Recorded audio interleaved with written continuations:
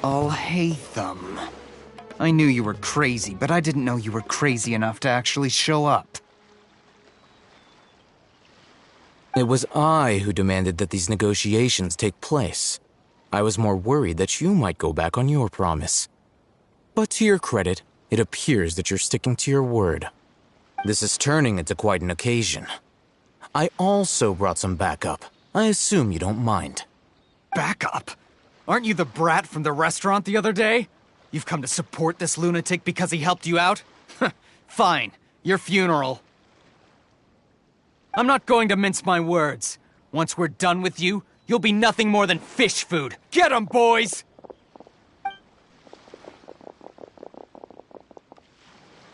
Uh-oh, here they come.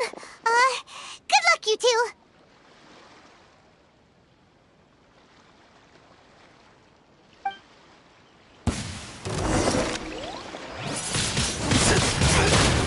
Be gone!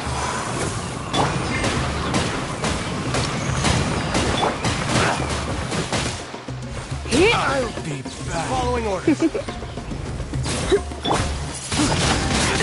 Windblade!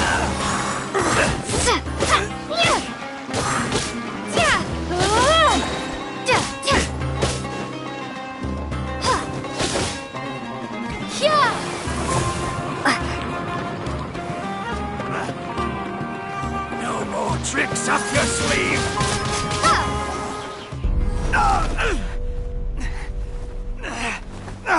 Academia scum!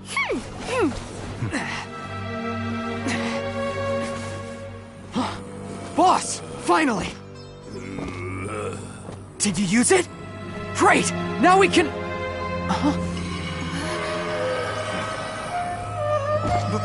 Boss? Boss!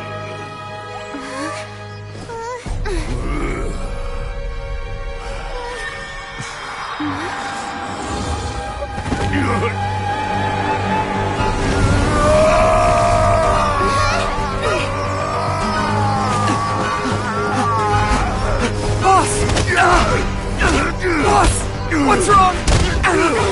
What happened to him? We have to cut his Akasha connection, now.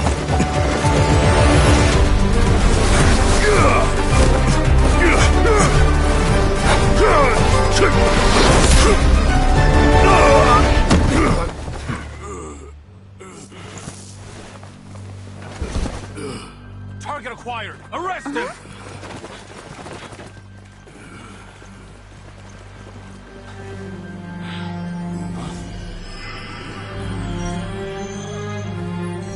Do not impede our work. Is that understood, Al-Haytham? Of course. I was only trying to help. Take him away!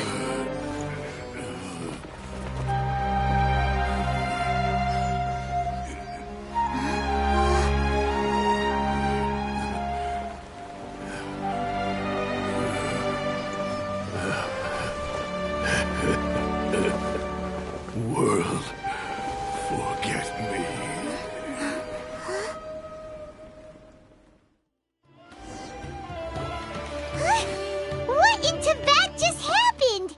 It's like that big guy suddenly lost his mind. It looks like he used the Divine Knowledge Capsule. You mean the Divine Knowledge Capsule did that to him?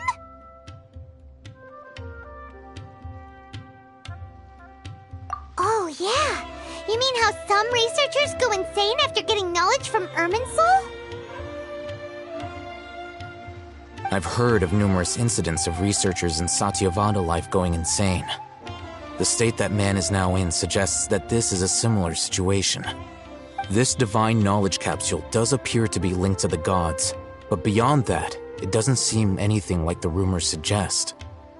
Possessing it doesn't grant you divine wisdom or power. Did you hear what he said? World, forget me. What could that possibly mean?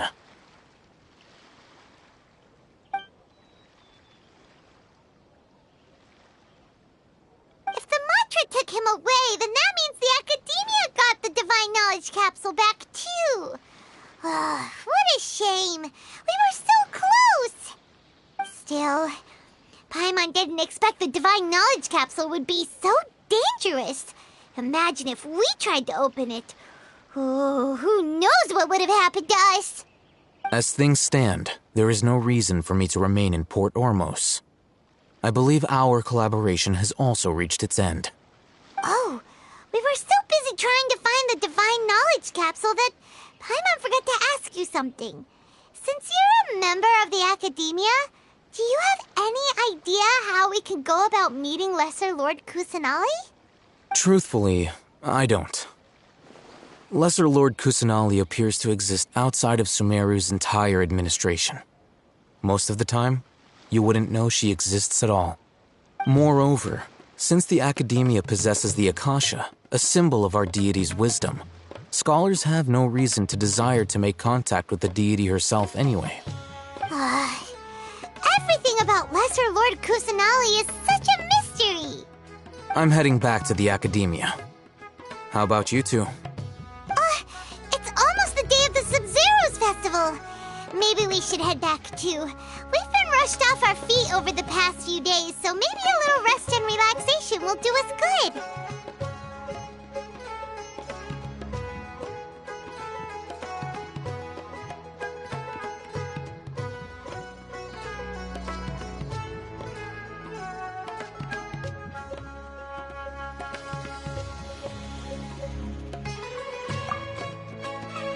Then we'll part ways here, Alhaitham, until we meet again.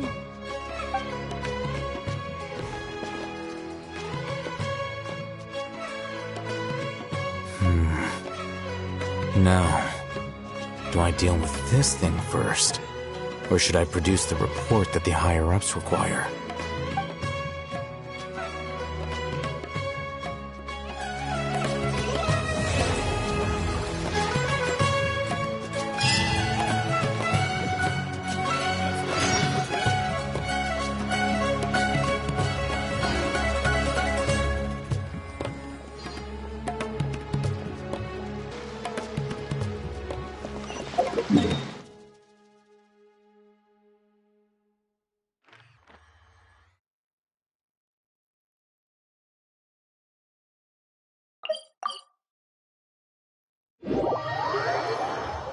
We didn't miss the Sub-Zero's festival, right?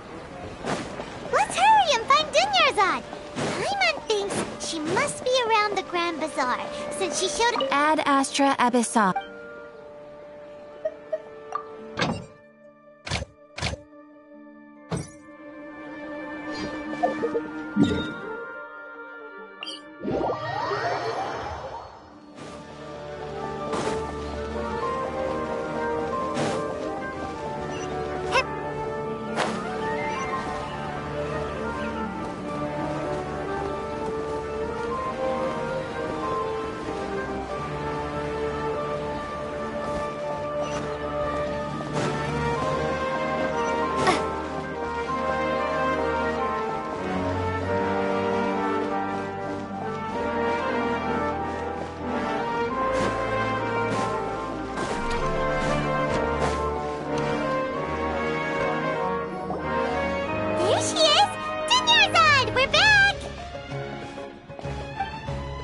Just as promised, Traveler and Paimon. I'm so glad that you two came back to celebrate Lesser Lord Kusanali's birthday. Indeed. The festival's tomorrow. We've been preparing for so long that I can't help but feel a little nervous. There's no need to be nervous. I'm unsure that Lesser Lord Kusanali will feel everyone's gratitude. Thanks, Paimon. I hope that everyone who comes to the festival will also have a good time. Speaking of which, did you manage to make your way to Port Ormos? Discover anything over there? Of course we went. A lot of things happened there.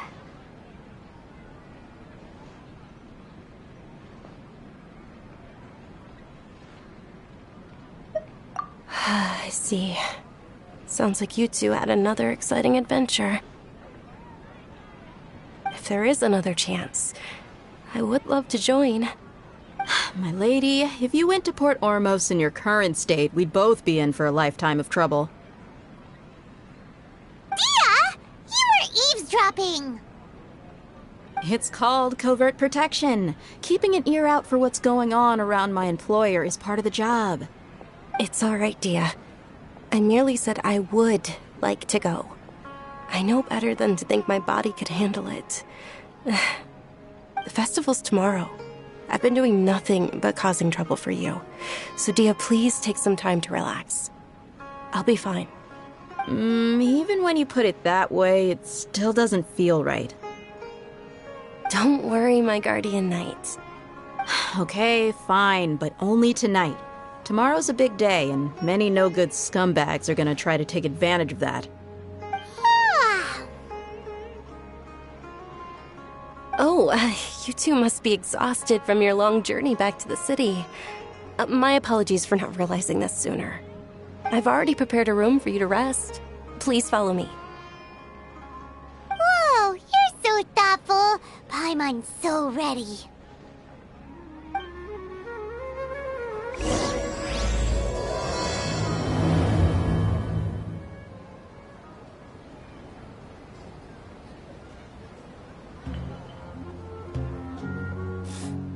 What's so great about Smezhnaya toys anyway? Welcome! Future Spice is here. We've got all kinds. I've got great drinks that...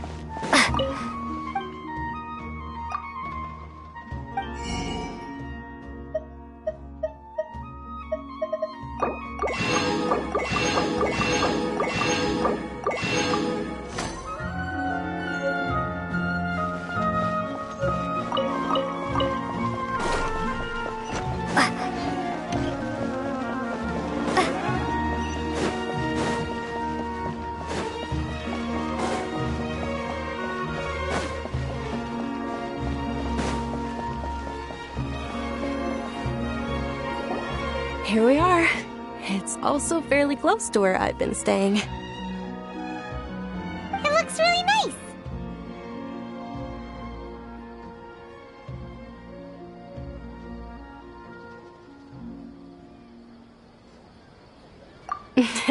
Not at all.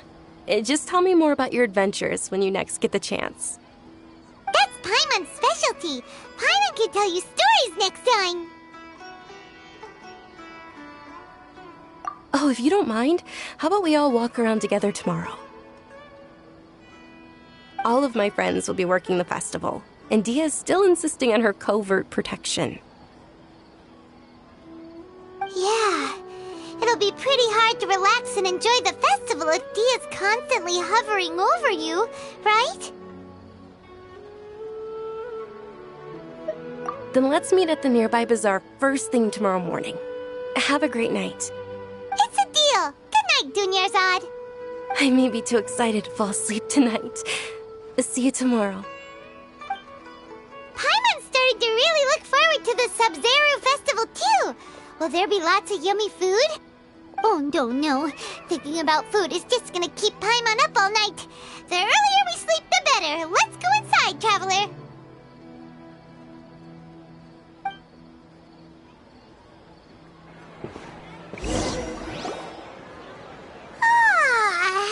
Did we oversleep? We should go meet Dunyarzad right away.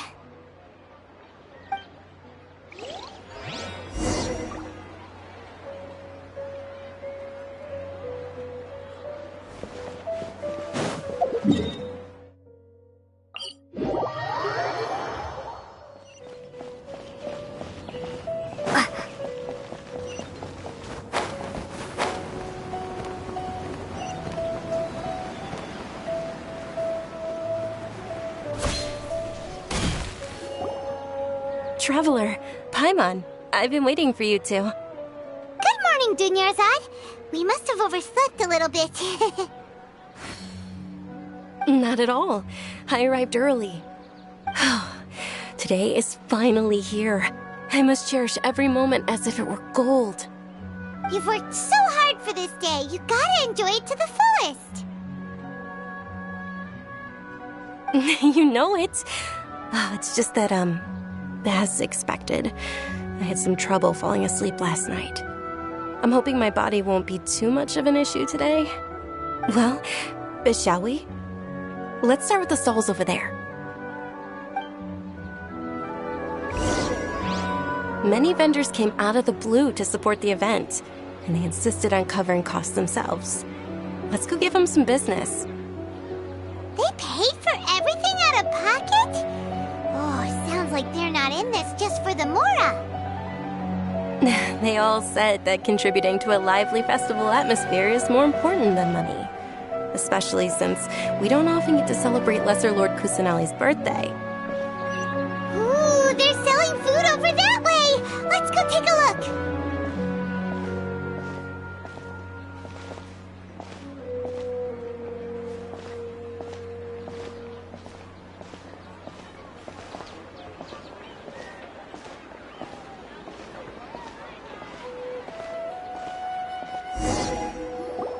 This is a stall offering foods from the Haftmewa feast. Oh, you could tell straight away. I thought most people nowadays wouldn't know. Mushrooms, flowers, and all kind of fruit? It's all vegetarian stuff. Oh, Paimon's a little disappointed. So, what's the Haftmewa feast you mentioned just now? It's another Sub-Zero's festival tradition. People used to set their tables with 7 different foods. Generally speaking, the most common selections were foods like Rukashva mushrooms, Nilopala lotuses, Zumera roses, Sunsetias, Kapalatas, Hara fruits, and Zaytun peaches. So, the Sub-Zero festival is a vegetarian holiday? You don't have to be a vegetarian to enjoy the spread. We just use the 7 foods to symbolize the 7 virtues of the Dendro Archon. Wait, but if that's the case, if Sumeru uses vegetarian food to represent the Dendro Archon, then wouldn't the Pyro Archon's festival be full of food like roasted fowl, juicy meatballs, grilled steak? Oh, Traveler, we have to go to Natlan as soon as possible! I hope your wish comes true one day, Paimon. Thanks! Alright, how about we also check out some of these other stalls?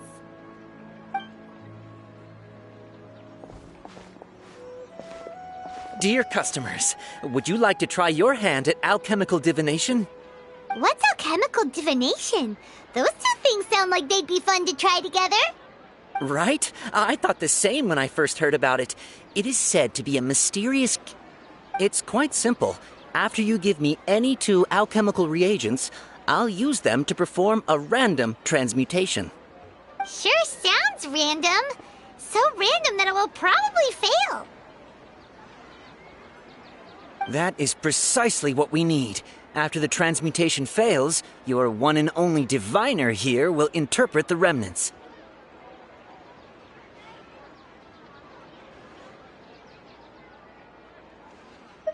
Well, according to Lesser Lord Kuz, you could say this is a pearl of old wisdom. Why does everything sound so much more credible when Dunyarzad says it? Are you guys working together? So that's the true wisdom behind it. This young lady sure knows her stuff. So, how about it? Want to give it a try?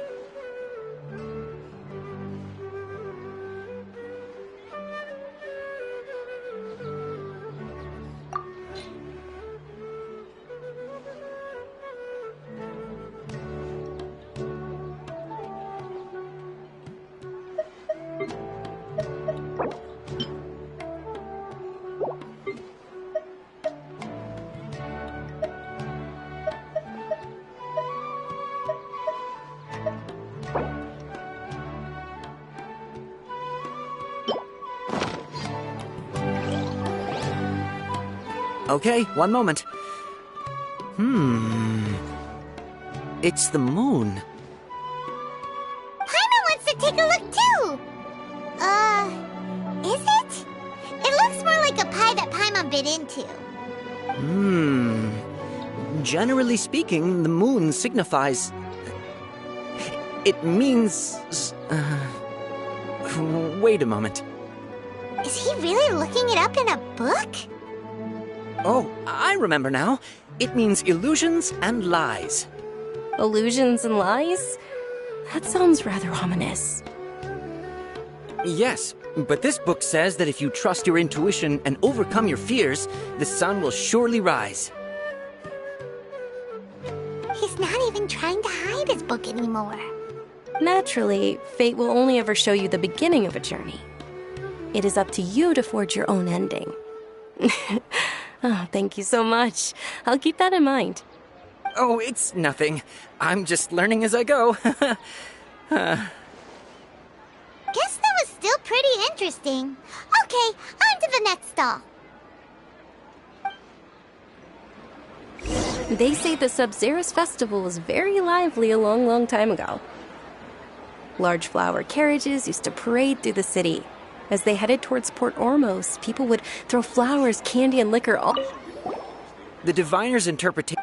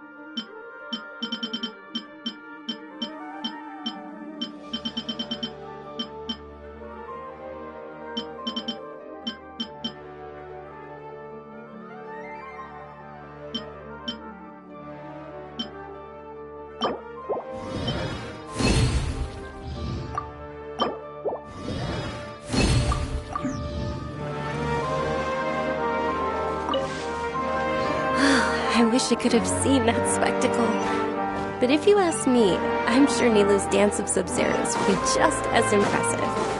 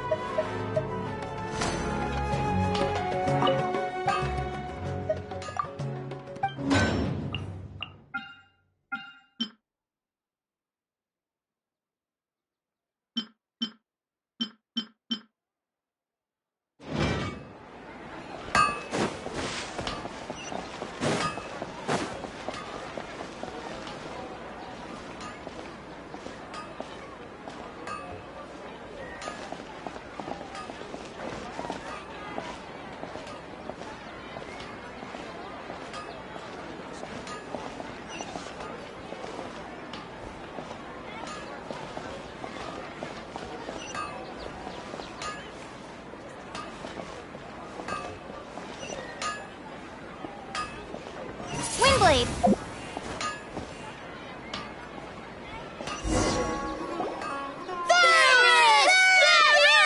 Varys! Attention! Soldiers, fall into formation if you want any Yalda candies.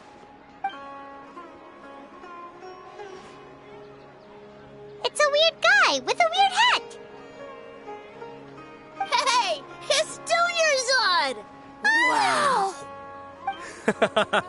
Miss Dunyarzad, the children love you even more than the Yalda candies. In the few short days it took to prepare for the Sabzeruz festival, the children have all grown very fond of you. The Hallowed Knight of Flowers. It's an honor that you know my name. Attention! In the name of Ferris, the Knight of Flowers, I commend you on your contributions to the glorious Sabzeruz festival. All right, little soldiers, take your Yalda candies and don't forget your loyalty to Lesser Lord Kusanali. Dismissed! Yes, Knight Varys! Just what is going on here? Ferris, the Knight of Flowers, is another Sabzeruz festival icon, and one immensely popular with children. In the past, the actor portraying Ferris would also sit on a flower carriage. It's all thanks to Miss Dunyarzad's sponsorship that the children can make such wonderful memories today. As are we to you, Vihar. Oh, not at all. Oh, speaking of tradition, do you want some Yalda candies? They're a festival staple, and I happen to have some boxes readied here. Take a look and pick whichever one you want. Whichever one? Don't these boxes all look the same? That is the fun part. Each box contains a random flavor. It's up to the luck of the draw. Flavors include lavender melon, hara fruit, sunsetia. Ooh, those all sound pretty good. And there's also lizard tail and oni kabuto. Huh? What's up with those two flavors? Oni Kabuto is a little spicier than Lizard Tail. Dunyarzad, you tried them before? Traveler, help Paimon pick one. Paimon wants the Sunsetia flavor. It's all right. Paimon believes in you. I also believe in your intuition. Great! These boxes of candy are numbered 1 to 5 from left to right. Which one do you want?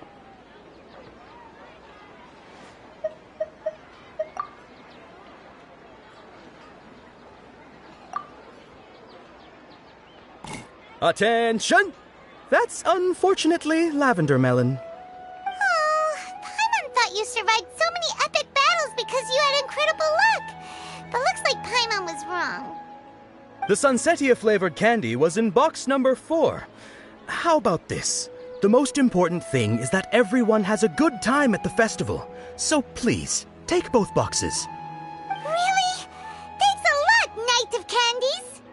It's Knight of Flowers, not Knight of Candies. Paimon really wilted the carriageless Knight of Flowers. They all basically sound the same. We got our candy, so let's keep going. Oh, actually, I just remembered that I left something behind. Since you're here, can you come with me to get it? Dunyarzad, you probably forgot because you're so excited about the Sabzeruz festival. How embarrassing.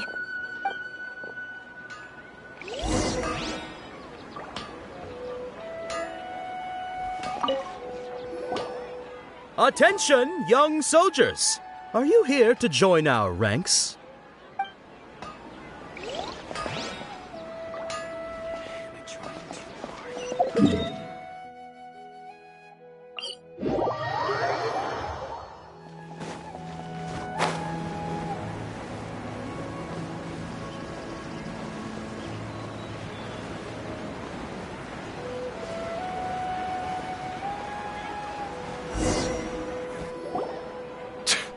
We're too late. Who knew the little lady was such an early riser?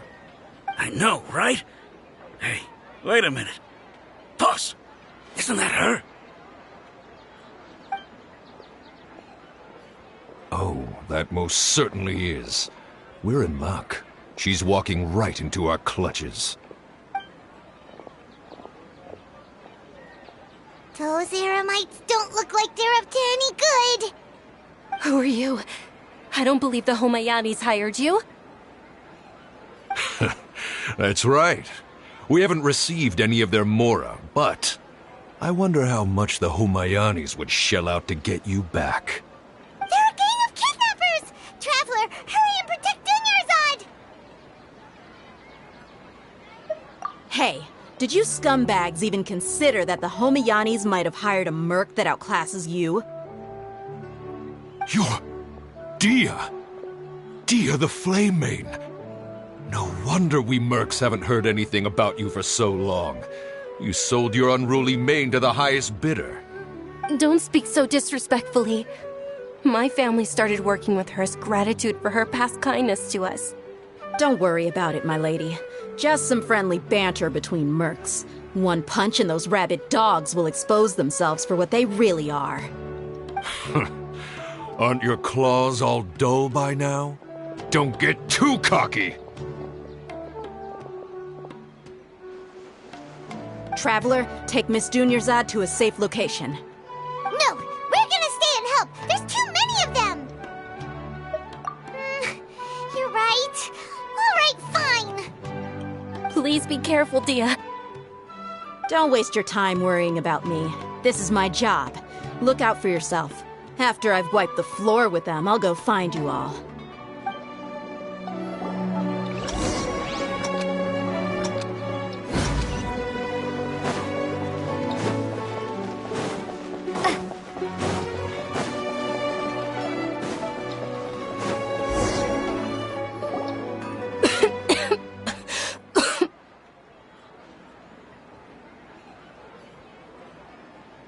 Dunyarzad, are you okay? You look a little pale. Are you in shock? I'm fine. My body always reacts like this whenever I exert myself too much. You sure you're okay? I'll be fine after some rest. I'm more worried about Dia. After all, none of this would have happened if I hadn't insisted on coming out today.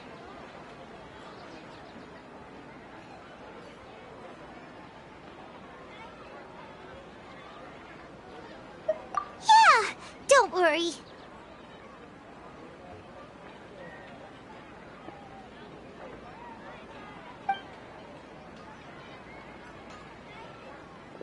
My lady, Traveler, found ya. Dia! You took care of them so fast! Any more of them? Or rather, did anyone follow you?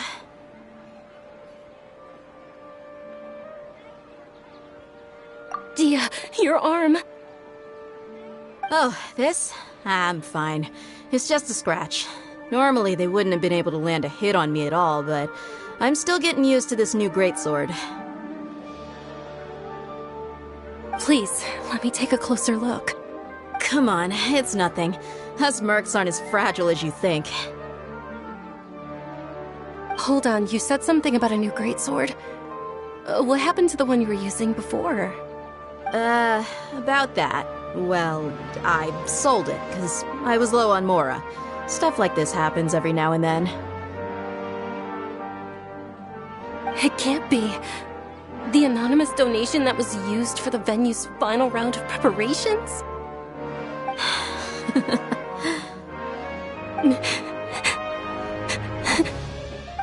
Hey, Miss Dunyarzad, I wasn't trying to make you cry, and I'm not gonna lose my commission because I made my employer cry, am I? Okay, making your employer cry won't affect your commission, but selling your weapon without permission and getting hurt? I'll have to reevaluate your performance. You're so unreasonable, my lady. Thank you very much, Dia. Don't be like that. I get embarrassed really easily.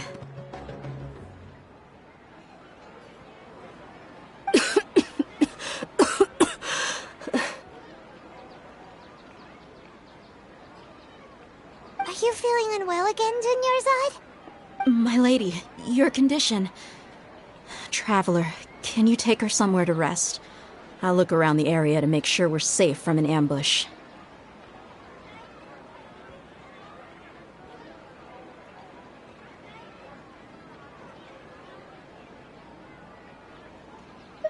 Truly, I'm sorry for the trouble, everyone.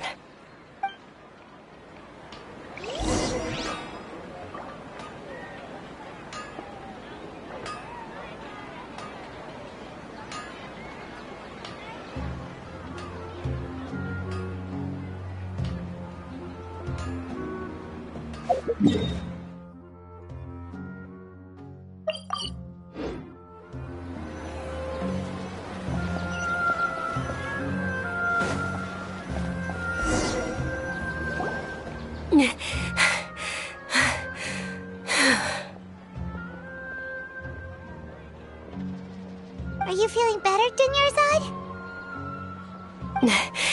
Yes, much better. Just give me a few moments and I'll be good to go.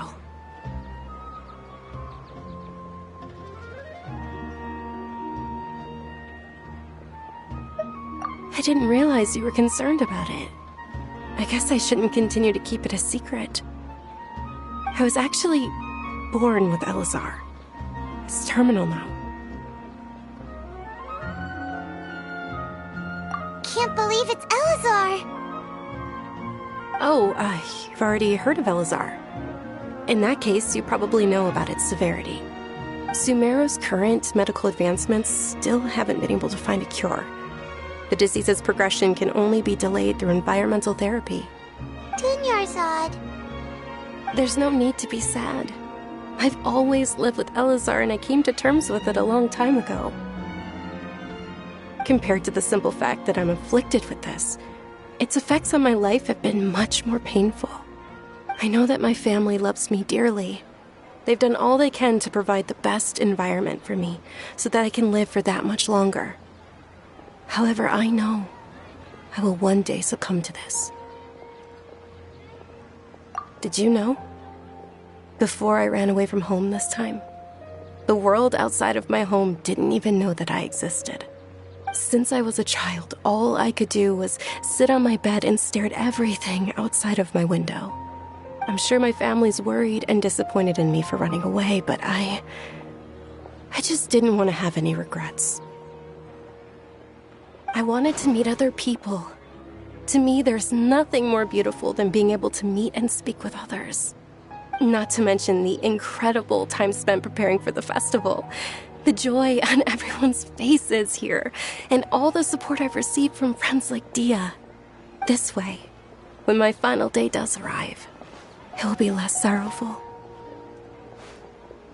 At the very least, many people will remember that I once existed in this world, right?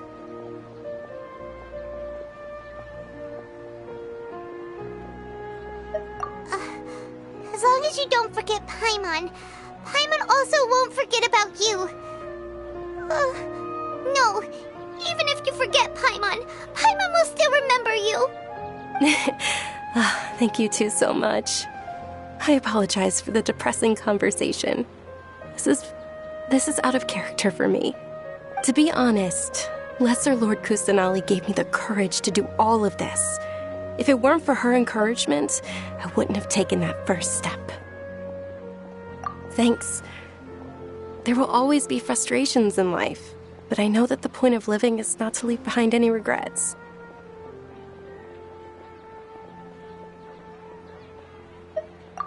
Oh, right. Isn't it almost time? Huh? Almost time for what? Isn't the Dance of Sub-Zeros about to begin? It's the part of the festival that I've been looking forward to the most. Nilu will recreate that legendary scene with her most splendid dancing. And the Sub-Zeros festival will conclude amid everyone's applause and blessings. And with that, my wish will also... Then what are we waiting for? Let's go to the stage! Yeah, we should still make it in time.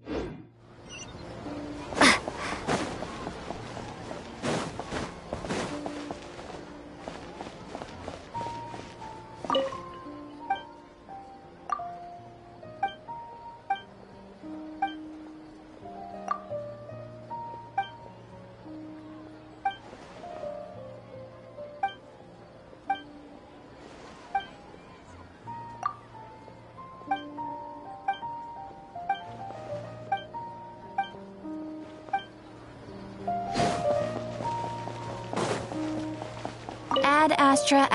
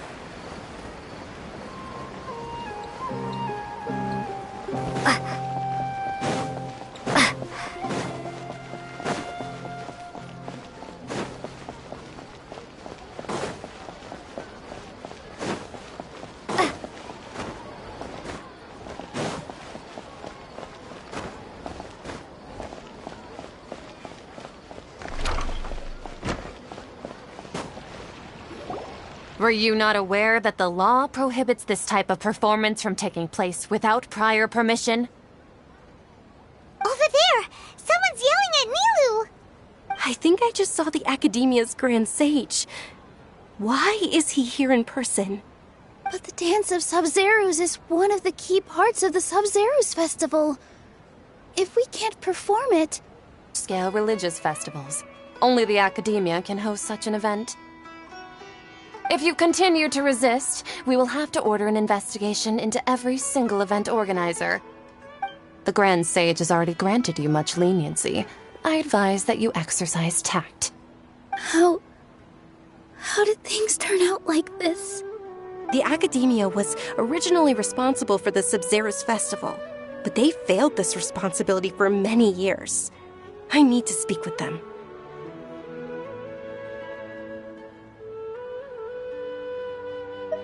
This is a hard pill to swallow, but you're right. Things would only get worse. Art, dance. Aren't you ashamed of pursuing such frivolous and meaningless activities in this land of knowledge and reason? Our Archon created the utopia that is Sumeru City for all scholars who sought validity, verity, and truth, while people like you wish to defile it. No. I believe that our Archon never rejected the arts. Even the goddess of flowers dedicated a dance to her. With your lack of intellectual credentials, I do not believe you are qualified to debate with me. What you should be doing is finding workers to tear down this ridiculous eyesore.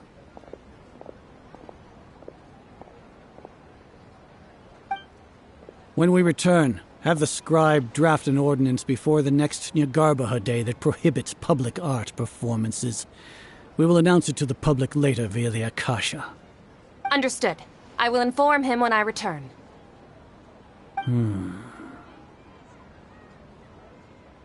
The Sub-Zerus Festival. Go celebrate the birth of that god to your heart's content. Nilu, are you okay? Oh, Dunyarzad. You all saw that just now? The Grand Sage ordered us to stop the performance. Yeah. Let's go somewhere the Academia can't find us and perform there. But how do we let everyone know? And what about the atmosphere and the stage? Or we could get people to block them off so they can't interrupt the performance. No. They just threatened to investigate the organizers. If we were caught... Nilu, it's all right. Don't worry about it. But you've been looking forward to the Dance of Sub-Zerus so much. And I know how important this festival is to you. I don't want you to have any regrets. It's okay. Seeing you care this much about my feelings is more than enough. It would be too risky to continue the Sub-Zerus festival at this point. I don't want to get everyone in trouble. If you say so. But You can sneak out for the next Sub-Zero's festival, right? We'll make sure the next one is a smashing success. The next one. Yes. Okay. It's a promise. It will be a smashing success. I can't believe this is how things turned out. Those heartless geezers. It really is okay. There's nothing we can do about it. Still, I'd be lying if I said I had no regrets. I would have loved to see Milu's dance.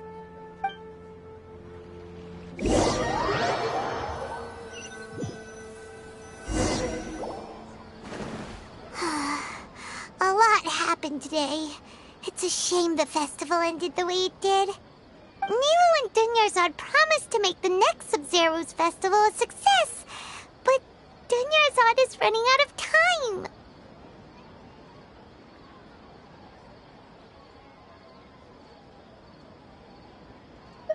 Yeah.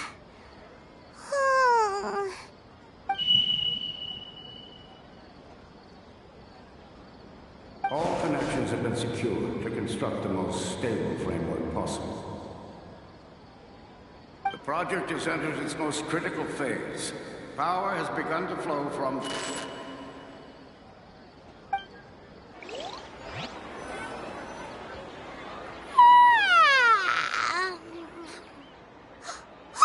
We're gonna be late! It's all because you wouldn't get out of bed!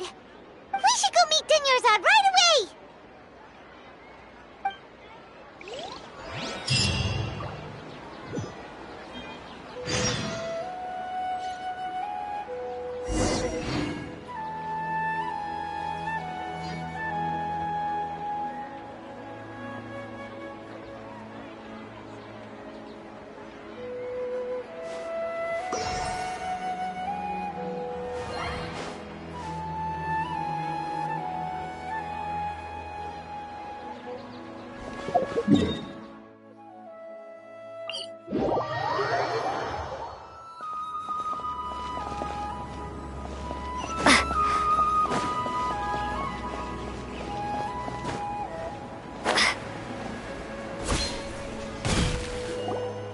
Good morning, Dunyarzad.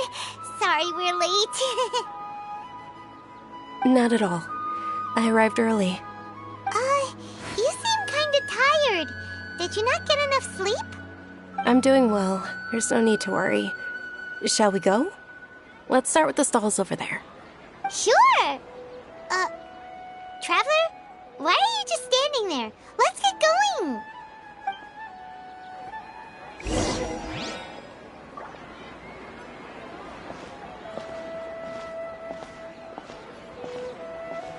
Ooh, they're selling food over that way! Let's go take a look!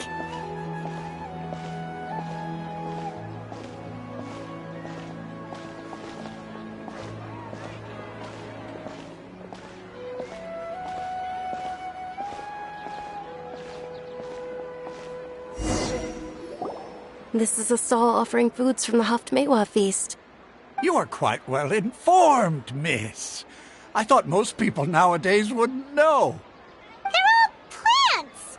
Oh, Paimon's a little disappointed.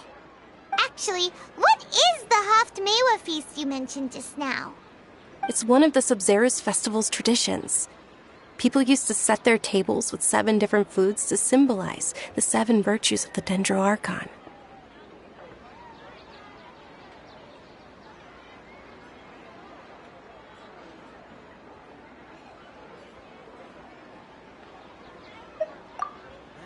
Appear to be in the form of the moon. Really? Paimon thought it looked like some kind of food. The moon signifies... It's escaping me for now. Wait a moment. Is he really looking it up in a book? Oh, right. It means illusions and lies. But if you trust your intuition and overcome your fears, the sun will surely rise.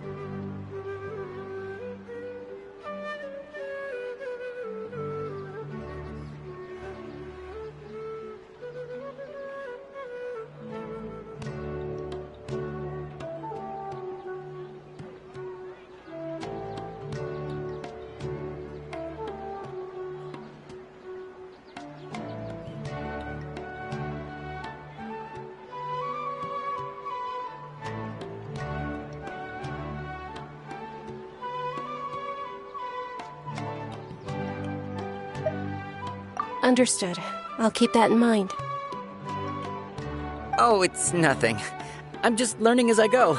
Guess that was still pretty interesting. Okay, on to the next stall.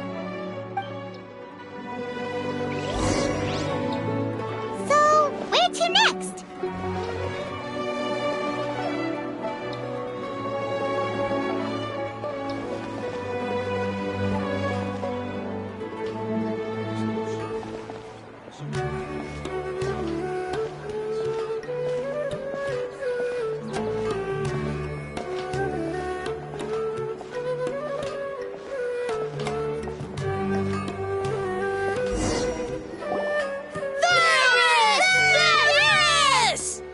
All right, soldiers. Now that you have your Yalda candies, don't forget your loyalty to Lesser Lord Kusanali. Dismissed! Yes, Knight Varus! What's going on? Is this a play? Ferris, the Knight of Flowers, is another Sabzerus festival icon and one immensely popular with children.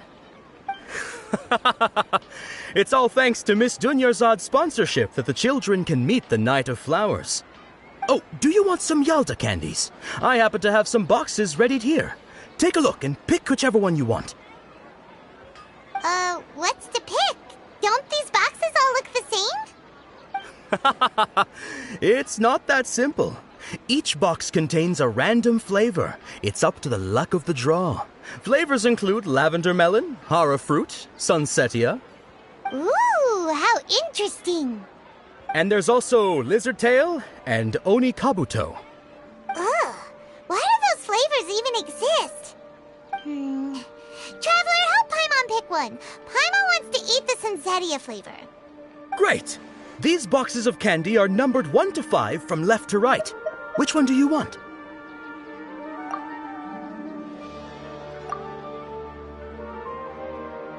Ah, excellently chosen. Number 4 is indeed sunsetia. Ha-ha! Paimon bet you had incredible luck, and Paimon was right!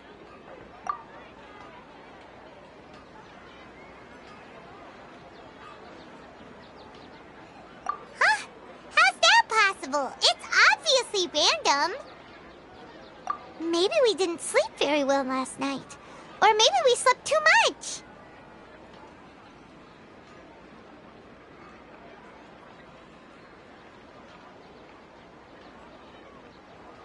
Oh, sure. Huh? Where are you going? You're just gonna walk off like that?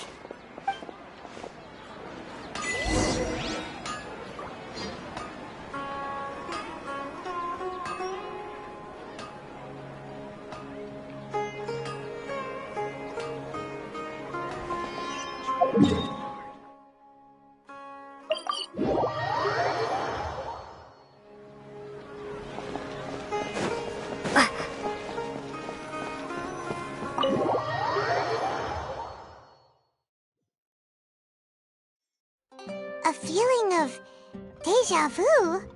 Oh, Paimon knows what that is. It's when you feel like you've already experienced whatever is going on. In that case, Paimon also felt something like that today.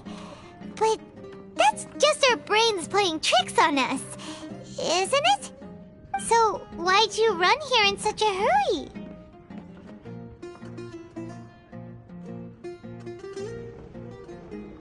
So that's it! You're intentionally doing things you usually wouldn't and seeing if you still get that same feeling of deja vu. Welcome, you two. Are you here for lunch? What would you like to eat? Got it. You don't look like you're from these parts, but I gotta say, you've got good taste. I'll give this order to the kitchen. Charcoal-baked Angelina cake? Isn't it that burned thing that didn't look tasty at all? Oh, Paimon understands what you're trying to do now. You'd never normally order something like this.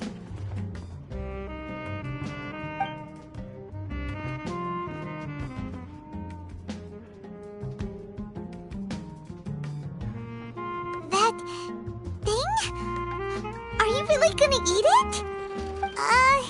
Isn't this going a bit too far?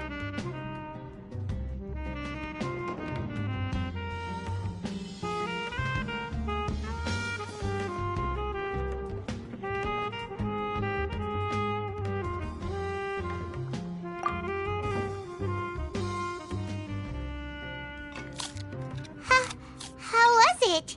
The look on your face is telling Paimon that it tasted awful.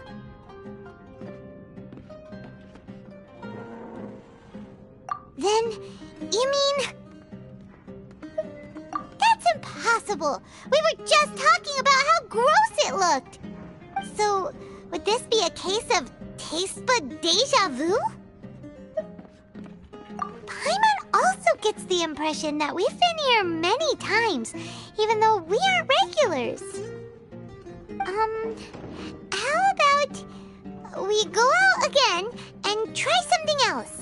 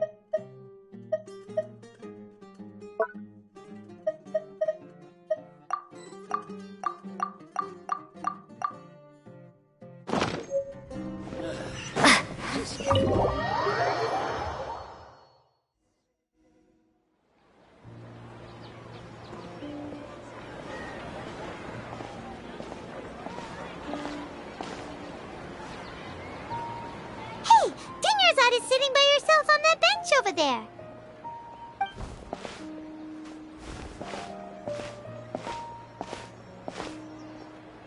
What a coincidence, Dunyarzad. We meet again. Why are you sitting here all by yourself? Oh, I ran into some kidnappers just now, but thankfully Dia came to my rescue. I started to feel unwell after that, so I sat down here. Kidnappers? Oh my goodness, are you hurt? I'm okay. Dia's arm got scratched, but it isn't serious. Whew. That's a big relief. But, Dunyarzad, you seem a little down today. It's the Sub-Zero's festival, and you've been looking forward to it so much. Not at all. I've always been like this. Excessive physical exertion or strong emotions tend to aggravate my illness. Besides, no matter how amazing today may be, it is but a single day. After however many more days, my time will come to an end. Paimon doesn't quite follow you, and Paimon feels like something's really got you down right now. It really is fine. I don't mind.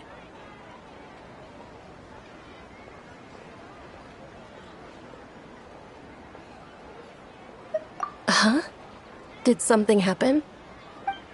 Dunyarzad, have you ever felt deja vu? You know, like when you've already experienced something that's happening right now?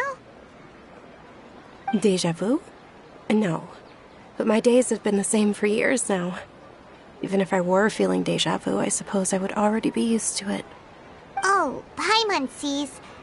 Then, is it only the two of us? It's almost time. Huh? Time for what? Nilu's Dance of Sub-Zerus is about to begin. Let's go.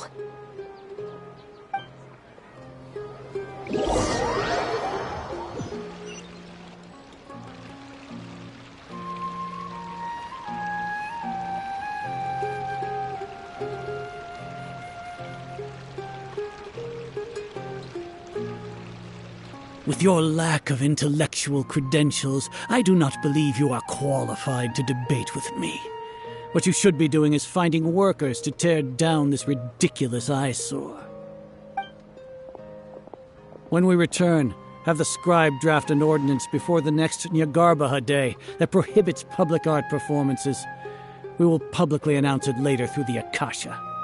Understood. I will inform him when I return. The Sub-Zerus Festival.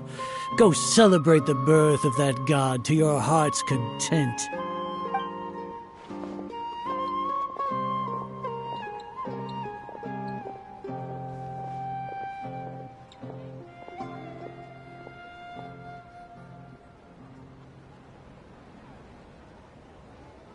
Nilu, are you okay? Oh, Dunyarzad. The Grand Sage ordered us to stop the performance. It's okay. There's nothing we can do about it. But you've been really looking forward to this. I don't want you to have any regrets. It truly is unfortunate, but I don't want to cause trouble for anyone. Didn't the Grand Sage say that he might investigate the organizers? True, but... Well, okay. I'll just have to try again next year. The next festival. I probably won't be around by then. Wait, what did you just say? No, nothing. I'll be heading back to rest. Thank you for your help, everyone. Paimon can't believe what those heartless geezers did!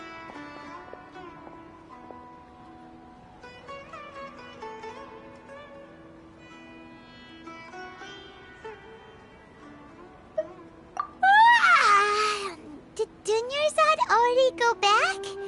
We should also return and get some sleep. So,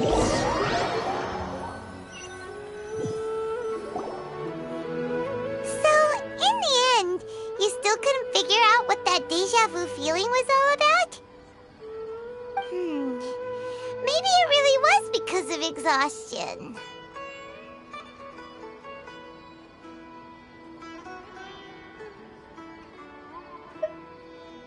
Same here. That's why Paimon stopped thinking about it halfway through the day.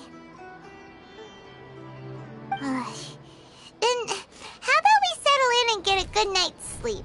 For now, we can chalk things up to exhaustion. We can do more thinking tomorrow.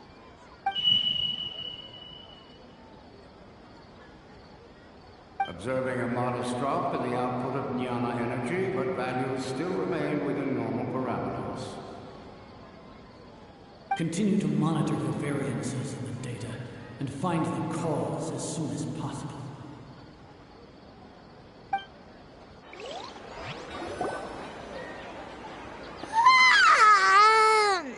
Why does Paimon feel so tired after so much sleep? Anyway, we should go meet Dunyarzad right away.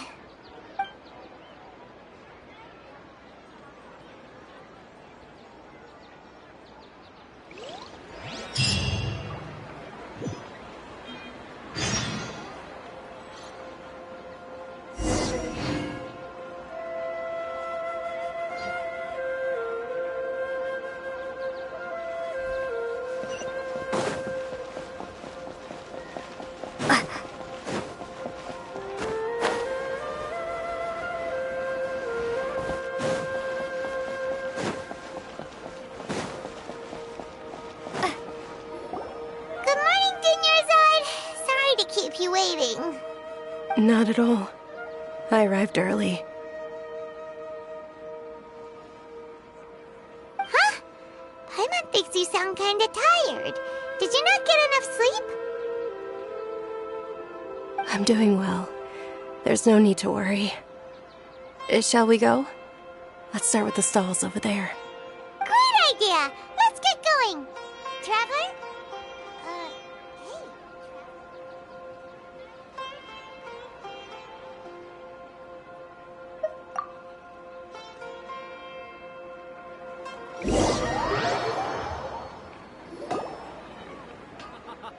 It's all thanks to Miss Dunyarzad's sponsorship that the children can enjoy the Sub-Zero's festival.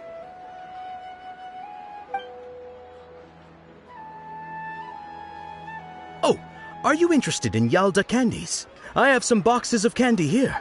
Pick whichever one you want. Not much of a choice. All these boxes look the same. It's not that simple. Each box contains a random flavor. It's up to the luck of the draw. Flavors include lavender melon, hara fruit, sunsetia. They all sound pretty tasty. And there's also lizard tail and oni kabuto. Huh? What were those last two? She'll help me choose. Paimon wants to eat the sunsetia flavor. No problem. These boxes of candy are numbered 1 to 5 from left to right. Which one do you want? Oh, I like your confidence. No hesitation at all. Oh, congratulations! Number 4 is indeed sunsetia.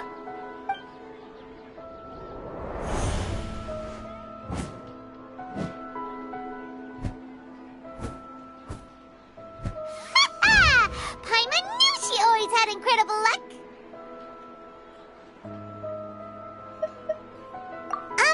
Paimon's not really interested in the other flavors. Wait. How did you know? Don't tell me that you already knew which flavor was in each box. What? She was right about all of them? That couldn't have been luck. How is this possible? I packed all those boxes this morning and they've been sealed ever since. You couldn't have known beforehand. Mind reading? X-ray vision? Or some kind of magic trick? This is way too freaky. Tell us what's going on. Since when did you get superpowers? Traveler?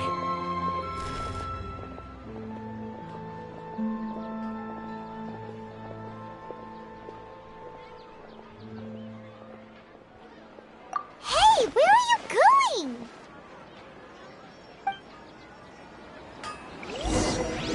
What's going on? Did you see something? Us leaving Dunyarzad without letting her know is kinda rude, you know.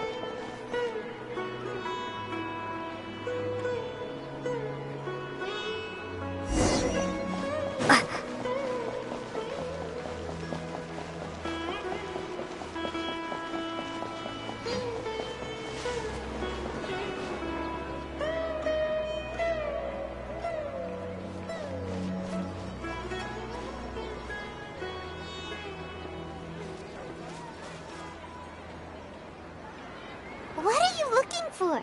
Why did we come here?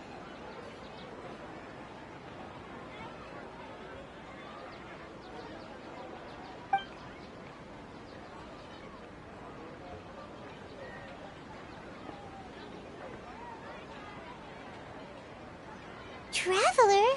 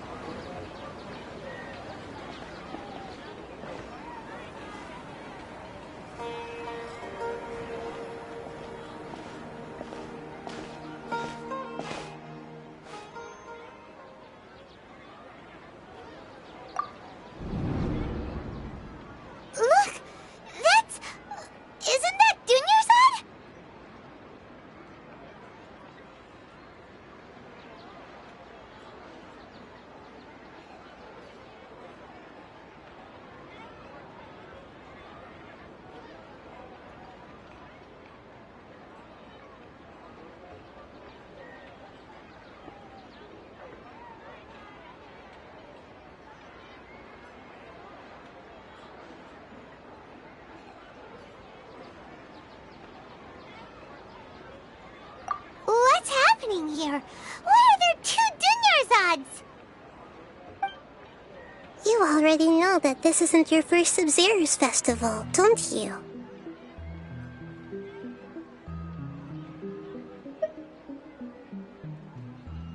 I'm sure you already know how to use this. A knowledge capsule? Where did you get it? What's inside? You should use it too, Paimon. You know Paimon? Well, this seems kinda sketchy, but Paimon feels like this is what we should do.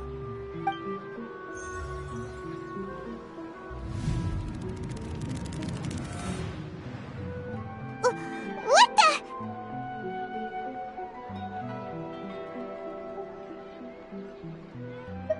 This is our 20th time at the Sub-Zero's festival? Huh? No. The 30th? 40th? Just how many times have we been to the Sub-Zero's festival? Have we been trapped in a single day? If it weren't for you, we wouldn't have even realized. What the heck was inside that knowledge capsule? Your memories are still scrambled? Try your best to remember. This isn't the first time we've met, and I answered that question a long time ago. Let Paimon think. Oh, it's coming back. Meeting you was the real catalyst for restoring our memories, and the knowledge capsule was just your means of showing our minds the way. What about everyone else? Why are you only helping the 2 of us? Your sense of deja vu is stronger than everyone else's, yes? As for an explanation, you two received the blessing of Dendro, and you also have special, sensitive constitutions. It was as if a single sheet of paper was separating those memories from your consciousness.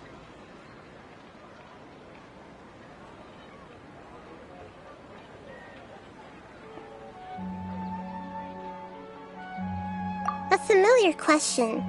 I think this is the 7th time you asked that. As you can see, she isn't doing well. You probably sensed it too. The Dunyarzad you were just with is different from the first Dunyarzad you met. That first Dunyarzad is in front of you right now, and she doesn't have a lot of time left. Looks like you're almost done sorting out your brain. Oh yeah, I'm Nahida.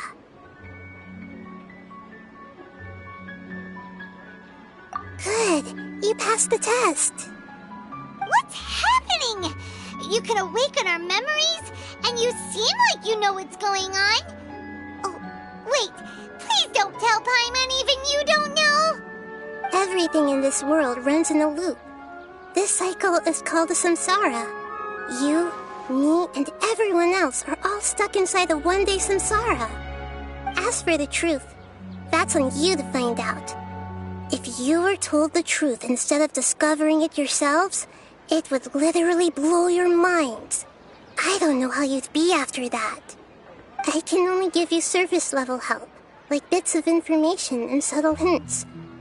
For the rest of the time, I'll be doing all I can to slow down Dunyarzad's illness. She looks like she isn't doing well at all.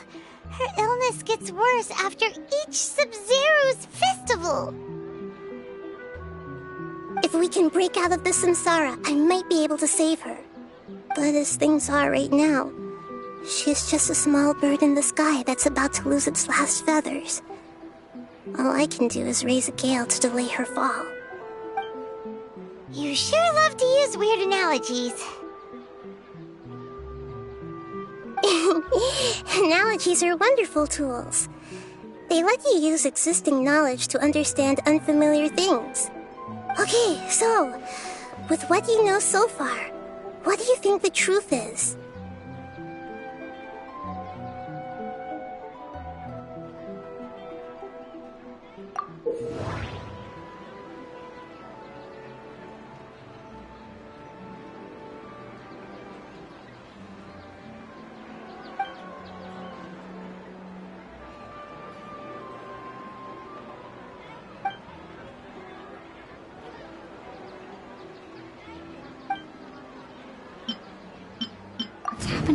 seems to have happened before. This feeling has been getting stronger and stronger. That doesn't sound right. I need to carefully think things through. We've already experienced the Sabzeruz festival many times, and the day of the festival seems to be in a perpetual samsara. I can't seem to...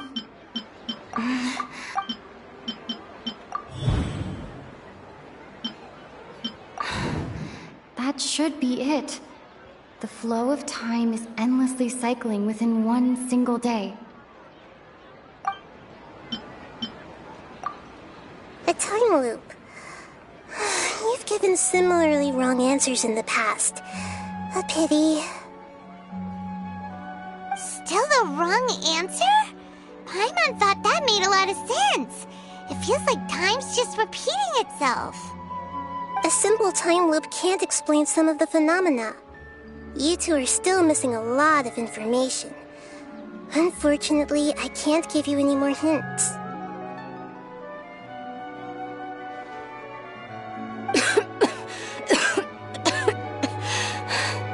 Dunyarzad! The Sabzeruz festival is happening every day, but that doesn't mean we can waste an infinite amount of them. Hurry and find the truth before today's festival ends.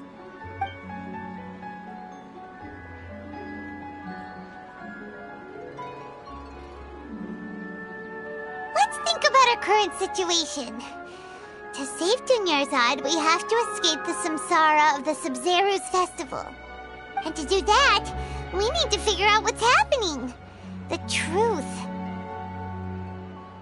Nahida rejected the idea of a time loop, so we must have missed something, right? Paimon's memories say that we've already done this many times, but let's go talk to people again. It's more productive than sitting here and scratching our heads. Why don't we start with those stall owners?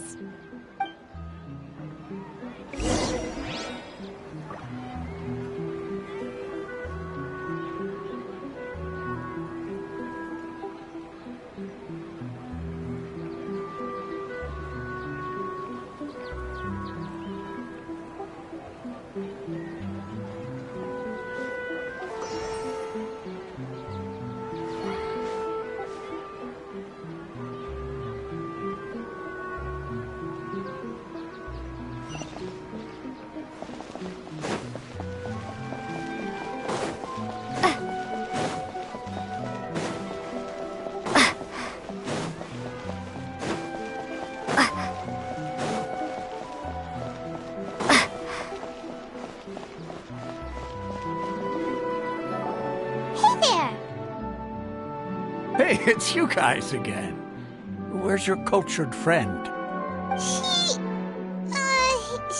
feeling a little unwell. I see. Did you come back to buy something? I guarantee the freshness of my products. I harvested them from the forest just yesterday. Huh? What brought this about? I hurried back from the forest yesterday, and I'm selling produce here today. I haven't felt anything strange. To put it another way, if you really think about it, was yesterday truly yesterday? Did you actually come back from the forest yesterday? What kind of philosophical nonsense is this? Are you two daydreaming? Didn't you know that no one dreams in Sumeru? Go somewhere else if you want to find someone to daydream with.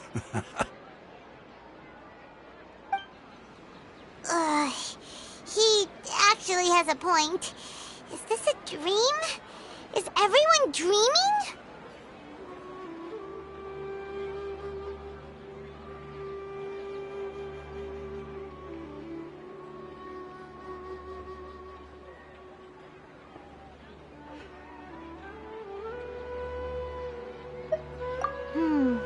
True.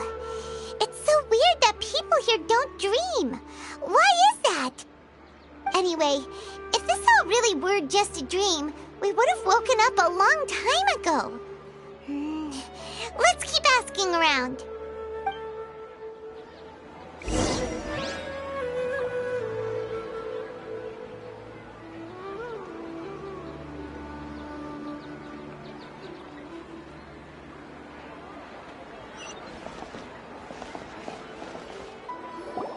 Oh, it's you two. Was my divination so accurate that you felt compelled to compliment me in person? Ooh, I knew it! I told you, the god's divination is highly accurate. You just hadn't fully understood its significance yet. You're really excited about this, huh? That's exactly why we came back. Help us better understand it. Help you better understand it? Well, that isn't exactly what I excel at. So, you're admitting that you don't have a clue? Anyway, what kind of situation did you get into?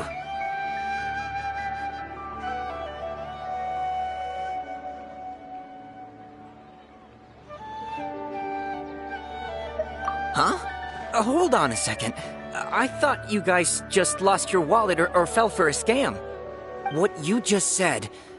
Are you serious? Does that kind of thing actually happen in real life? Paimon knew you weren't going to believe it. Marvelous. Truly marvelous. I believe you. Recall the interpretation of your divination. The moon, illusions, and lies. It really felt like an omen. When you say it like that, the divination does sound like it's related to what's going on. Can you read any more into it? I believe that the Archon's revelations are never more than vague hints. Anything more specific is beyond the reach of mere mortals. The book only says, if you trust your instincts and overcome your fears, the sun will surely rise. So that's how it is. Looks like fortune-telling is just fortune-telling. It's no good for practical problems. We haven't made any progress. Who else can we talk to?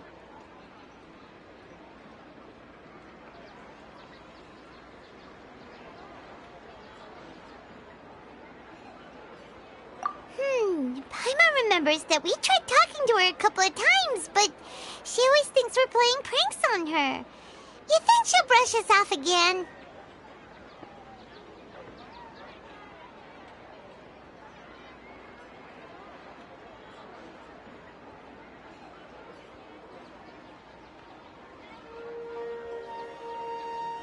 Yeah, if we tap into Dia's strong sense of responsibility as a mercenary, then she'll definitely take us seriously.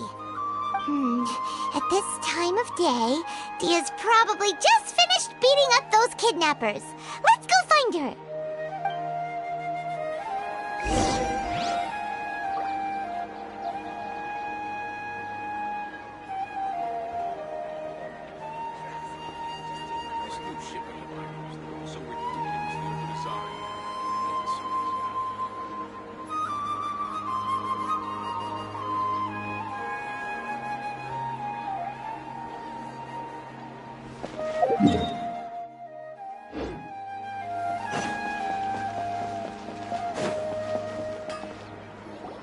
I'm fine, my lady. It's just a scratch. Perfect timing. Both of you are here. Paimon, Traveler, you came at just the right time. Listen, there was a dangerous Huh? You saw? Then why didn't you jump in earlier?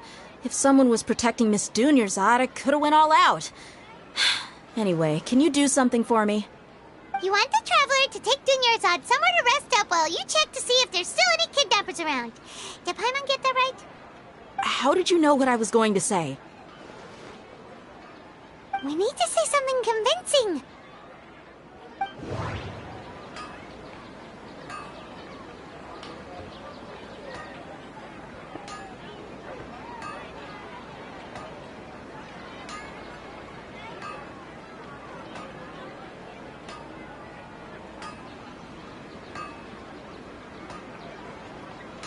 Dia sold her greatsword to raise additional funds.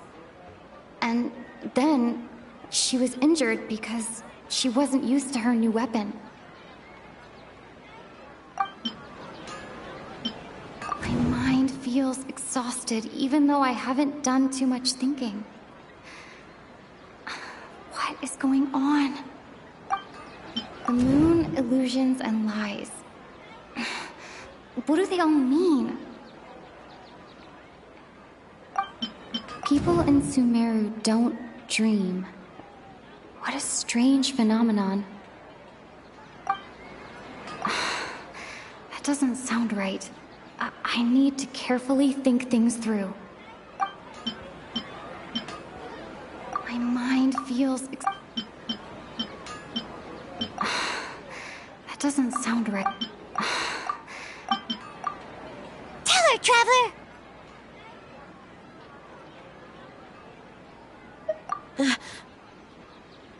I didn't tell anyone about that. Including Miss Dunyarzad. You couldn't have known. And just now, you literally took the words right out of my mouth. What's going on? All right, so this is the situation.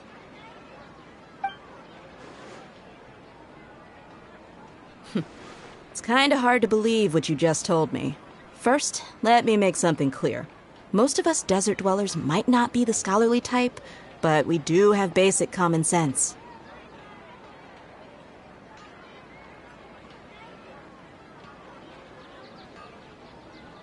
She's quieter than usual. Uninterested in anything and really gloomy. Yeah, she isn't the same as before, but her parents said that this is how she was like at first. Huh? At first? I don't quite understand what you're all talking about. I'll go rest on the bench over there.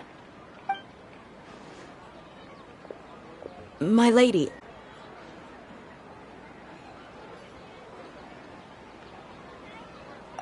All right, I'll give you the benefit of the doubt since you knew about my greatsword. Let's make this a quick trip. Miss Dunyarzad isn't completely safe here.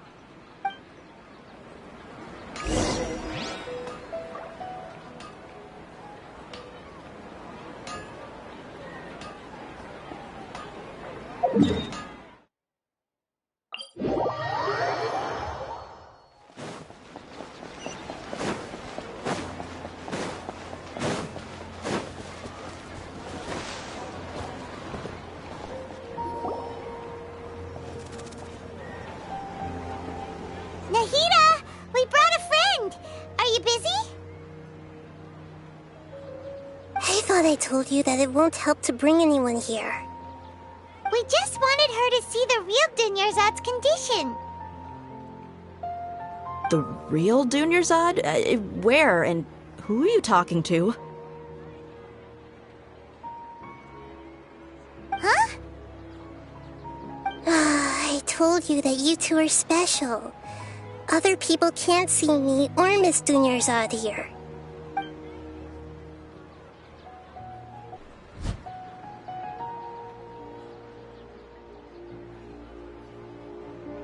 Hold on. Over there. Is that? Wow. How perceptive. Does she have invisible antennae? Miss Dunyarzad, she's lying down here, isn't she? How's she doing? Her condition's really bad, and she's basically in a coma. How did you know she was here? I can sense her aura. There are also lingering feelings of something like regret or disappointment. What happened? Do you believe us now? The Sub-Zero's festival has been repeating itself. So, you think the sages are behind this? Yeah, they've always been against us. Wouldn't surprise me if they're using the Akasha to intentionally repeat the Sub-Zero's festival as a sick joke. You have a point. Aside from the Dendro Archon, the Academia's sages are the only ones in Sumeru who could pull off something like this. Maybe there's more to the Akasha than we know.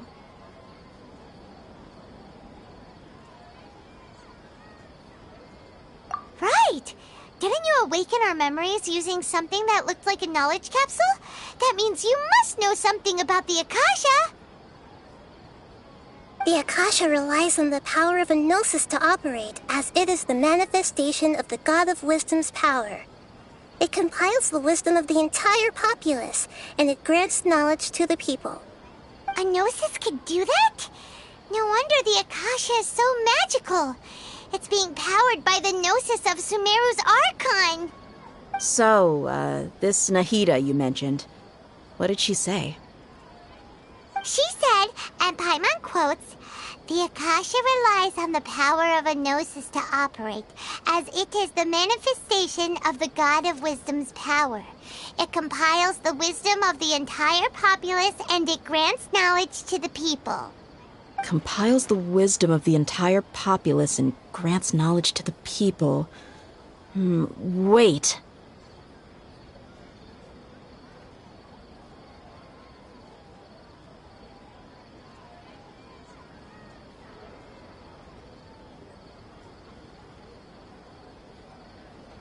I get the grants knowledge part. That's what people have always used the Akasha for. But compiling the entire populace's wisdom? How does that work? Did she mean that the sages enter new knowledge into the Akasha?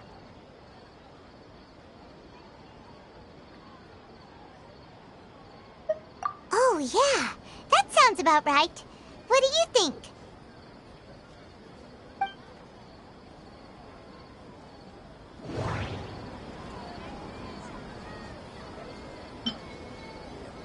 People in Sumeru don't dream. What a strange phenomenon. Okay, Nahida said, the Akasha relies on the power of a gnosis to operate, as it is the manifestation of the God of Wisdom's power. It compiles the wisdom of the entire populace, and it grants knowledge to the people.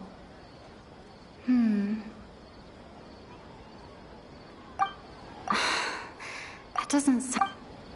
My mind feels exhausted, even though I haven't done too much thinking. What is going on? What's happening right now seems to have happened before. This feeling has been getting stronger and stronger.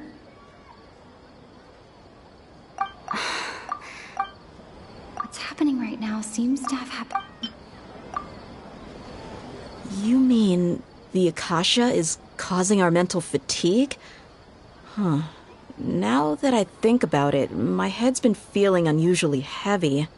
When the desert dwellers set off on their quest for knowledge, a sage once said, knowledge always comes at a price. Compiling the entire country's knowledge. You think the Akasha pulled a 180 and is extracting information from us? Who knows? The Akasha can put knowledge into our heads, so who's to say that it can't also poke around in there? We don't know any specifics. What's the point of doing something like that? Just think about it. If you could combine the knowledge of every single person in Sumeru, then you can basically turn Sumeru City into a single massive brain. This hive mind could make breakthroughs in problems that even the smartest geniuses can't crack. An excellent deduction. And the analogy comparing Sumeru City to a massive brain? I love it. In that case, we should take off our Akasha terminals right away. Maybe that'll solve this problem. Yeah, I was only wearing this for show in the first place. Didn't expect the sages to cook up such a conspiracy. Mark my words, when this is over, I'm getting evidence and exposing this whole thing to the public. How does everyone feel? Huh? What is it?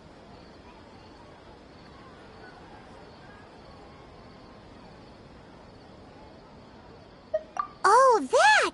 Paimon knows what you're talking about. It's a single soft beep that sounds like it's coming from the Akasha terminal. The sound of a beep. Could it be a prompt tone for when the Akasha is operating? That's probably an important clue. We weren't using our terminals, but we heard a beep anyway.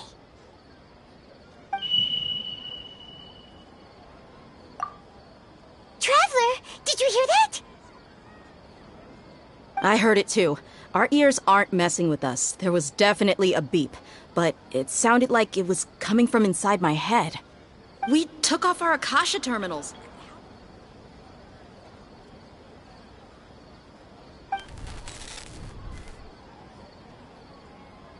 Phase runtime has exceeded its expected length. At this rate, there may be casualties. But we cannot lose all of our progress.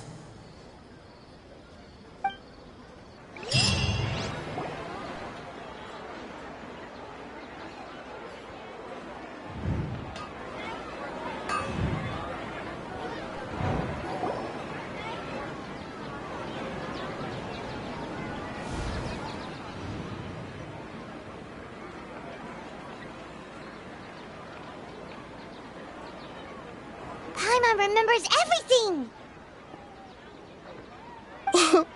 Good. You adapted quickly this time.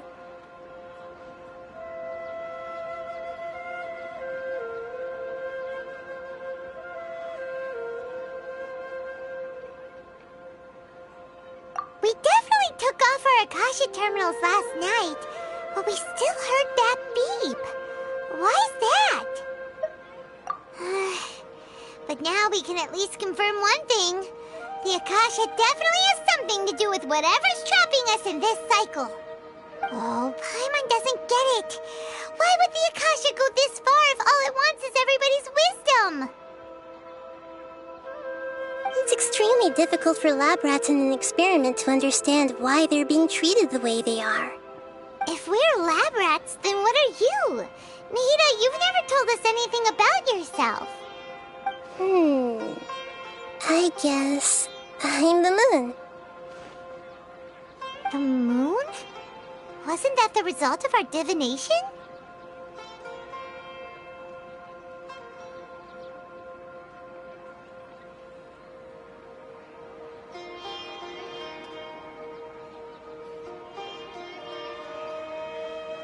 Anyway, knowing who I am won't help you get closer to the truth, so you should focus on other things. Don't get distracted and miss any clues. Okay then. Dia helped us a lot yesterday, so let's go find her. If Paimon's reading the time correctly, those kidnappers should be showing up soon.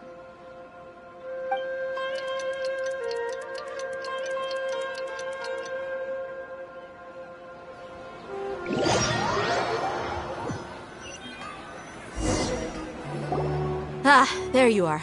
I've already taken care of those kidnappers. My lady, did you get hurt?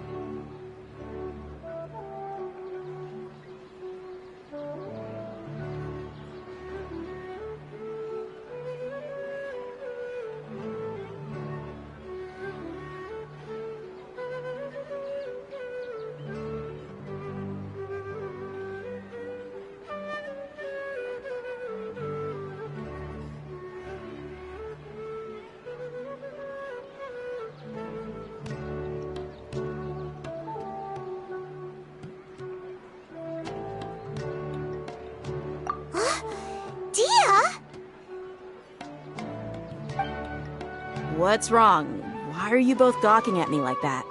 You didn't get hurt this time. Huh?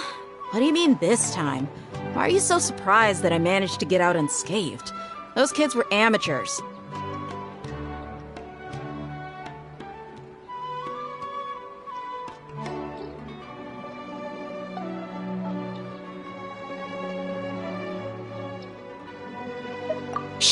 How did you know about my greatsword? I haven't told anyone about it. Please, don't tell Miss Dunyarzad. So Dia's lost her memories after all.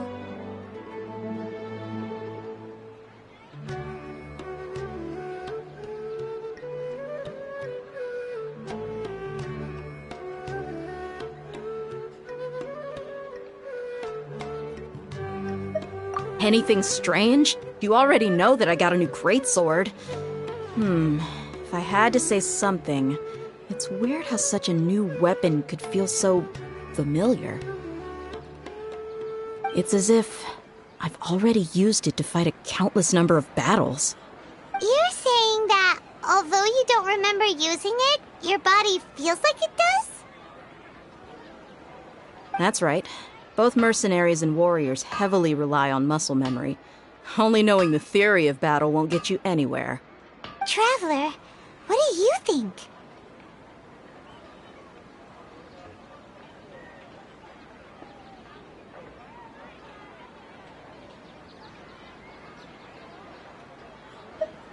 Yeah, Paimon's feeling really hopeful.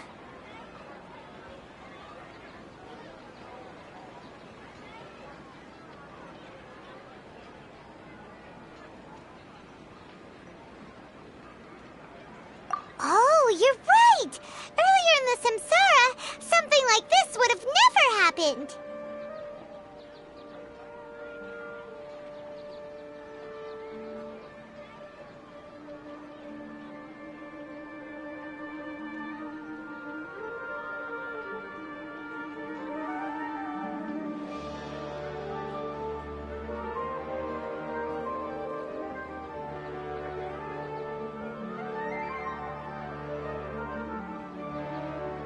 I have no clue what you two are talking about, but it's still dangerous here, so...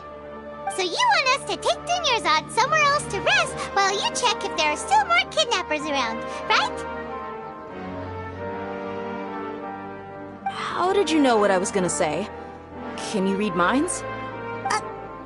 Forget it. Go and do your thing.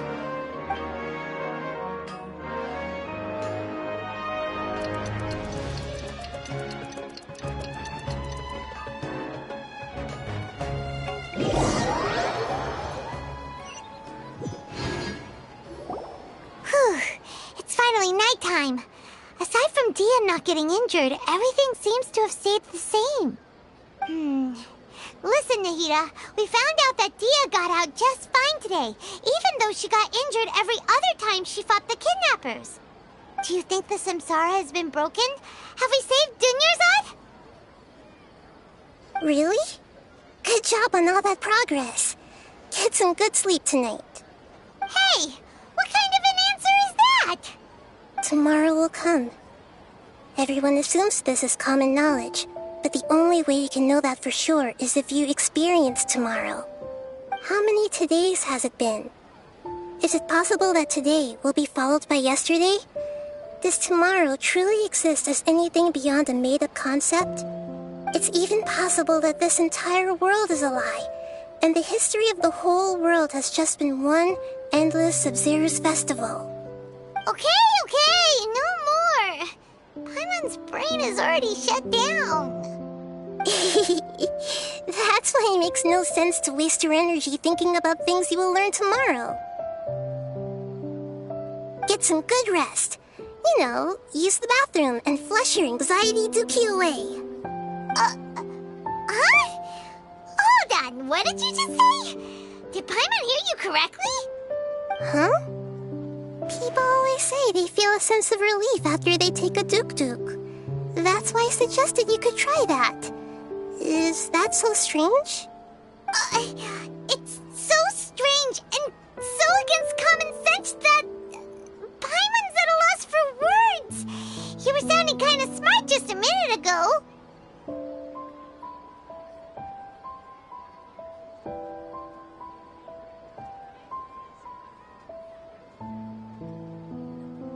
Yeah, even though it's happy and lively at the Sub-Zero's festival every day, it feels like it's been a long time since we've really gotten to relax.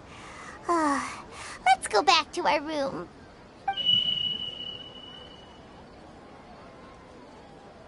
Continue the harvest. Compared to what we stand to achieve, these sacrifices are trivial.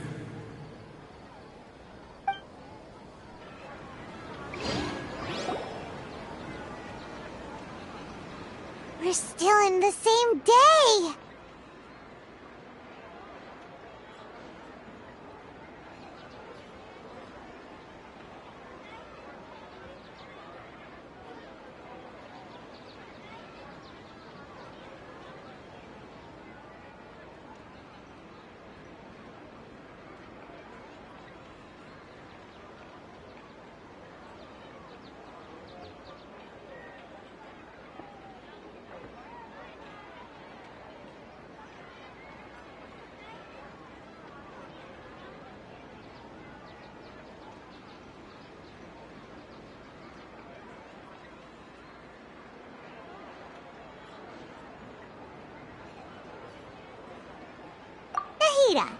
You already knew last night that we didn't break out of the Samsara? Why did you tell us? Would there have been a point?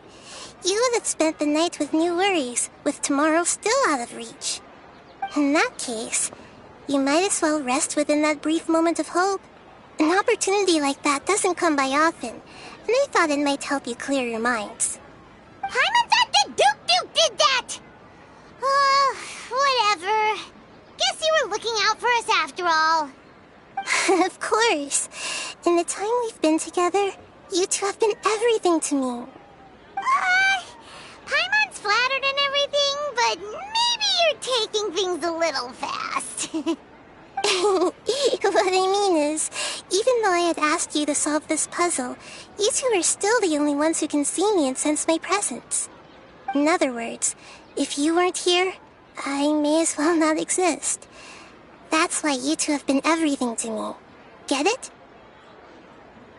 Nahida's talking about confusing stuff again. Anyway, that's enough chit-chat. So, Traveler, did the new clues yesterday help you gain a new understanding of the situation? Huh?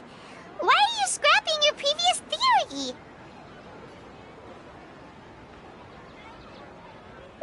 Oh, yeah! You're right! Gosh, how did we not notice that? In a simple time loop, people's physical conditions should also reset. So, what's your new hypothesis?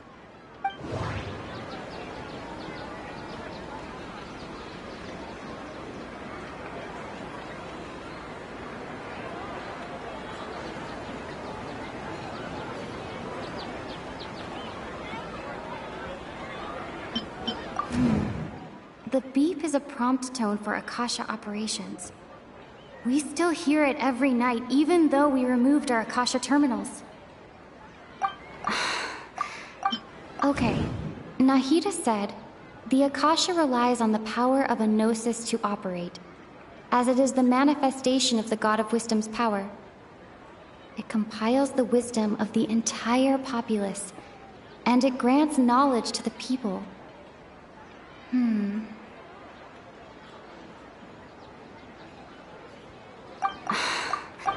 We've already experienced the Sabzeruz festival many times, and the day of the festival seems to be in a perpetual samsara. Mercenaries rely heavily on muscle memory, and Dia was able to use her experiences to avoid injury in later samsara cycles. The moon, illusions, and lies. What do they all mean?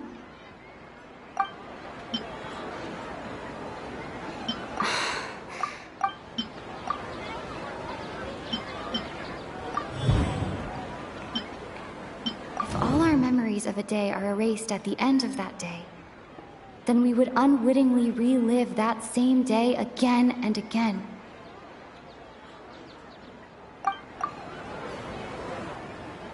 Oh!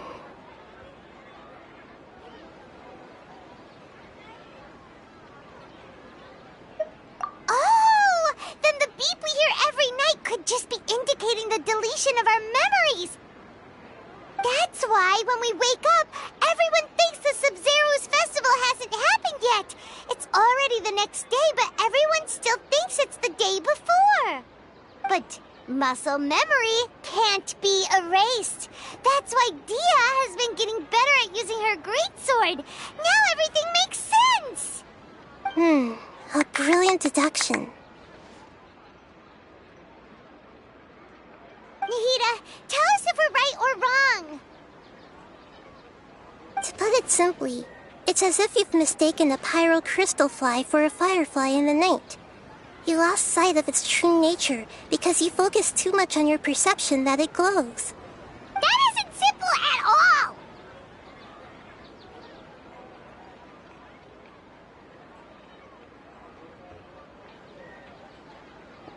Why don't you go talk to Miss Dia again? You might learn something new. Right! She did help us find our latest clue after all. Let's go!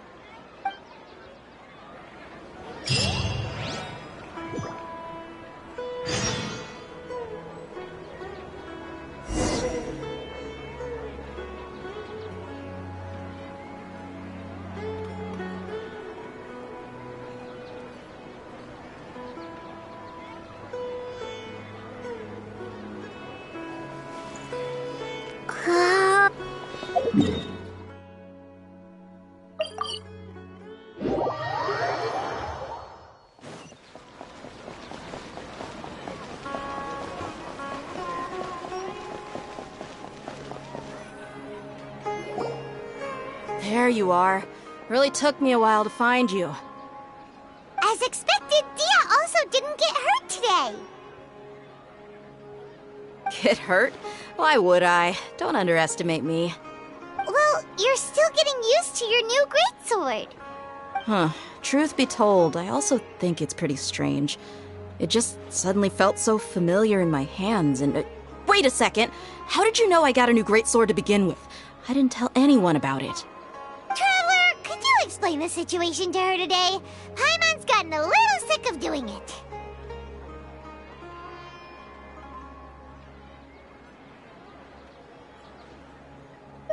Oh, that works!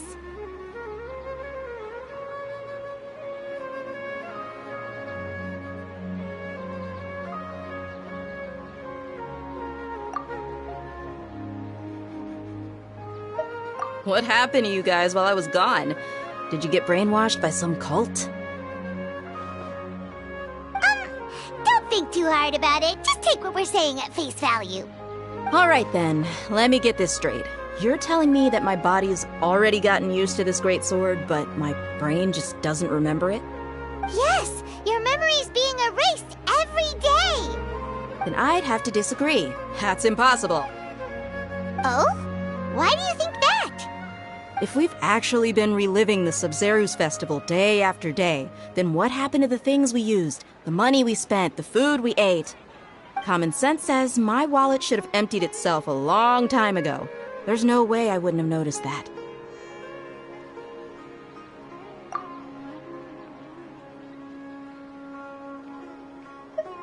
Right! They could use the Akasha to record what everyone did that day, and then use the city's resources to replenish everything! It's not very likely, but it's also not impossible. No, it is impossible. I've got proof. You have proof? Where? You two are surprisingly serious about this nonsensical discussion. Fine, I'll play along for a little longer. Come with me, Miss Dunyarzad. Please come along as well. I still can't guarantee that this area is safe.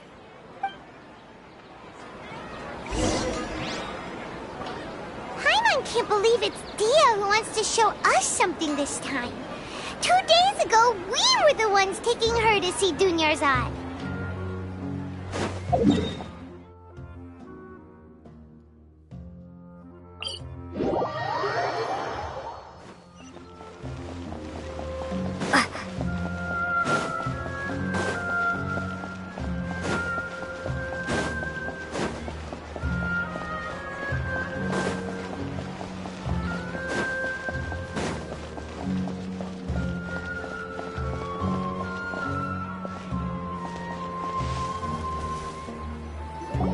This is it. Huh? This is a wooden training dummy. What about it? See those marks on the dummy? Those are the result of several days' worth of practice. Let's say the sages didn't replace it every day. Shouldn't it be hacked to pieces by now? That's true, but what if they did? Then the sages would have had to reproduce every mark I left during previous training sessions. I'm a professional fighter. My martial school has always emphasized the importance of refined control. The force, angle, and entry point of each strike is calculated and deliberate. That's why I remember every mark on the dummy, as well as my state of mind as I made each strike. It's just as they say, each swordsman has their own unique style, and even the same swordsman can't make the same cut twice. It would be impossible to copy these marks. Is it really impossible? What if they used some fancy machine to carve every single mark? People often say that a camera's photo can never replace an artist's painting because the former has no spirit to it. The same thing applies here. At a mere glance, I can differentiate carved marks from the results of combat training.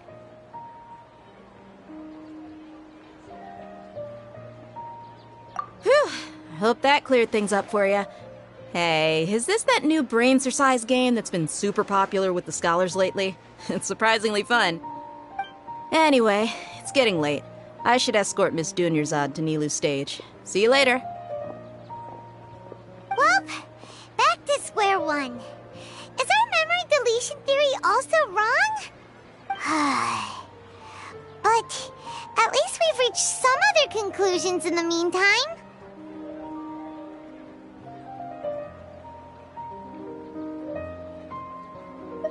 Yep, that's true. So, can we think of any new ideas right now? Strange? Paimon feels like everything's been strange lately.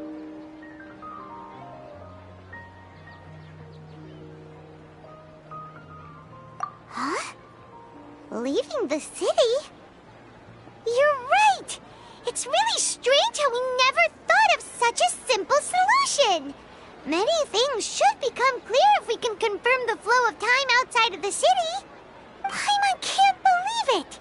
Did we miss this because we're tunnel visioning too hard on our other theories? Or because we're just too tired? How about we go back and ask Nahida? Maybe we've forgotten something about leaving the city.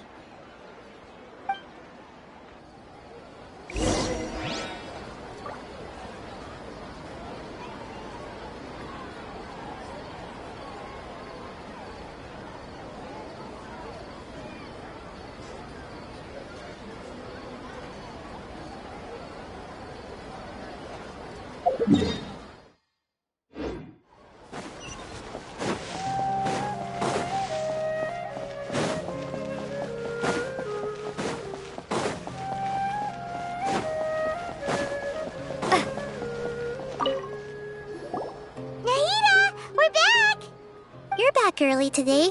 Did you find something new? Sort of.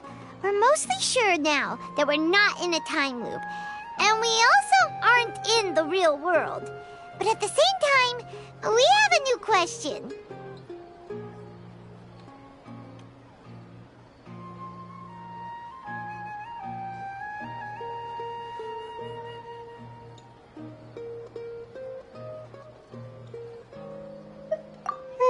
Leaving the city. As far as I remember, you've mentioned your plans to do that twice before.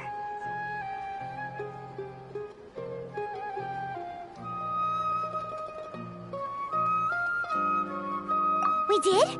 But we don't remember anything. What happened after we talked about those plans? What did we say when we got back?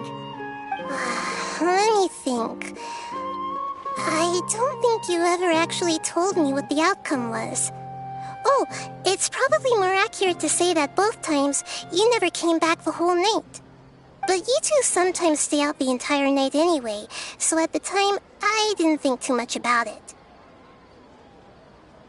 It is true that sometimes we lose track of time during our investigations. Before we know it, it'll already be the next day. But still, neither of us remember anything about leaving town. Really? That's kinda strange. In theory, I should have already awakened all your memories.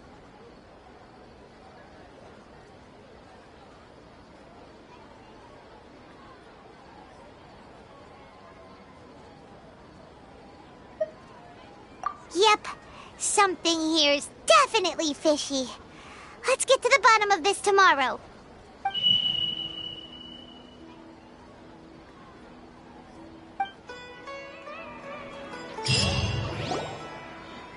Our memories are back!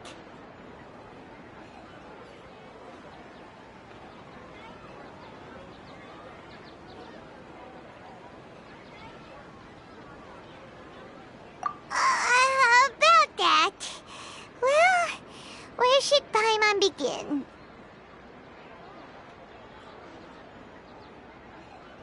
Traveler, Aside from your memories that were just restored, I have another message for you.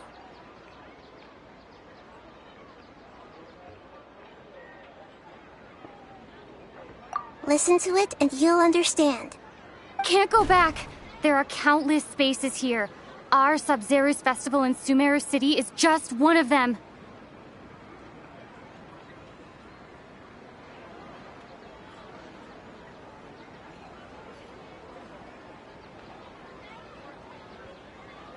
Traveler, you should be missing 2 days worth of memories. Paimon will fill you in. It's time to carry out our plan from yesterday.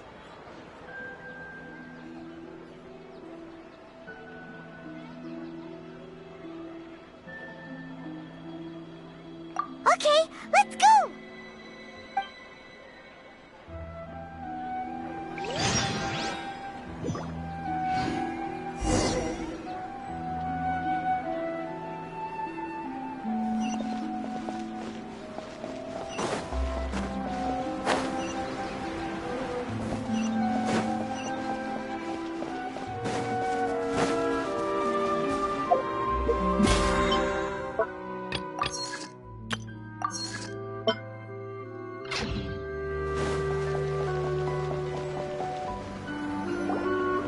Why can't we leave the city? What is the Academia up to now? Don't ask me. It's not like I can tell you anything. This is a direct order from the Grand Sage. Just wait until tomorrow. I have a real emergency. My goods have already arrived at Port Ormos. If I don't hurry, they'll be stolen. That's your problem. Make sure you make a request in advance next time. But it's not like you can just predict business matters in advance. It looks like the Academia already announced a lockdown for Sumeru City today. How completely unsurprising. Let's go and question them. Hello, sir. Why can't we leave the city today? Here we go again. Don't ask me. I don't know either. We just received an order that no one is allowed to enter or exit Sumeru today. They didn't tell us anything else.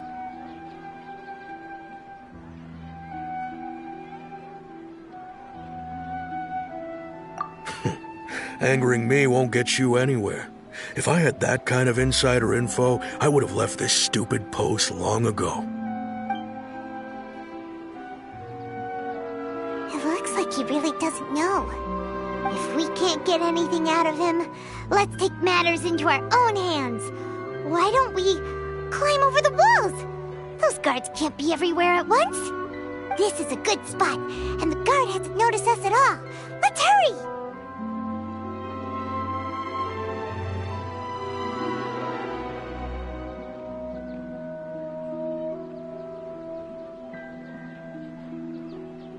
Huh? Why? Are you going to leave Paimon behind?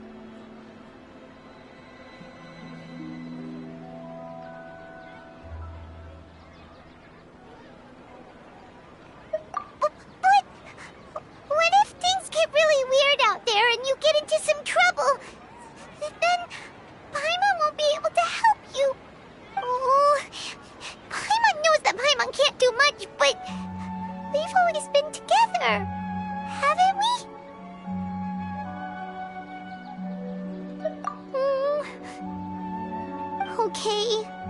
Paimon will wait for you. Promise Paimon that you'll come back as soon as possible. Just a quick look.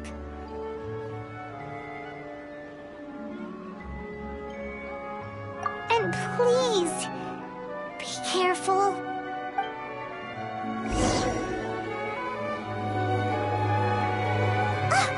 Memories!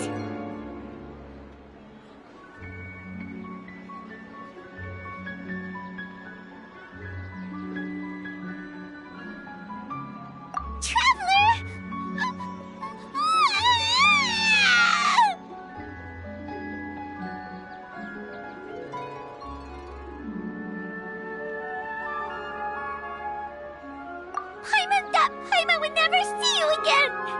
You just disappeared! Paimon waited for you for hours and hours at the city wall and you never came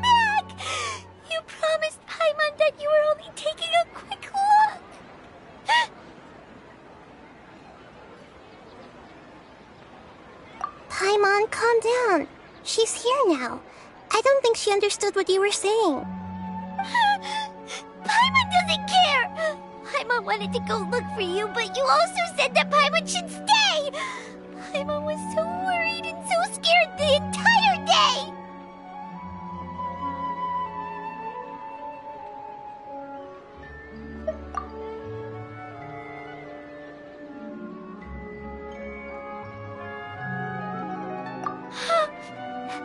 Okay.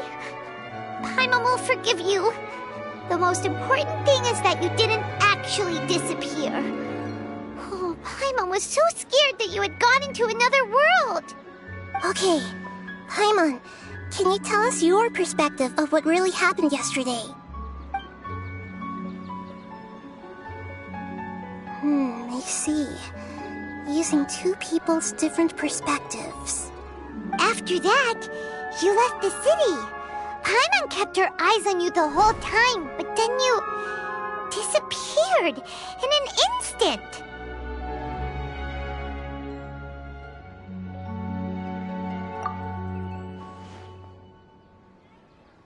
No way! Paimon was watching you with the fullest attention. What's your perspective, Traveler? You sure you don't have any memory of this? These the last 2 times you tried to leave the city. Those days' memories can't be awoken. So, if we leave the city, our memories will be completely erased? It really sounds like something big outside of the city is being hidden on purpose. But this way, we'll also never discover what's outside.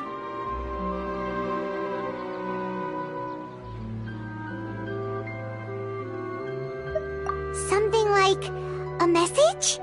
But how can we send it back? Don't look at me like that. I'm not used to being stared at. Well... Okay. You want something that can pass on messages, right? Give me some time and take care of Dunyarzad for me. Yep! Now we're talking!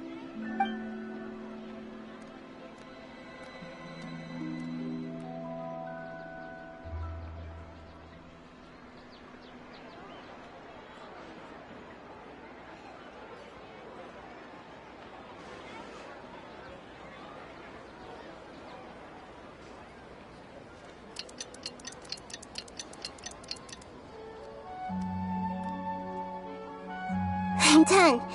Here you go. What? Isn't this just an Akasha terminal? I made some little changes. Akasha terminals are already capable of sending messages. I just tweaked it so that it could connect to any node. To make something like this? Nahida, you really know the Akasha like the back of your hand. Anyway, we can use this now to record a message, right? Yep. I'll help you save the messages. It should be pretty easy to use. I just can't guarantee the user's status and signal coverage when they're outside the city. We'll never know until we try. At least we're taking the initiative now.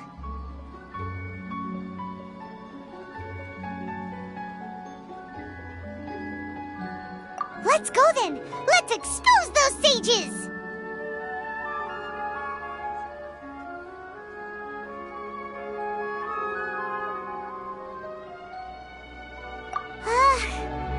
Alright. Paimon isn't as worried about being separated since it happened once yesterday. But Paimon still isn't happy about it.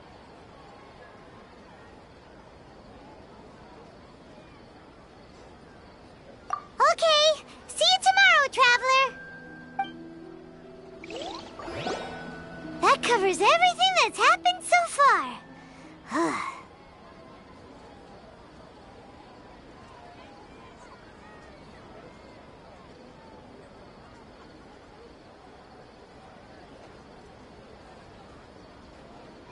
Yes. Although the signal was choppy and had some interference, we still managed to receive 2 messages from you when you were outside. Okay, now that you understand what's going on, let's hear the messages together.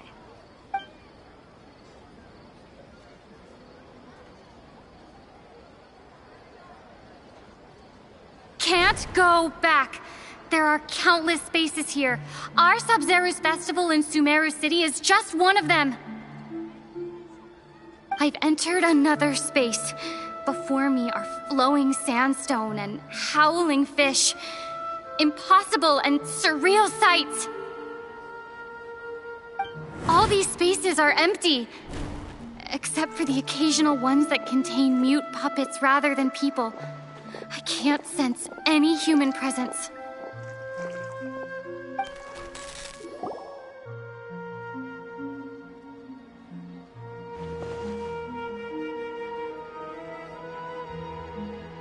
That's one heck of an info dump. It sounds like you left the Sumeru City space when you set foot outside of the walls. But everything looked completely normal when Paimon was looking out from the inside. That's unbelievable. And if we take your word for it, the other spaces all had very weird contents. There's another part here. We only received it last night. These spaces have been disappearing, one after the other, absorbed by something like a sun in the sky. And now, even the final space has also disappeared. Behind me, a lot of spaces just appeared again from thin air. I get it now. Those spaces are actually...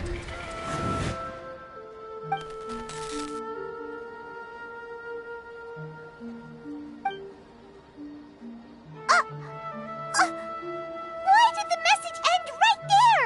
What did the traveler want to say? What are those spaces? Probably because yesterday just happened to end at that moment. Oh, right. Paimon did hear a beep from the Akasha. Did it come from here or from the message? The message.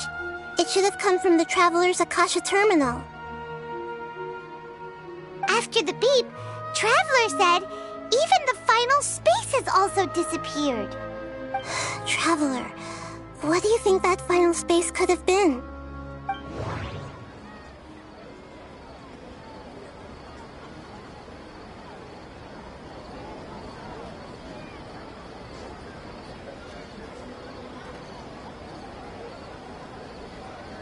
All the bizarre spaces I saw outside the city had one thing in common.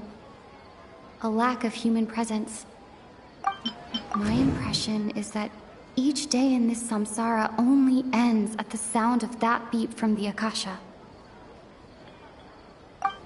Was that space actually the real world?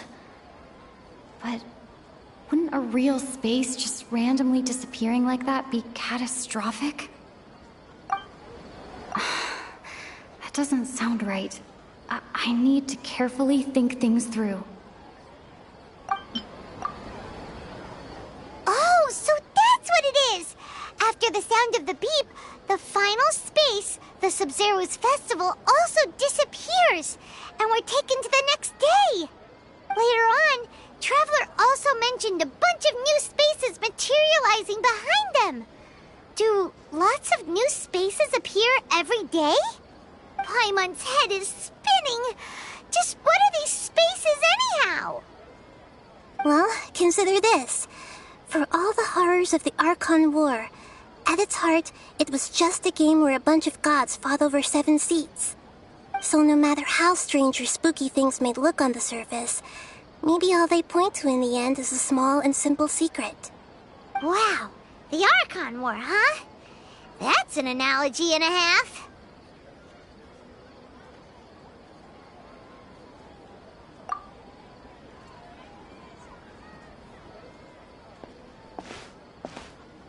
Hey, where are you going?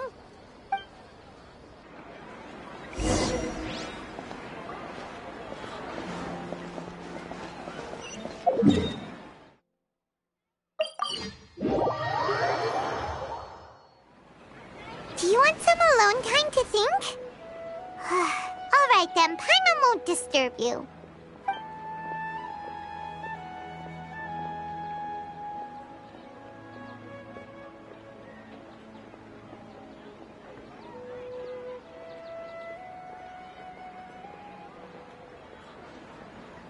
The dance of Sub-Zeros is about to begin. I'm going to go watch it.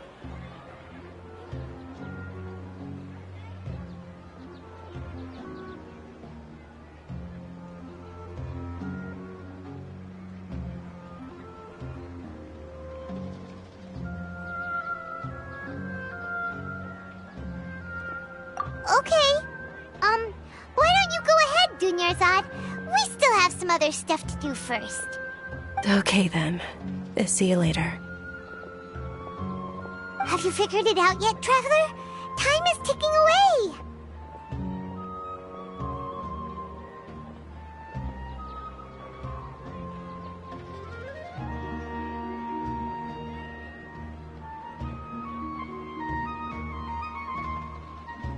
Awesome! What is it? Paimon wants to know! Oh, wait, no. Let's meet up with Nahida first. You can tell us both together. This time, we're gonna get to the truth!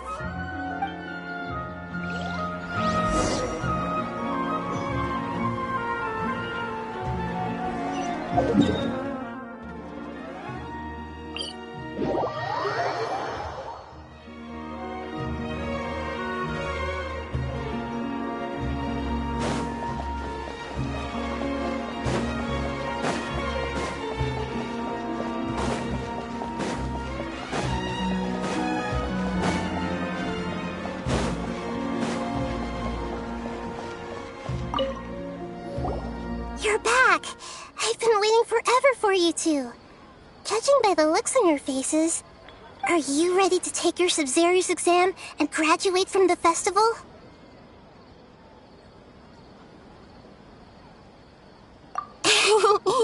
Okay, first off, have you discovered the hidden truth?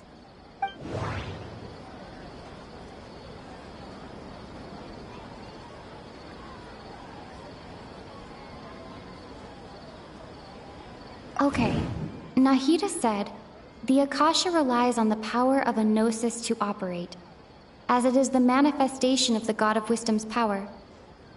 It compiles the wisdom of the entire populace, and it grants knowledge to the people.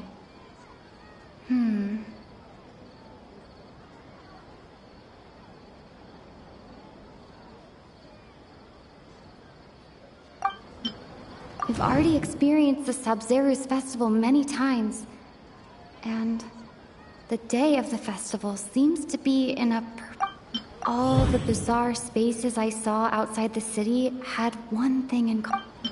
People in Sumeru don't... The moon illusion... Those spaces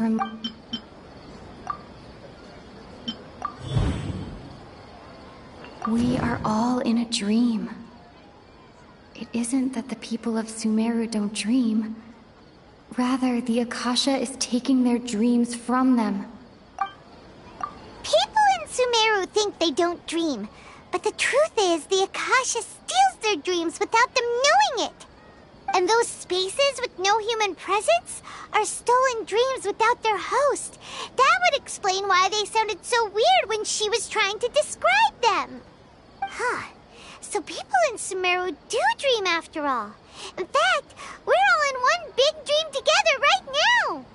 Correct answer. Now, how did you conclude that the Akasha is capable of this?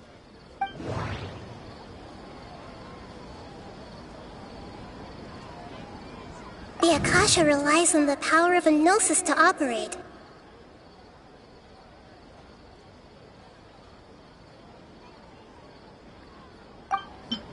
And it grants knowledge to the people.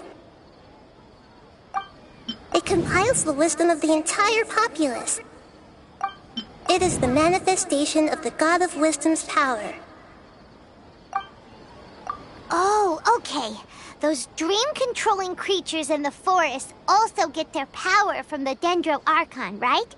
That would explain why the Akasha has the ability to control people's dreams, too. But is stealing everyone's dreams really how the Akasha compiles their wisdom? Isn't there anything more to it than that? Dreams are fantastical, complex, and full of imagination. People's brains are the most active when they're dreaming. In other words, dreams are rich bundles of human wisdom. So in other words, The complete opposite of how Hypatia understood it. Paimon remembers her saying that the sages think dreams are foolish delusions, and the fact that no one dreams is a blessing from Greater Lord Rukkhadevata. So it was all a dirty trick? The real story is that the sages from the Academia are using the Akasha to steal people's dreams for their own use, huh?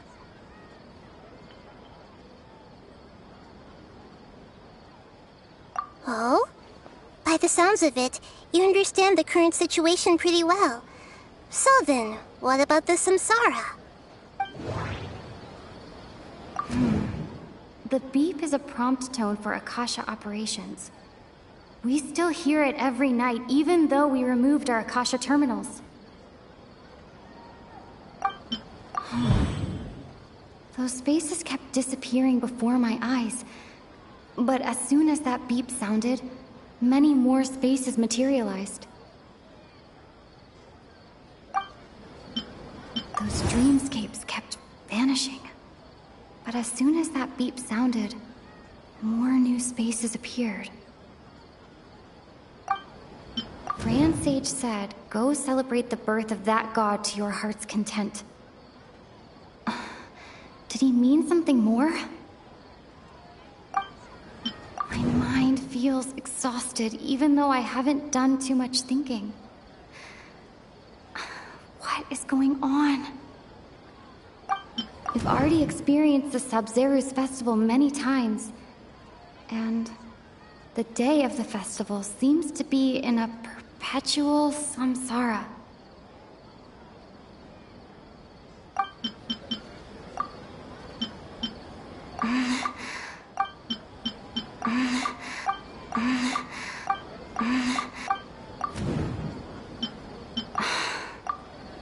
Grand Sage said those dreamscapes kept... We've already... Grand Sage... Correct. The Akasha is keeping each person's brain in a constant dream state, but also separating their consciousness from their own dream. Their disembodied consciousness is placed inside the collective dream of the Sabzeruz festival along with everyone else's, while their now vacant dreams are harvested by the Akasha. No one is any the wiser as another day passes in the dream, and so begins another samsara cycle. People wake up to yet another dream about the Sabzeruz festival. The dreams that belong to them are once again harvested by the Akasha, and so it continues. So, this is like a dream factory, and the Akasha is a dream harvesting machine. Did Paimon get that analogy right? Very good, Paimon. Using analogies well is an excellent habit to get into. Okay, so that beep we keep hearing is actually from our real-life Akasha terminals. Taking off our terminals in this dream doesn't do anything. Alright, last question. Who am I?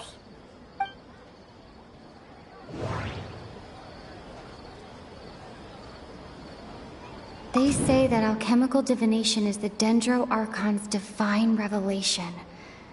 So then, if Nahida has referred to herself as the moon...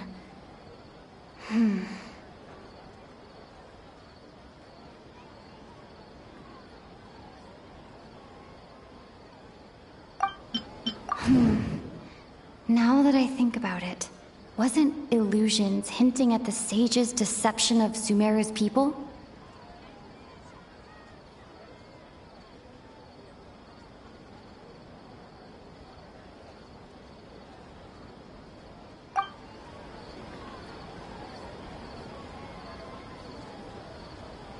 Now that I think about it, wasn't illusions a hint that we're all dreaming?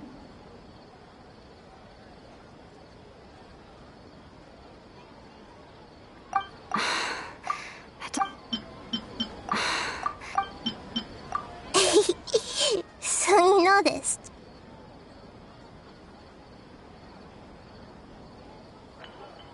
I thought that one would be the hardest question. That's why I put it last. That wasn't hard at all. Even Paimon guessed that. Everything about you is different. We just didn't want to expose you, is all. Now that you mention it, Nahida, you've been hinting to us since the very beginning. It's funny, thinking back to when we were asking all over the place for info about Lesser Lord Kusanali. Paimon didn't expect to meet you like this. Yes, those can wait until we're back in real life. On the other hand, I'd be happy to answer any more questions you have about here and now.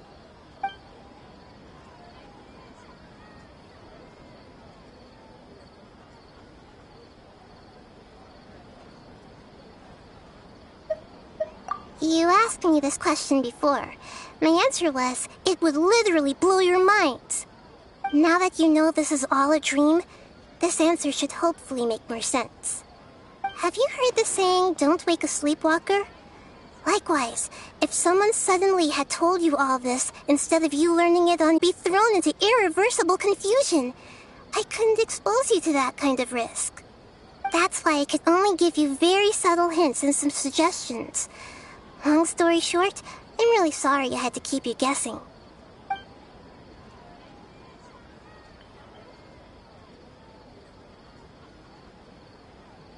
You asked me this question before. My answer was, it would literally blow your mind. Have you heard the saying, don't wake a sleepwalker? Likewise, if someone suddenly had told you all this, instead of you learning it on your own, your notion of reality and dream would be thrown into irreversible confusion. I couldn't expose you to that kind of risk. That's why I could only give you very subtle hints and some suggestions. Long story short, I'm really sorry I had to keep you guessing.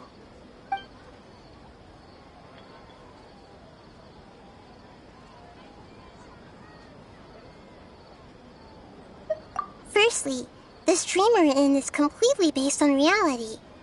People have already experienced this Sub-Zero's festival, so it would be very difficult for them to find anything that strikes them as surreal. Secondly, you're probably wondering why people don't have any memories from earlier samsara, right? That's because people don't remember their dreams most of the time anyway. And in any case, their actual dreams are being taken away from them by the Akasha. So whenever they wake up in this dream of the Sub-Zero's festival, they don't remember anything from their previous identical dream. That reminds Paimon. Traveler had a dream when we were in the Avidia Forest, but couldn't see what it was about after waking up. Is that an example of what you mean? Yes. Only after receiving the blessing of Dendro can a person gain the Dendro element's dream-enhancing power. That explains the feelings of deja vu. Meanwhile, everyone else has no idea that they are in the Sub-Zero's festival samsara, while their dreams are stolen from them over and over again. Can humans really keep dreaming forever like this? Will it ever end? And if so, when? You might say your mental fatigue has already answered this question. Eventually, there's only so much that people can tolerate. Especially those whose health is compromised to begin with, like Dunyarzad.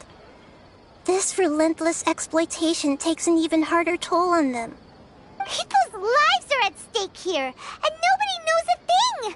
We've got to put a stop to this!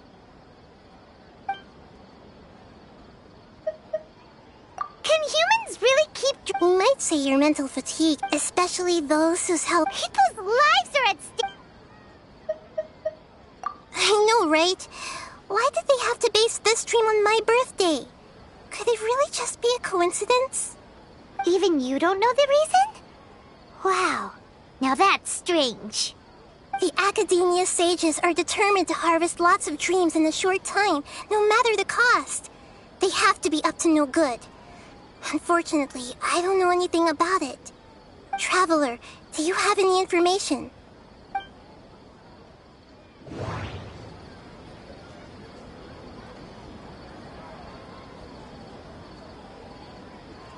Those faces remind me of... dreams. Like the one I had in the Avidia Forest. Except, these have no sign of human presence. Okay. Nahida said, the Akasha relies on the power of a gnosis to operate, as it is the manifestation of the God of Wisdom's power. It compiles the wisdom of the entire populace, and it grants knowledge to the people. Grand Sage said, go celebrate the birth of that god to your heart's content. Did he mean something more? Celebrate the birth of that god? Could it mean...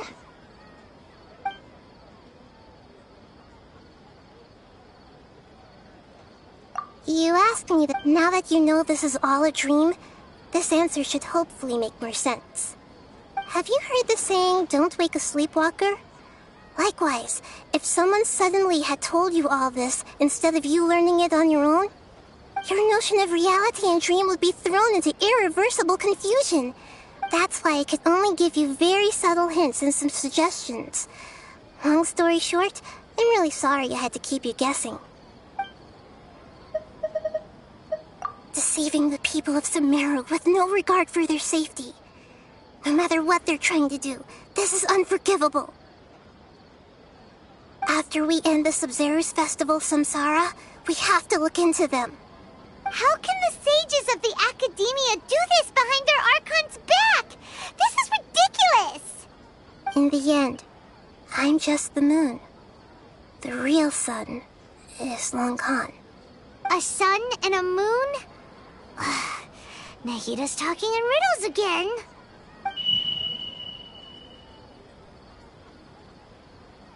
Oh, we're out of time today. I'll tell you how to break free of the samsara tomorrow. See you then.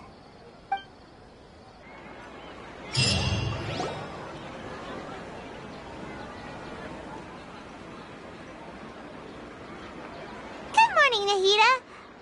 Wait. Now that Paimon remembers everything, should we instead say good morning, Lesser Lord Kusanali? Hey! What's wrong, Nahida? You don't look too good.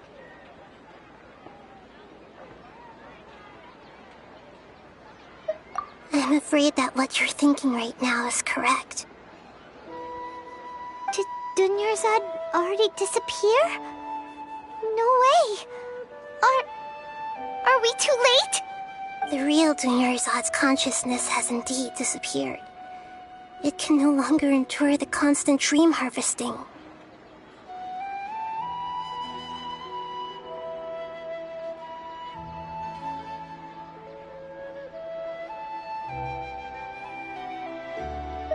Paimon can't believe it. Wait, so what about that other Dunyarzad? Just what is she? Is she also going to disappear? She's actually something like a puppet, but not completely. The real Dunyarzad's consciousness could no longer keep playing her role in this dream. So another Dunyarzad appeared to replace her in the dream. Just like the grass and the trees, that Dunyarzad is just a building block of the dream that helps to keep it going. But personality-wise, she's nothing like the real Dunyarzad. Puppets are stiff, and can't copy a living person's vitality. After all, they're just there as filler. You know, speaking of which, the old Dunyarzad might not have been too different from a puppet. Dunyarzad truly believed that she met you within her consciousness, and it was you who inspired her. So you do remember her after all. Yes. Back then, her family was overly protective of her. No one cared about her personality or thoughts. It was as if she only lived to stall her Elazar. I just gave her a little wisdom so she could look at life in a new way. So that she could be her own person. But even so, she's still... far from it. I'm still a long way off from being a real Archon. I couldn't even save her. If I were a competent Archon, I wouldn't have let my most faithful follower die at the Sabzeruz Festival with so many regrets. Please don't beat yourself up over it, Nahida. It's the Sage's fault, and theirs alone. I'm not beating myself up. All I did was to rationally observe the distance between myself and a real Archon. Don't be like that, Nahida. Even real Archons are still allowed to be sad.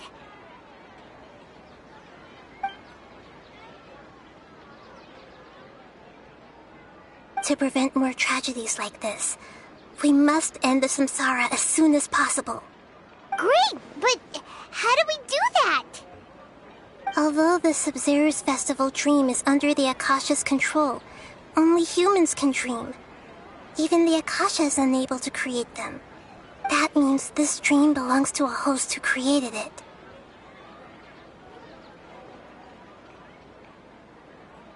Huh? So, how should we find that person? Well, if this is someone's dream, then everything here must come from deep within their consciousness. Which means, with the power of imagination, they can change anything in this dream. Imagination? What do you mean by that? Imagination means breaking through what you perceive as normal. Like when a server at a tavern brings a plate to you, you'd naturally assume that food is on it. However, if you're the dream's host and you become aware that you're dreaming, when you imagine gold and more on the plate, the dream will respond in kind, and the server really will bring you gold and mora. But right now, our host is unaware that this is a dream. No matter how many times they're served, it will always be food.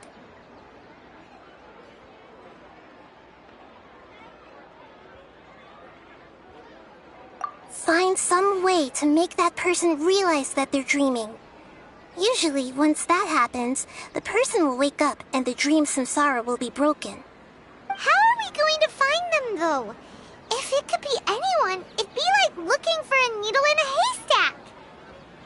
And even if we did find them, how are we supposed to make them realize they're dreaming? After all, like you said, don't wake a sleepwalker. It's extremely difficult, yes. But the only ones who can do it are you two. Remember, everything you've achieved up to this point has all been for the sake of finding the host and ending the samsara. As for me, during this time, I'll be out of town. Out of town? Are you going to that place full of dreams where the Traveler went? Yes. I want to try something. There must still be a small wisp of possibility. Hurry and go. Dreams are supposed to be fantastical, romantic, and full of pleasant surprises. Unnecessary things like this samsara need to end. Paimon's still a little upset that we've come this far only for Dunyarzad to... She was such a good person, with such a simple wish. But fate was against her.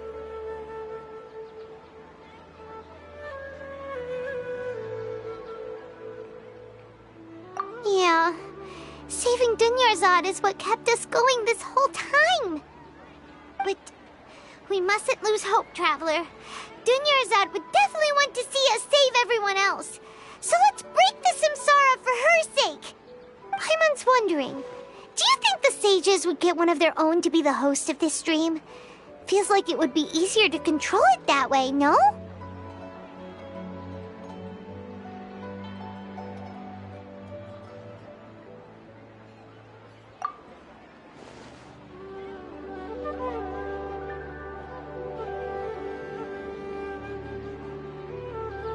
Huh.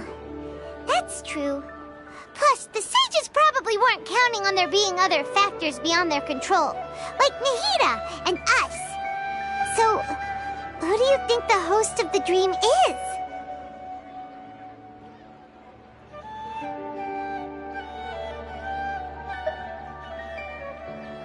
Oh, that would make sense. Ferris, the Knight of Flowers, is a symbol of the whole Sub-Zero's festival, right? Pretty core character. Let's go ask him some questions, shall we?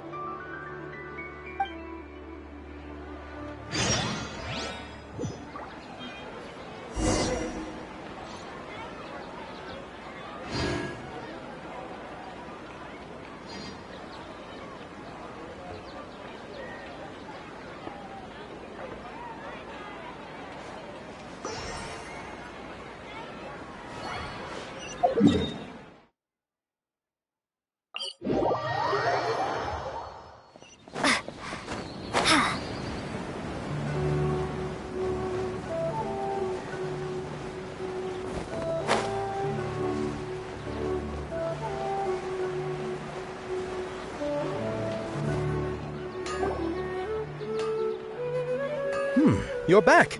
You left in a hurry last time. Is everything okay? Everything's fine, just, it's a little hard to explain. Would you mind taking part in a little experiment with us? An experiment? That came out of nowhere. I'm listening, though. What do you need me to do? Could you make a wish?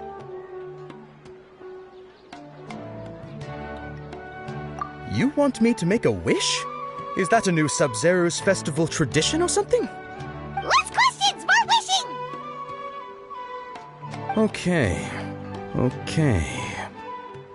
My wish. Okay. I'm a little nervous saying this out loud, but I want Miss Dunyarzad to be happy. Oh. I noticed earlier that she looked a bit down, and she wasn't really talking to anyone. She just doesn't seem like herself. She's always so gentle and kind, and all the kids love her.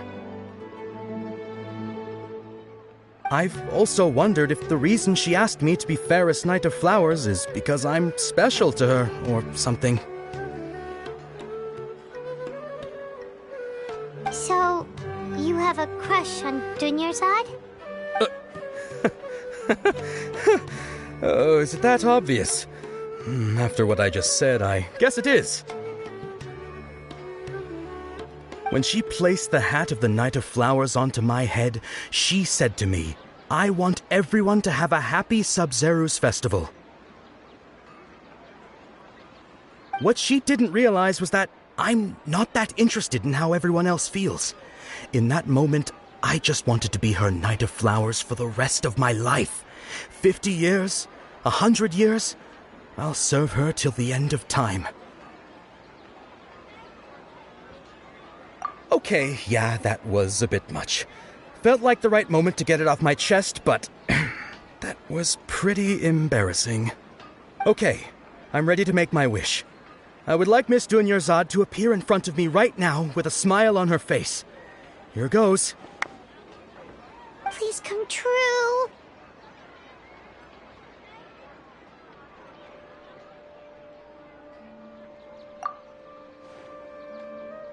I'm gonna open my eyes. Oh, you're... What? Faki? Sorry, but only one portion of Yalda candies per person. Back home you go. Nice try, you two. Anyway, never mind. I don't need to see her appear right in front of me. As long as she's happy. Guess he isn't the host of this dream after all. Should have expected it wouldn't be this easy.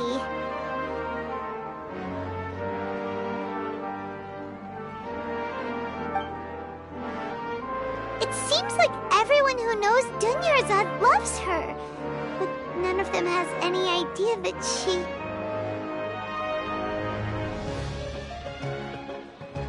It's like Tia! Oh, right. This is when Dunyarzad bumps into the kidnappers.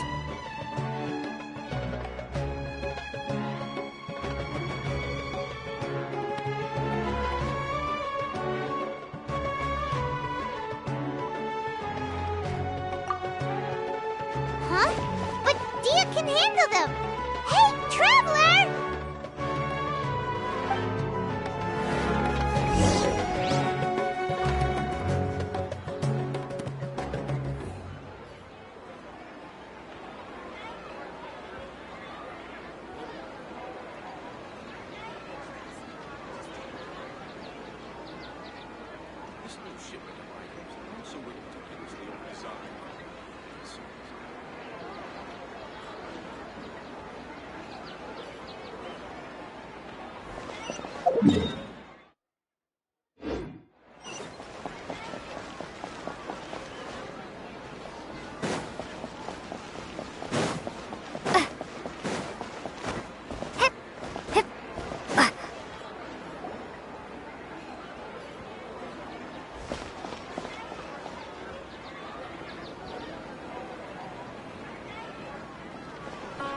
Oh, it's you. Great timing. Please take...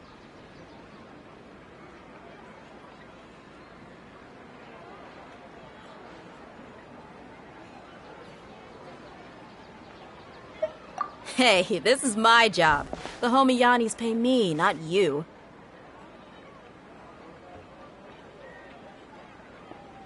You... fine, alright. Knock yourself out. Why are you so worked up anyway? It's not like I don't trust your fighting skills. Anyway, watch yourself.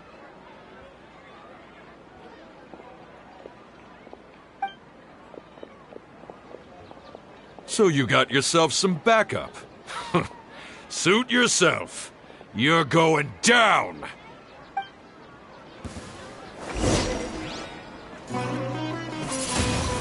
No one escapes my... Oh, the jungle!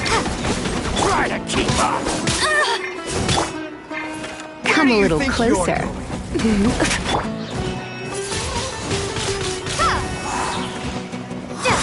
Prepare to be blown away! Surrendering.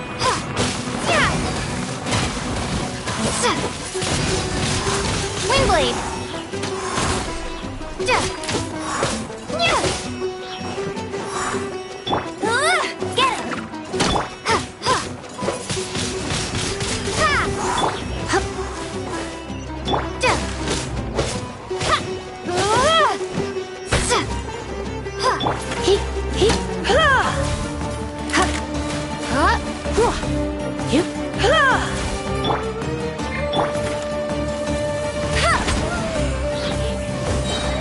I'll be back. Following orders. Let it rain! Hey! Be gone!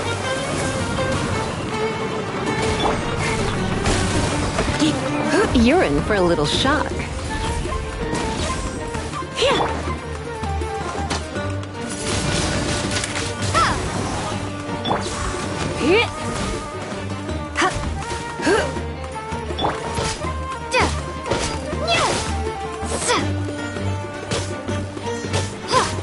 I'll be back.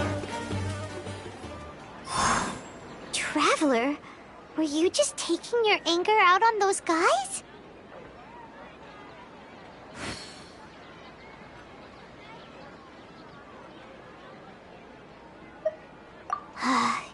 You and Nahida both.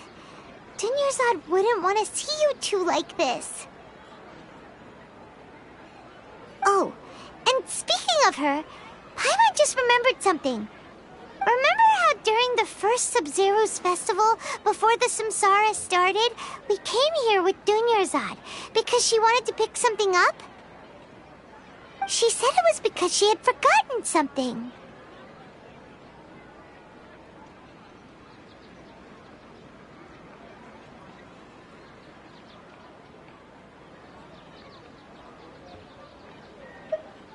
Okay, so Paimon's memory is working so far.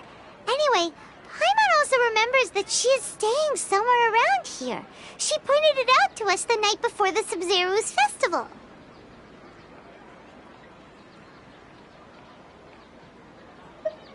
Yeah, even if it's only a tiny clue, it'll probably still help us more than this needle in a haystack search.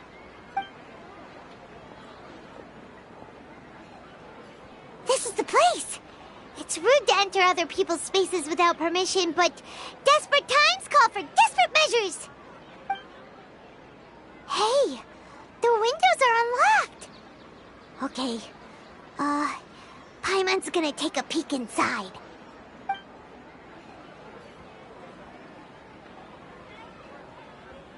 This was only a temporary residence, so there was pretty much nothing inside except this book on the table. Should we open it?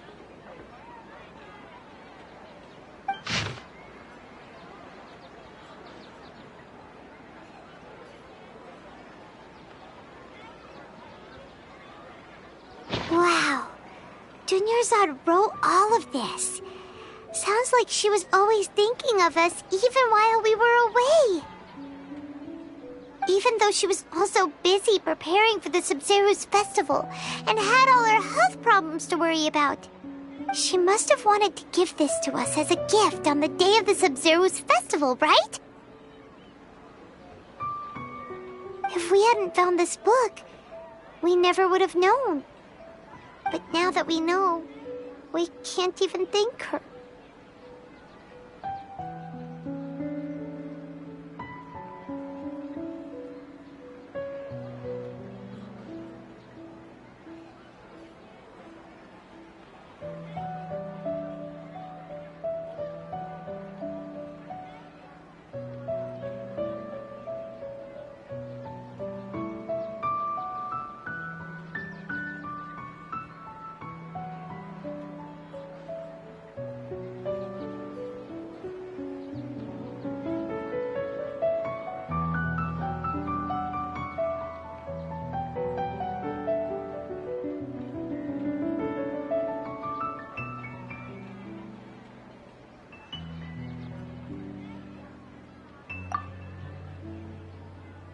Hey! Where are you off to now?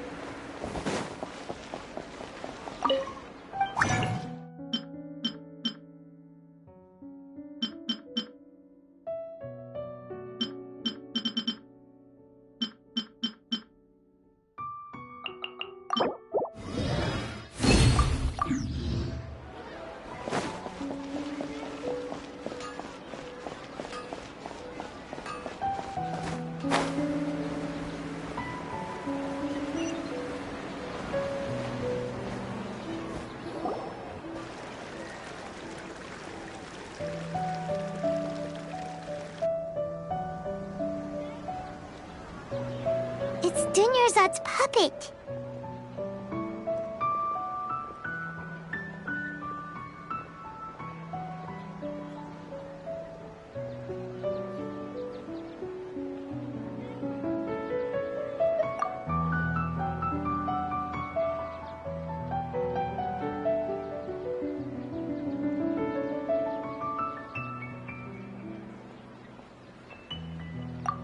Traveler? You must be exhausted. Come to think of it, we've been stuck in this place for a really, really long time. Heck, even the last time we were chatting happily with Dunyarzad feels like an eternity ago.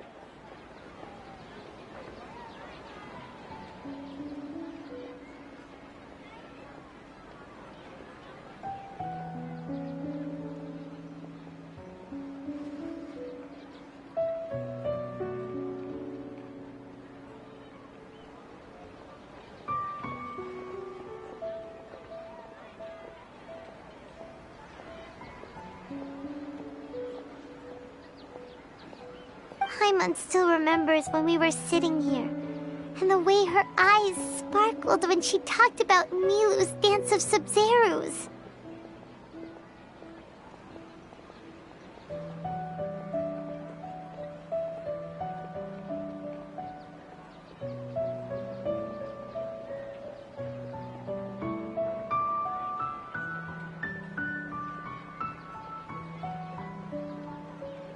There will always be frustrations in life, but I know that the point of living is not to leave behind any regrets.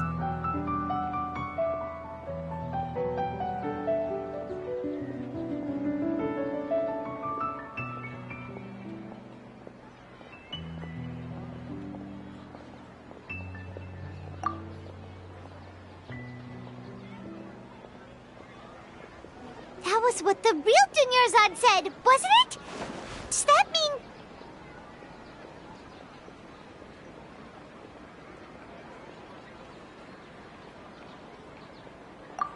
Yes, traveler. What is it?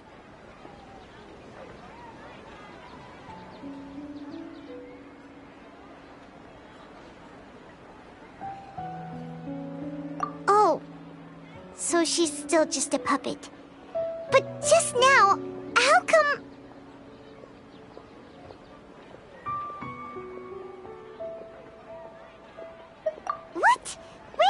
think this time?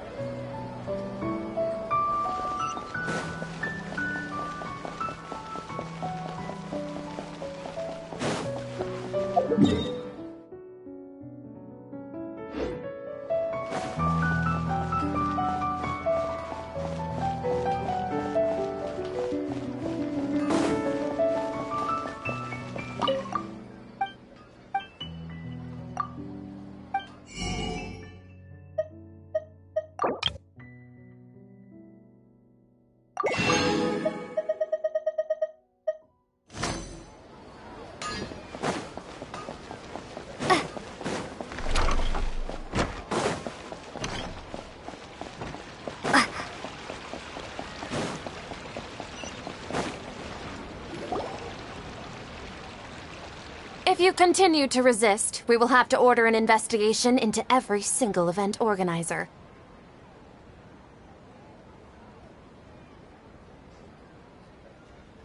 The Grand Sage has already granted you much leniency.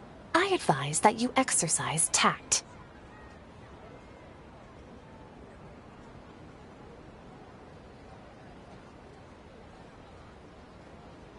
This.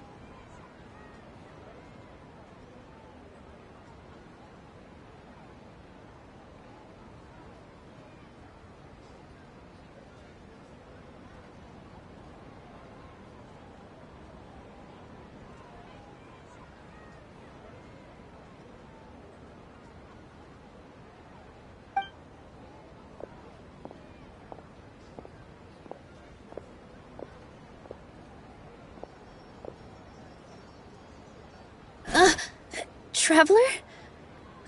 You don't have to get involved. He's a sage from the Academia. I don't want to drag you into this.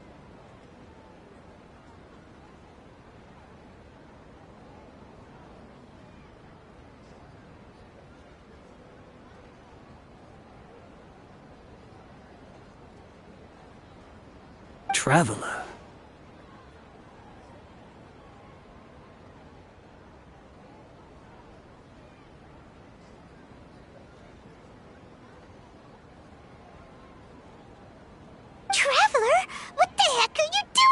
If you get arrested by the Academia, that's another day gone to waste!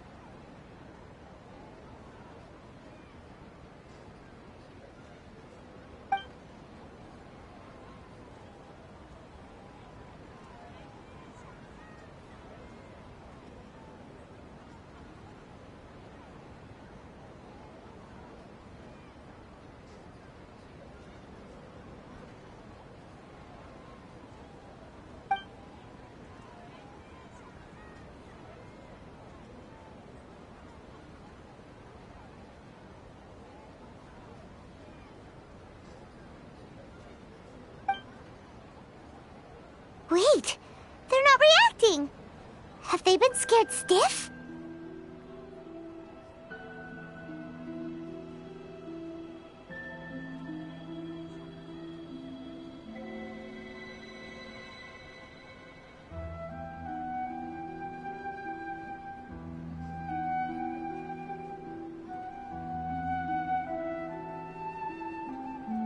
Oh, of course! If this is the Sage's plan, they wouldn't put themselves through this!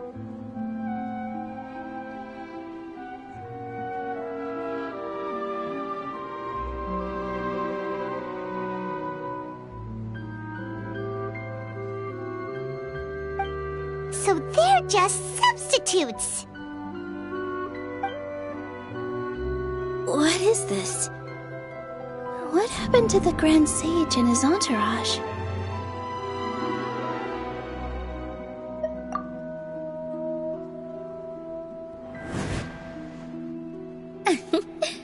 Like I said, they symbolize the goddess of flowers. It's just a shame that all the real Bodhisattvas went extinct after her death. Yes. The Greater Lord brought forth new Padisaras in memory of the goddess of flowers. But she ultimately could never truly replicate that beautiful shade of purple.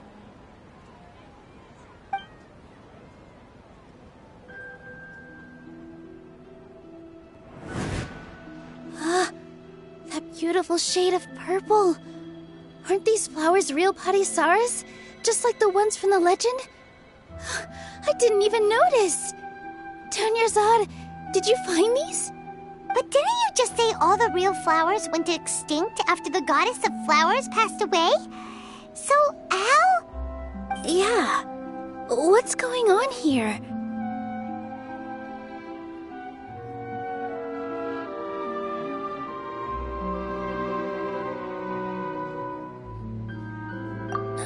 Huh?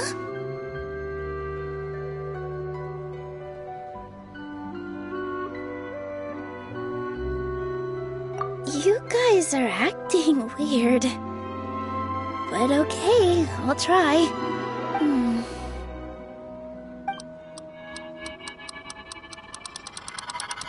Hey! They disappeared! So Nilu's the host! What a surprise!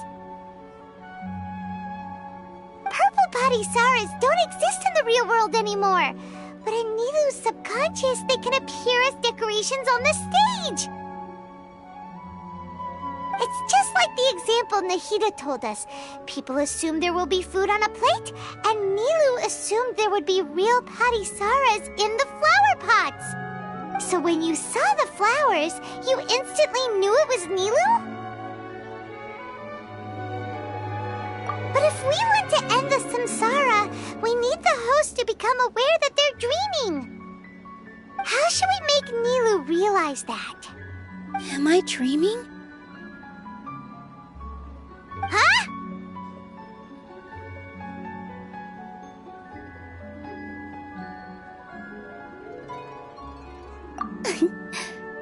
So I'm right.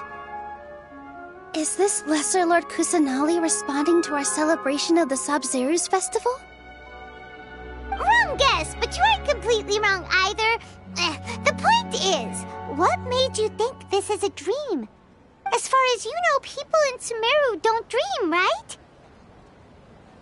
Yeah, but have you heard the tale of the first sage? To prevent a calamity, he went on a journey to find the Dendro Archon. Ooh, sounds familiar. Dunyarzad told us a story like that when we first arrived in Sumeru City. So it was about the first sage, huh? Yep, but in the part you heard, he hadn't become the first sage yet. There's more to the story. His piety and wisdom were acknowledged by the Dendro Archon, and she finally gave her blessing to him. All kinds of spectacular scenes appeared in front of the first sage, as if all the knowledge in the world was being painted onto a canvas right before him. He was captivated. After who knows how long, he mastered all the knowledge he could comprehend. Afterward, he said to the Dendro Archon, "I miss my parents, my wife, and my children. I've been away from home for far too long. They must be worried." The Dendro Archon smiled. The next second, the sage found himself lying in his bed, as if he had just woken up from a dream.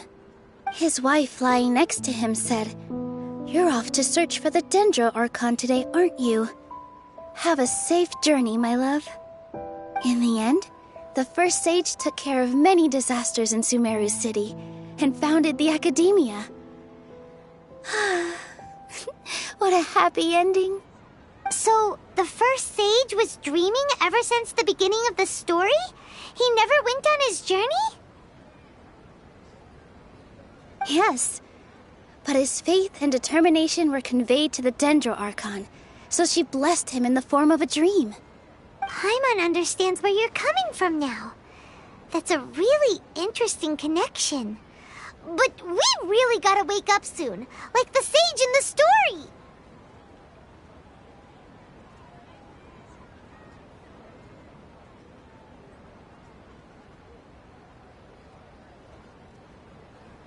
I see.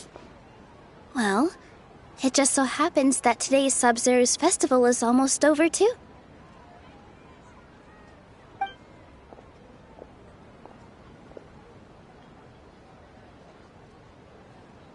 Since we're in a dream, let's make this final dance of Sub-Zero's as beautiful as we can.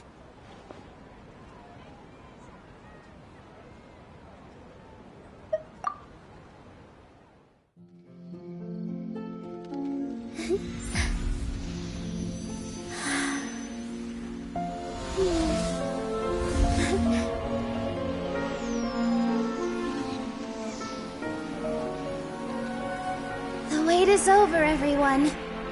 I dedicate this to our god, the Dance of Sub-Zero's.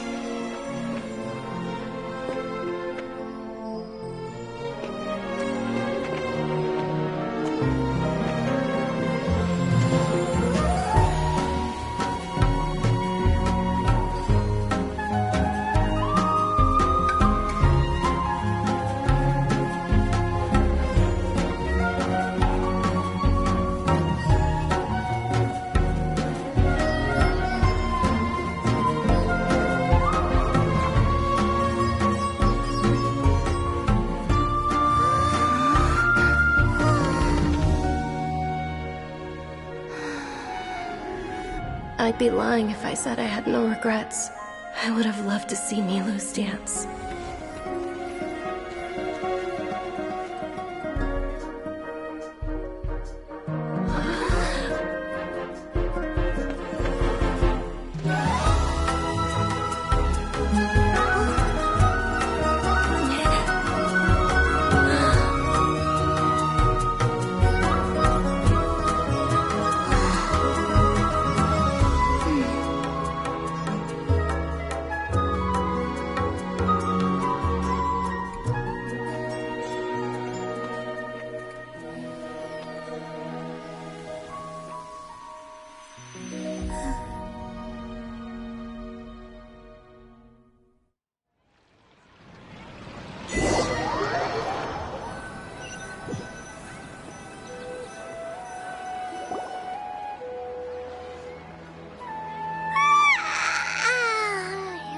Good morning, traveler.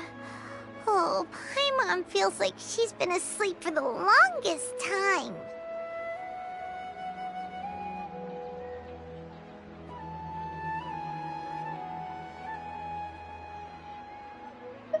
Paimon's head feels super heavy. Did we oversleep? Do you even remember going to sleep last night? Paimon thinks it was after the Sub-Zero's festival. The Sub-Zero's festival! Have we finally escaped from the Sub-Zero Samsara?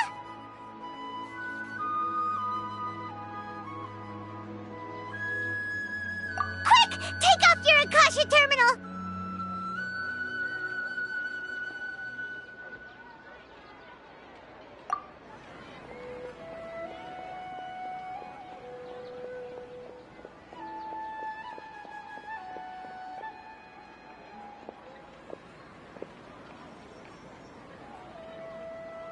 She's not in her room. What happened?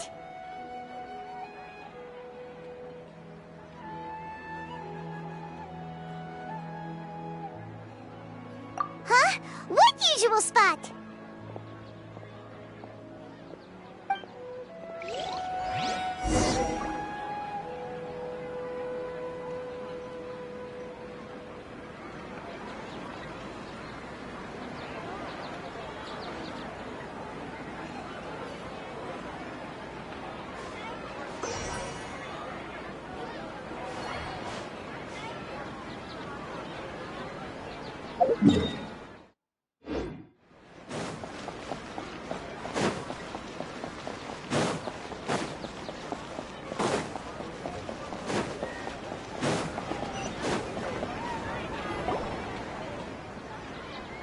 Well done, Traveler and Paimon.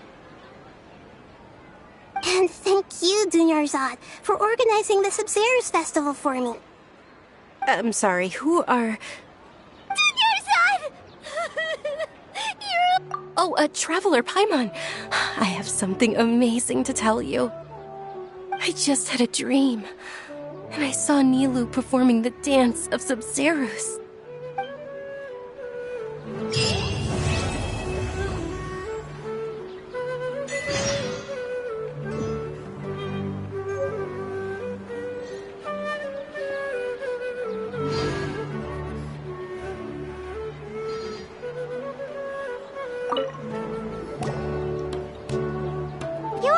Actually Nahida, aren't you? Paimon felt like Catherine was acting weird when we met at the Sub-Zerus festival. And Dunyarzad, did you save her? It's a really long story. We shouldn't disturb her. Her consciousness is still weakened. Let's chat somewhere else. How about by the Traveler's favorite bench?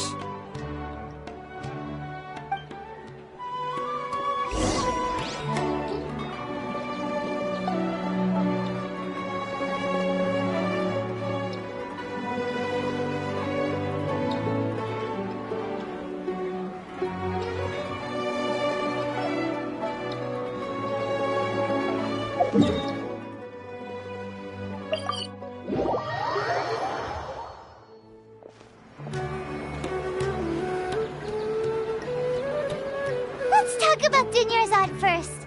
It's such a relief that she's alright. After we parted on the last day of the Sub-Zerus festival, I left the city and saw what the Traveler had described. Among the countless dreams, I found one that was growing fainter and fainter. This proved my suspicion. Once Dunyarzad could no longer bear the Akasha harvesting her dreams, her consciousness began to dissipate. But this also meant it escaped the Akasha's control. Such a small fragment of consciousness can't last for very long, though. It will return to its original dream, where both will gradually fade until they completely disappear. I used all the power I had to keep her dying dream alive as long as possible, but it still wouldn't have lasted for much longer if it hadn't been for you two breaking the samsara. So it looks like we did manage to save Dunyarzad in the end. And not a moment too soon. Huh? Why are you two smiling so happily? I thought you'd be so moved that you'd start crying. I need to spend more time observing human emotions. Both are fine. Everyone reacts differently. All right. You two must have a lot of other questions for me, right? After all, you saved my faithful believer. As your reward, I will answer any and all questions. At the Avidia forest, there was this incense that made the Traveler fall unconscious and dream of a huge tree and a red sky. You also heard someone's voice, right? It said world and forget me. Yeah, so you do know! We've been wanting to ask you what that was about, and if the red sky was related to Conria. It seems like the Traveler established a connection to Irminsul. That was a message left by Greater Lord Rukkhadevata's residual consciousness in Irminsul. Perhaps her last memory before she died. As you two probably know, Greater Lord Rukkhadevata disappeared after the disaster in Conria. The timings of these events do line up, so your suspicions are reasonable. A message from Greater Lord Rukkhadevata? We thought it was from King Deshret. King Deshret? That god who died even longer ago? Some present-day desert dwellers still worship him. You probably just heard some of their conspiracies. Okay, so what does the message mean?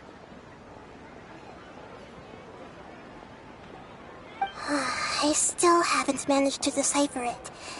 Even the Akasha isn't currently capable of doing that. Greater Lord Rukkhadevata's residual consciousness in Irminsul seems to be contaminated with something that has a very dangerous aura to it. Many devoted scholars go mad as soon as they connect their consciousness. I've warned the Academia about this many times, but people still keep falling victim to it. But I believe this is the key to saving Irminsul. That's why I've kept trying to decipher it. So the tree in the vision was Irminsul? Oh, Tainari also said that Irminsul is sick! Is it because of the contaminated consciousness? But even if you can't figure out what that vision was all about, it seems like our search for you was all in vain.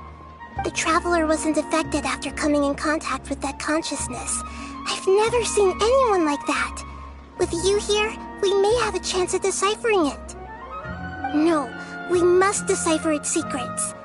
I've already eliminated all other factors that might affect Irminsul. This is the only one left. This puzzle has life and death at stake. It could determine Irminsul's fate, as well as Tevat's.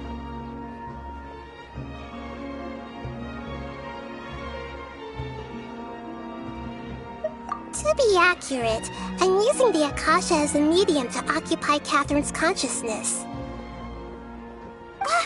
How did you do that? Poor Catherine.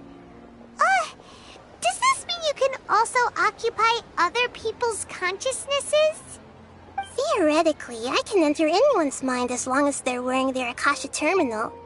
The Akasha is the legacy of Greater Lord Rukkhadevata. As Lesser Lord Kusanali and the first Akasha terminal, my consciousness has always been linked to the Akasha. I've always respected my people's free will, so I've never actually occupied their consciousness. When necessary, I just borrow this bionic Snezhnayan puppet. Hold on. Did we just learn some deep, dark secret? So Catherine is... No wonder Paimon felt something was off about her. What about your own body? Why do you need to borrow other people's? Don't you live in the sanctuary of Surasthana? That story begins a long time ago. After Greater Lord Rukkhadevata disappeared, the sages found my newly born self and took me back to Sumeru. At that time, I was young and weak. The sages kept me in the sanctuary of Surasthana, ostensibly for the sake of protecting me. But I've hardly heard from them since. However, I do understand that they had hoped to find Greater Lord Rukkhadevata instead of me, a symbol of her passing. So, the sages basically put their new Archon under house arrest? How dare they! Why don't you teach them a lesson, Nahida? In some ways, they aren't wrong. Greater Lord Rukkhadevata was omniscient and omnipotent. Even after her death, the Akasha is still empowering this nation. And I'm still really far away from being able to call myself the God of Wisdom. Moreover, the Academia is also more proficient at governing this country. My existence has little meaning.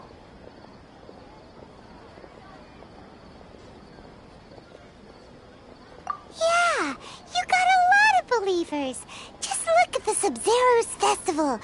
Everyone who showed up truly loves you. Thank you for the kind words. But I honestly don't need physical freedom as long as I can connect my consciousness to the Akasha. Trying to find a way to save Irminsul is my life's mission and top priority. I will work on that, and try to live up to being a deity in the meantime. Every once in a while, I will also take up the duties of the God of Wisdom and enlighten a lost soul here and there. Doing all that, there's never been any big problems with the Academia's governance of Sumeru. This is the first time I've seen them step out of line. I wonder what caused them to go down this path, and what they hope to achieve. Even though the city's residents haven't noticed anything strange, if the Traveler hadn't broken the Sub-Zero samsara, the situation could have become dire. I tried to do some investigating in the Akasha, but I couldn't find anything suspicious. And all the people of interest seem to purposely avoid wearing their Akasha terminals. I think they're deliberately trying to hide something. Oh, that reminds Paimon. In Gandharvaville, there was a sage who had invited Tainari to join some kind of project. Could it be related? Regardless, I need to first investigate the sage's motives, make things right, and punish them if needed. But I'll have to be discreet, or they'll see me coming.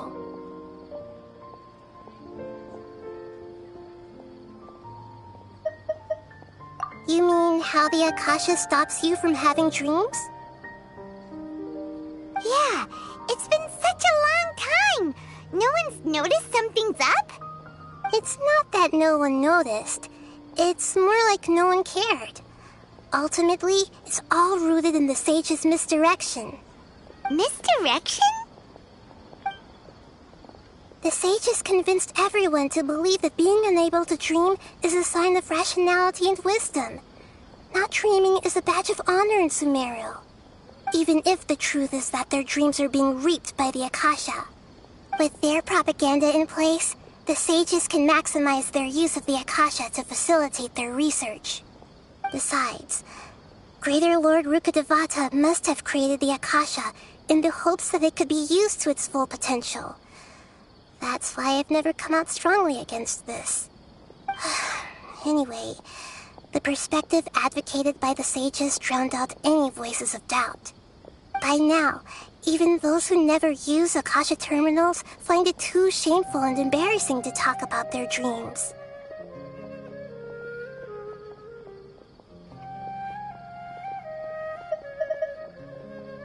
Got it! I hope my answers were satisfactory, seekers of knowledge. To be honest, maintaining Dunyarzad's fading dream took a lot of mental energy. I think I may need to rest for a while. Oh, and you don't need to worry too much about the sage's activities for now. The Akasha won't be able to conduct another project on the scale of the Sub-Zero Samsara in the immediate future. Go and get some sleep. Leave everything to us. What a relief. This is truly the most exhausting birthday I've ever had. Traveler? Paimon? Why am I here? Do either of you know? Maybe you were sleepwalking. You know you can't wake up a sleepwalker. We happened to walk by, so we thought we'd wait for you to wake up. I see. Huh. I should visit my maintenance personnel sometime. Oh, I'm fine. I better go. Thank you.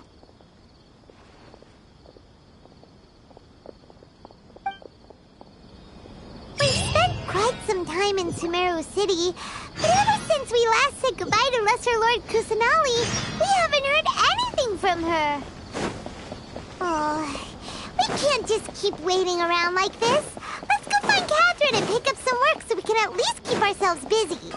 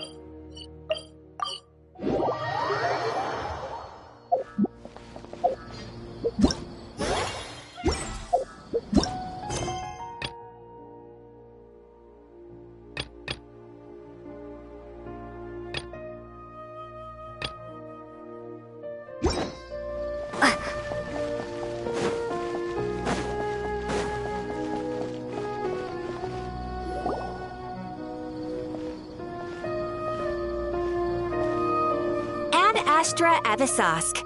We meet again, you two. Hi, Catherine. Do you have any commissions for us today? Commissions, huh? Let me think. Oh, how about this? Please attend the Academia's Academic Symposium this afternoon and recite a love poem on stage. Wait, say what now? And if possible, please also use your camera to capture the reaction of the audience upon finishing the poem. Huh? What kind of commission is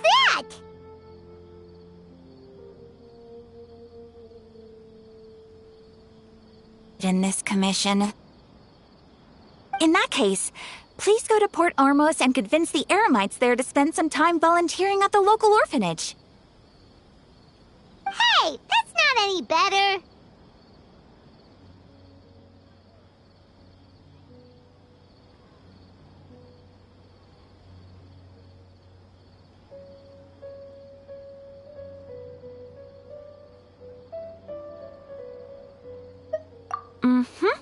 I'm sure the mercenaries will have some interesting reactions as well. Paimon's gotta ask. Just who exactly has been submitting these commissions to the Adventurers Guild? Oh, the commissioner? Well, actually, I just wanted to see the two of you in action. Was it so obvious? I was hoping you would actually take one of those commissions. That kind of chance to observe humans doesn't come by often. Ah, so it's Nahida. Paimon just knew Catherine wouldn't crack those kinds of jokes. When did you get into her head? From when she said, add Astra Abisosk. So it's been you this whole time? Are you done resting up, Nahida? Yes. I've been sleeping ever since we parted ways, and I even had a really, really long dream. It was another dream about the Sub-Zerus Festival, except it was a happy one. In my dream, I was sitting in the middle of a flower terrace, and everyone in Sumeru City was holding hands as they danced in circles around me. They danced round and round, and everyone looked really happy. I also got to sit on a gigantic flower carriage. Ferris, the Knight of Flowers, raised me really, really high above the ground, and I was throwing an endless amount of Yalda candies at the children. You know, Nahida, maybe your dream is how the Sub-Zerus Festival really should be. It's meant to be a joyous time where everyone gets together to celebrate your birthday.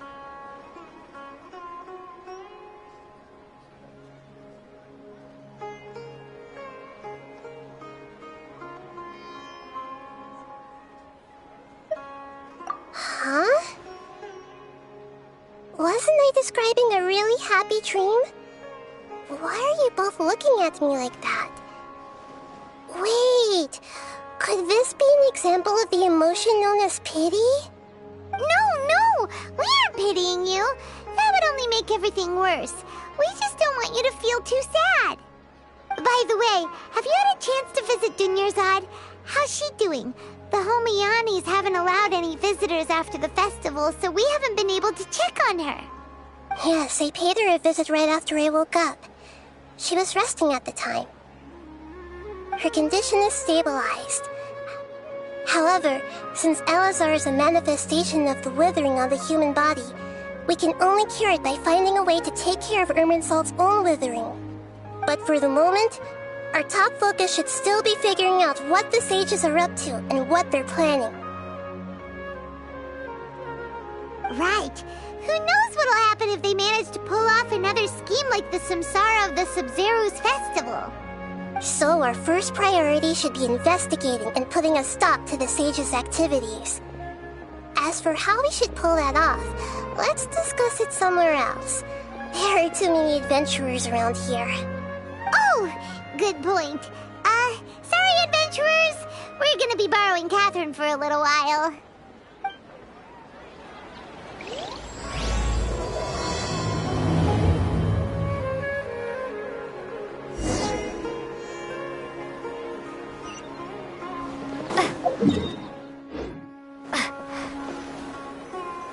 Let's continue our chat here.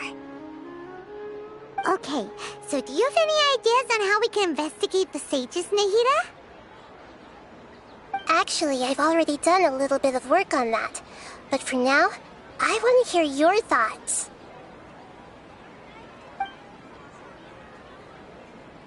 I've already tried that, but all the key members of the Academia, even the core of 30 guards, intentionally avoid wearing their Akasha terminals.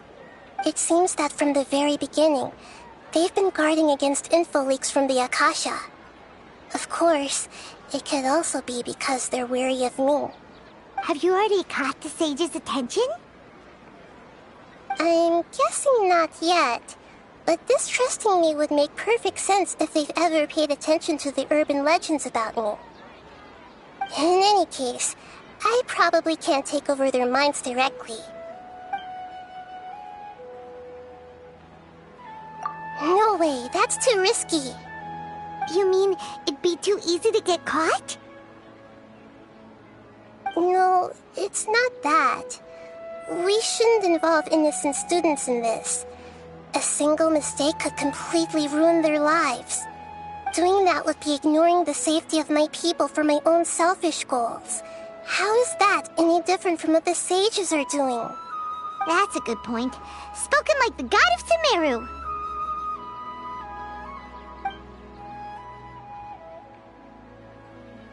We're in the dark as of now.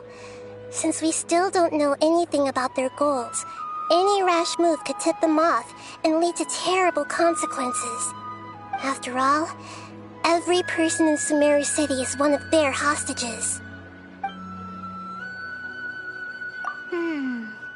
Are we really out of ideas? Nahida, you're super smart, so you already have something in mind, right? Don't keep us in suspense. Spill the beans already. According to a popular theory from the Vahumana Darshan of the Academia, rejecting impractical motions at the beginning of a planning session will give more weight to the actual proposal. Okay, but aren't you the god of wisdom? You don't have to use that kind of gimmick to make us take your ideas seriously. Well, I've been thinking that if I can't directly possess the leaders, and if I can't get ordinary people involved, then I should find someone who's already involved, but hasn't decided to side with the sages. You're saying we should recruit a spy? That does sound like it could work. Oh, before coming back, we met someone named Al-Haytham. He seems like he acts alone, and he likes doing stuff behind the Academia's back. They probably aren't in cahoots. Actually, I already have someone in mind. Do you still remember that female scholar named Setaria? Setaria? Paimon remembers now. Isn't she the one who's always trailing behind the Grand Sage of the Academia? We ran into her basically every time the Sub-Zero's festival repeated itself. You could even say we're old enemies by now. Paimon still remembers the smug and mean way she always spoke to Nilu. I've always liked observing all kinds of people, and Setaria has always stood out from the crowd. She was born in the desert and was hailed as their greatest genius. Her academic gifts allowed her special admission into the Academia, and also gave her the opportunity to serve as the sage's assistant. Oh, Paimon didn't know she was from the desert. She must be pretty special then. Paimon feels like most of the desert dwellers around the city are working as mercenaries. The name Setaria means star. When she lived in the desert, she shone like the brightest star in the night sky. Later on, she was chosen by the sun. The star was given a place in the daytime sky to complement the sun's dazzling light. Soon after, the star witnessed the sun scorching the earth, which brought forth many disasters. The star began to waver. Instead of staying beside such a sun, wouldn't it be better to return and light up part of the night sky?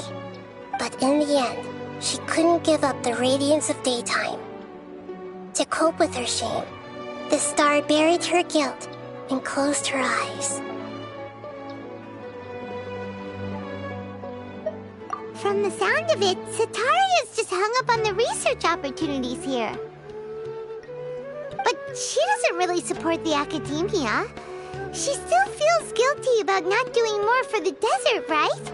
She's just running away from her problems. Indeed. When they are presented with complex moral issues, many people will simply plug their ears and go with the flow until the problem can't be fixed anymore. She's suppressing a lot of guilt, but before she realized it, she had already become the sage's accomplice. She can't deny her part in their schemes anymore.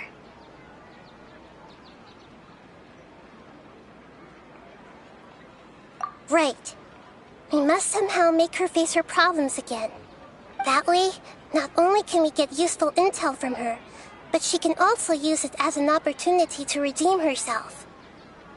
From my past observations, Sataria will take a day off from the academia every 10 days to do some shopping in the city. Tomorrow afternoon just happens to be a shopping day for her. That'll be our chance. To prepare, let's go check out some of her favorite spots and have a quick chat with a few of the vendors there.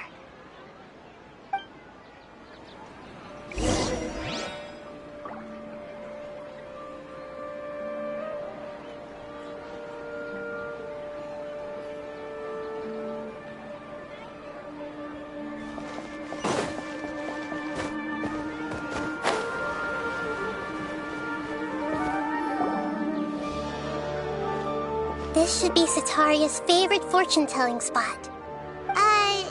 So should we ask the fortune teller about Sataria? No, I already have enough information on Sataria. The most important thing now is for you to pay attention to the vendor's talking style and key characteristics. Talking style and key characteristics? My poor lost lambs. Have you become troubled over your fates? The divine voice of wisdom often echoes between mine ears. If thou be blessed today by the gods, I may be able to show you the way. Huh? Really? Nahida, you've been whispering things to her? Shh! My friend here has some doubts regarding her future. Of course, of course. In that case...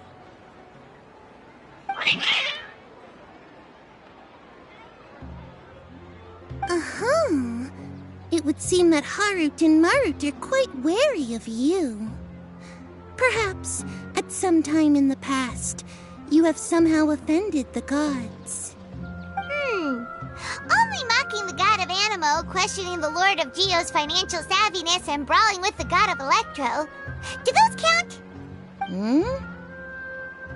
Oh, nothing. Go on, pick an aspect for her to divine.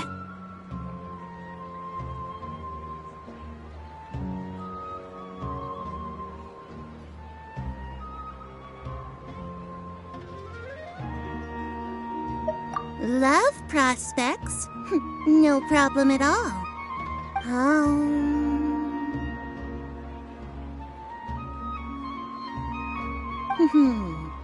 The gods have spoken. The truth shall be revealed. One who is fated to cross your path will appear on...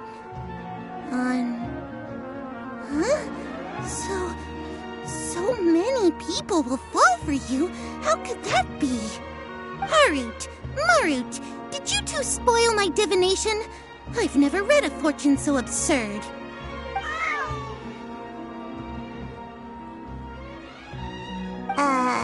Actually, Paimon thinks this is probably the most accurate fortune-telling you've ever done. I admit that the orientation of today's celestial matrix is, suboptimal.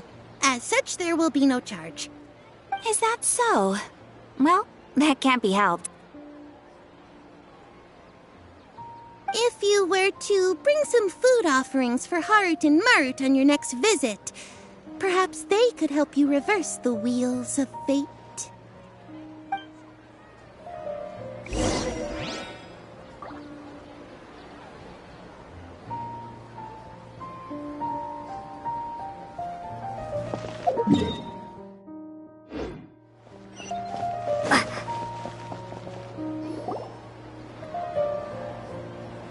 Is this another one of Sataria's favorite stalls? Yep. It belongs to a king. His father helped Sataria a lot when she first moved to Sumeru City, so she still comes by whenever she has time. When I start talking with him, listen carefully to the details of our conversation. Ah, dear customers. Would you like to look at some pottery? We caught wind of your great craftsmanship, so we specifically came to take a look. Oh, I recognize you. Aren't you Miss Catherine from the Adventurers Guild? Sounds like I'm in for some big business. Speaking of, where did you learn this trade? I suppose you could say it all started with my dad. He's a mason by trade, but I picked up an interest in clay while apprenticing for him. After that, I began making pottery by myself in secret, and I simply changed trades when my works turned out well. Although it's a pity that I'm no longer making much use of the knowledge provided to me by the Akasha.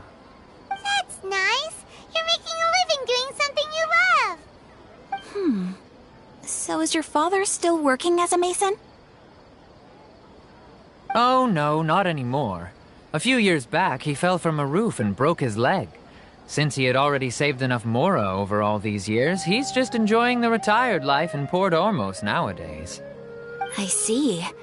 We wish him peace and happiness in his retirement. I'll have someone in charge of logistics at the guild come by another day for some goods. We'll leave you to it. Take care now. No problem. Rest easy, all our goods are sure to meet your every need.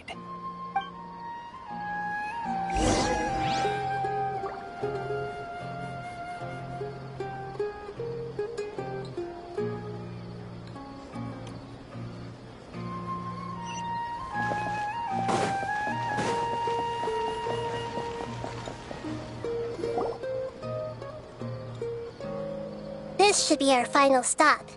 Sataria's always thinking of this restaurant when she's working at the academia, so she always comes by whenever she's out in the city. Nahida, you've really thought of everything. It's my duty to protect Sumeru's citizens, after all. Hi there. I feel like I've seen you down by the docks before. Huh? Sorry, I don't quite remember. If I recall, you were having a discussion with someone about shipbuilding at the time. Ah, that's right. I've always been really interested in feats of marine engineering. After all, I grew up in Liyue Harbor and spent my entire childhood staring at the ships going in and out of the port. I came to Sumeru to study, but failed to make it into the academia due to my lack of talent. But I'm still discussing all kinds of problems with different scholars, and I'm continuing to study and perform research from the restaurant's basement. I'm sure I'll get into the academia after their next round of exams. What an admirable spirit for learning! Amazing! Sure, but you'll find hardworking people wherever you go. So this restaurant has a basement as well? Huh. First I've heard of it. That's right. It's not usually open to patrons. Most of the time, employees use it for breaks or to hold private events. I see. Guess that makes sense. Well, good luck with your studies, Miss Chishan. Thank you so much. As long as I can make it into the academia as an official student, I'll be happy.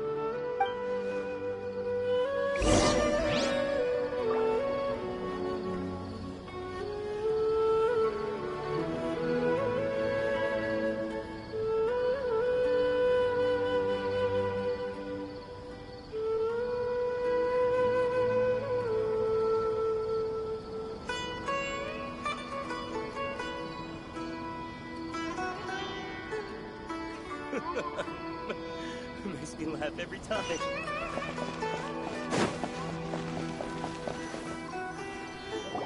So, was that everybody? Mm-hmm. 3 familiar faces should be enough for Sataria. What's the point of all the information we've collected? Nahida, you still haven't told us how you're planning to make Sataria face her problems. Sataria is already used to avoiding her problems, so we must find a way to break through her usual sensibilities. I remember you mentioned that the Eremites in Port Ormuz are all making a fuss about the upcoming resurrection of King Deshret. Although it's all just a boatload of nonsense, the faith of her homeland may turn out to be Sataria's soft spot. Oh, Paimon gets it now! You want to take advantage of the guilt Sataria feels about her homeland.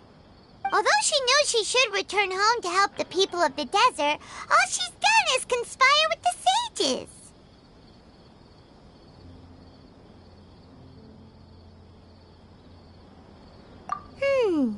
So how do we set that up? Well, King Deshret is long gone, and Sataria is also too smart to fall for any simple tricks. If we simply engaged her under the guise of King Deshret's believers, she would definitely be wary of us, and we may not get anywhere. But if we were to borrow some of her close acquaintances to talk with her, her reaction would probably be very different. So, you mean you're going to possess those people we just talked to? Yep. Possess them through the Akasha. Imply they've already converted to the faith of King Deshret, and then convey our made-up will of King Deshret.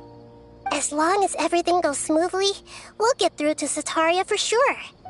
She'll never guess that we had anything to do with it. So that's how you're going to use all the info we collected on these people. It's so that you won't slip up and break form. Possessing them will only work if you can manage to pass off as them. Exactly. So, best of luck with impersonating them. Huh? Best of luck? But we don't know how to possess anyone. That's no problem at all. I'll just share all their senses with you once I've possessed them. As long as you're also wearing an Akasha terminal, the effect will basically be as if you've possessed them yourself. Huh. That is pretty convenient. But why does she have to do this? Can't you do it yourself? Although I've been observing humans for a while, I've never been good at imitating them. You're not wrong. It's always been painfully obvious whenever you try to pass as Catherine. I prefer to leave these people alone, but seeing how things are now, I probably should just accept it and push on. Yeah, don't beat yourself up over it. We're only doing this to help everyone, and we'll only be borrowing them for a little while anyway. Alright, then let's give it a go tomorrow afternoon.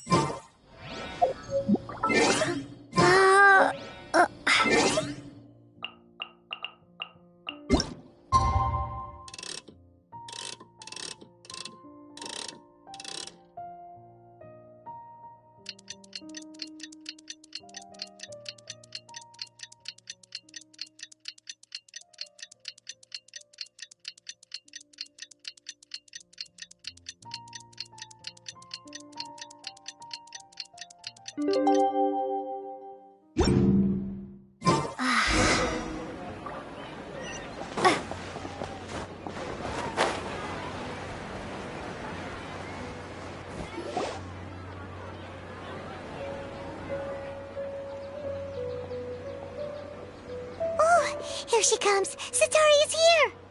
Let's quietly follow her. Once she starts talking to her acquaintances, we'll find a safe spot to begin possessing them. As for how we'll sway her to our side, I'll leave that to you. I trust you'll know what to say. Paimon's starting to feel kinda nervous. Okay, let's go. Looks like they've already started talking. Let's find a hiding spot and get started.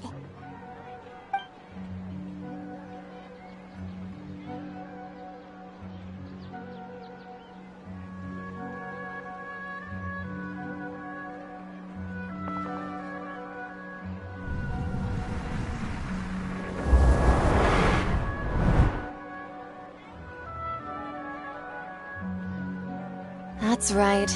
You really can't force anything when it comes to love. And besides, everyone around me has a very different background and outlook. Are you still listening to me, Nabia? Oh, of course I'm listening. You were talking about troubles with your love life, right? I heard everything you said. Okay then. You just seemed a little distracted for a moment there.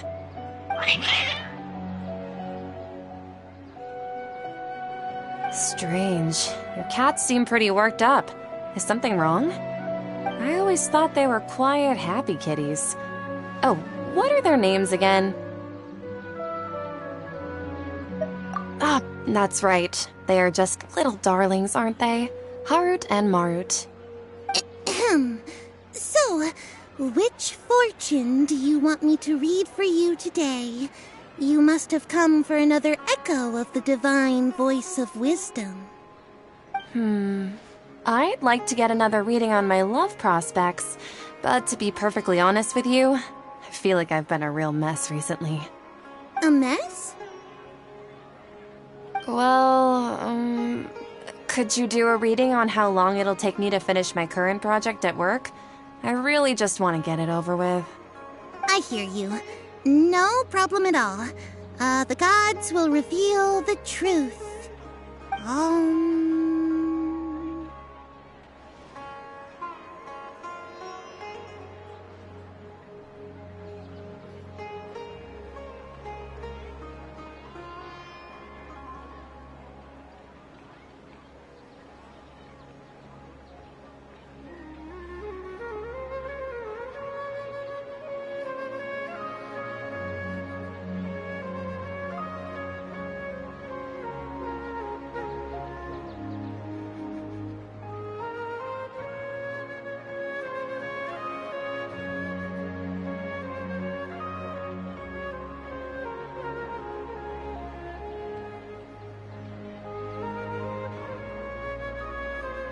The gods are asking, Sataria, why haven't you gone home?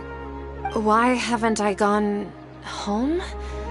Do the gods really know everything I've been thinking about? Sataria, why don't you just go home? It's a demand now instead of a question. The gods seem to be truly upset. I'm sorry. I know I failed the gods. Please pass on my most sincere apologies and ask for their divine forgiveness. And if I may ask, Nabia, is there a specific god who's speaking to you right now?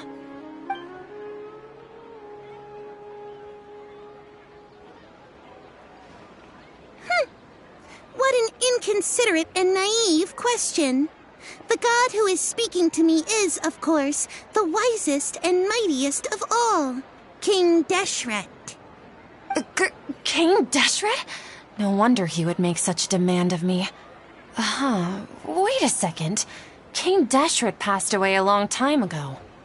Even though news of King Deshret's resurrection has been spreading like wildfire, it's all just a misinformation campaign from the academia. How can King Deshret still exist in real life?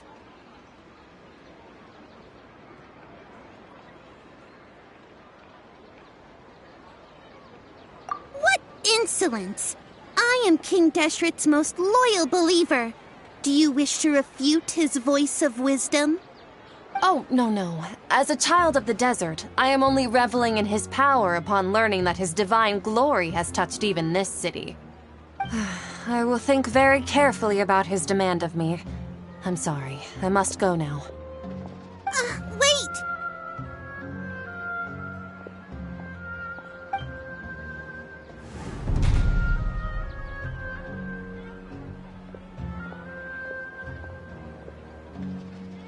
Whoa! She just ran off in a hurry.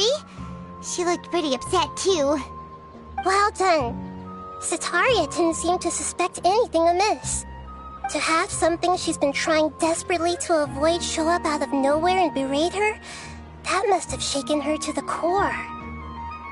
Aw, Nahida, it seems like you understand human emotions really well after all.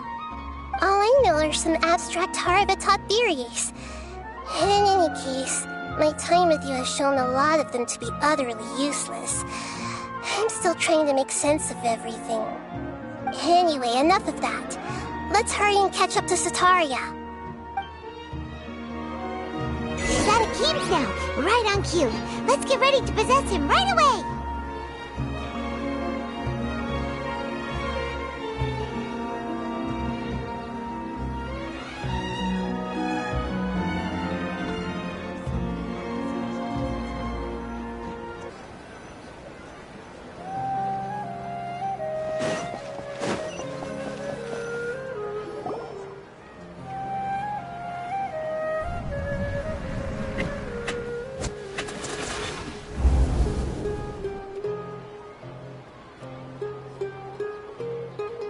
It's okay. I just got caught up in something. Oh, actually, didn't you ask me to help you look for work? What kind of work were you looking for again?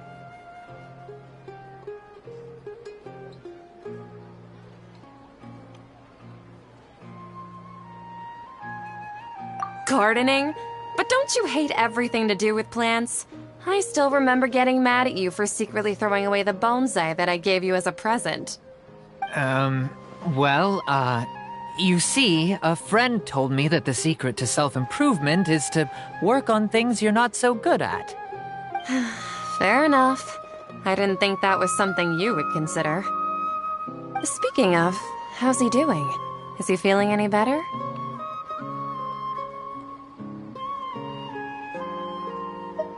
Huh? Wasn't he nursing a leg injury? If I recall correctly, his strong arms had always been his pride and joy. He sprained his arm a while back while trying to show off his strength. I thought you'd heard. Actually, while we're talking about him, is he still living in Port Ormos? Yeah, he's been retired there for a while. If you could find the time, please write him a letter. Let him know that recently, faith in King Deshret has taken root in Port Ormos and has begun to spread across Sumeru. He has a quick temper and has always been a devout follower of the Dendro Archon. I don't want him to get into a fight with those King Deshret believers because of a difference in beliefs. Oh? So, who are you siding with in all of this? The Academia or King Deshret? I'm so jealous of you. You were born a child of the desert, yet you chose to betray King Deshret, and now you spend all your time with those crooks from the Academia. Akeem, you don't mean... you've also become a believer of King Deshret? What's so strange about becoming a believer of the wise King Deshret? In fact, aren't you the strange one? The one who still can't pick a side? Can't pick a side? Me? Whoa! Paimon had no idea you'd be so good at this!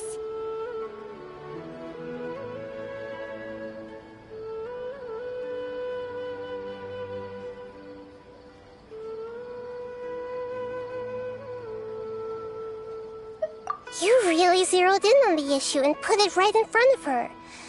It might feel a bit overwhelming for Sataria. But once everything is over, I'll be sure to pay her a visit to her mind and explain everything. Anyway, let's keep going.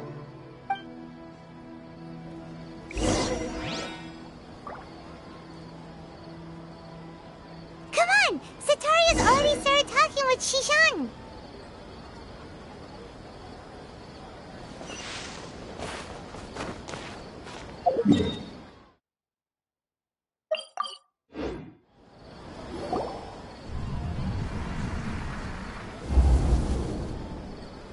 So, Shishan, have you noticed anything weird in the city lately?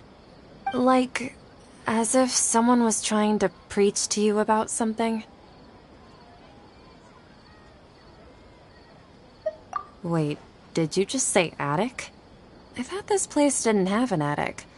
Also, don't you usually study in the basement? Well, the restaurant recently added an attic. I've been studying there because it has better lighting. Oh, right. Speaking of strange things, I celebrated the Sub-Zerus festival so many times that I lost count. That was really weird. Wait, how could you be aware of that? That should be impossible. Nothing in the report indicated anything like that. Are you still failing to realize that the Academia's lowly tricks could never deceive all of Sumeru's citizens? Shishan, don't tell me that you've converted to King Deshret as well. What an absurd question. You make it sound like I should be ashamed for becoming a believer of King Deshret. In reality, shouldn't you be the one who is ashamed? You, who works side by side with the Academia and treated people as nothing more than experimental subjects? Please, please stop! Even now, Satari is still trying to run from her problems.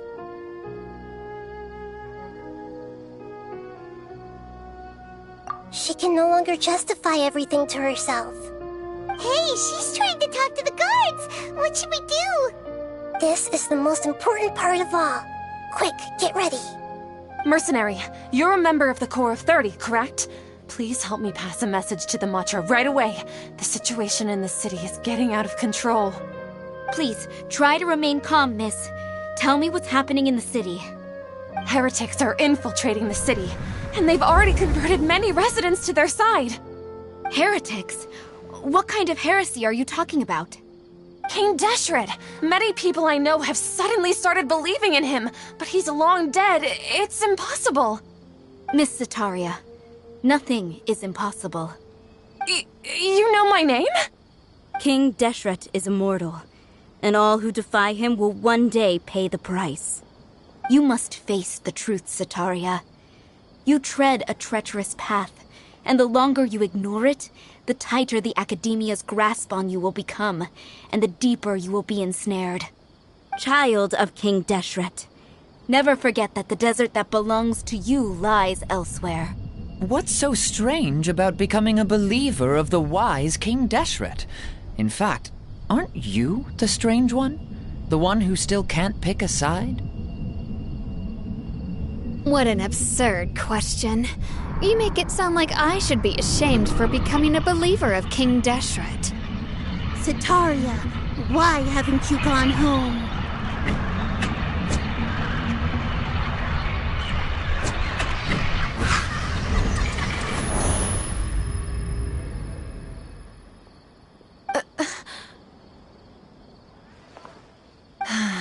It seems that no matter where I run, I only keep finding more believers of King Deshret. I have to say, this is a familiar feeling. I've also been running from my guilt this whole time.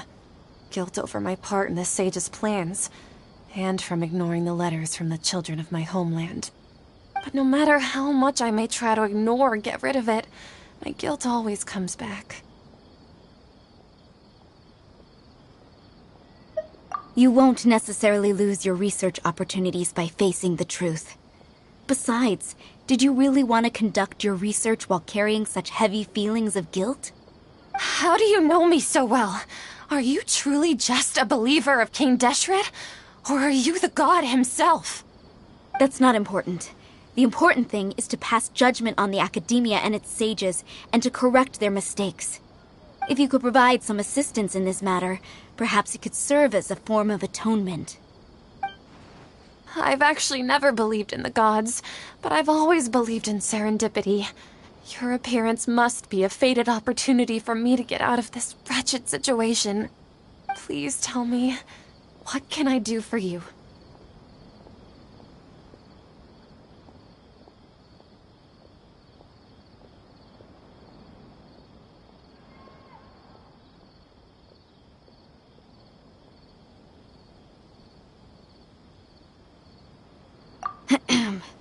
How much do you know about the Sage's current activities? I was just one of the designers for the massed dream harvest scheme, which is what happened around the Sub-Zeru's festival. But I know very little about the full scope of the overall project. I'd assume that only staff with the highest clearance would have access to those confidential documents. I've just been working to meet the Grand Sage's specified requirements. However, there's something that's been really bothering me. I heard that a scholar who was previously expelled has returned to the city, and even the sages are still quite wary of him.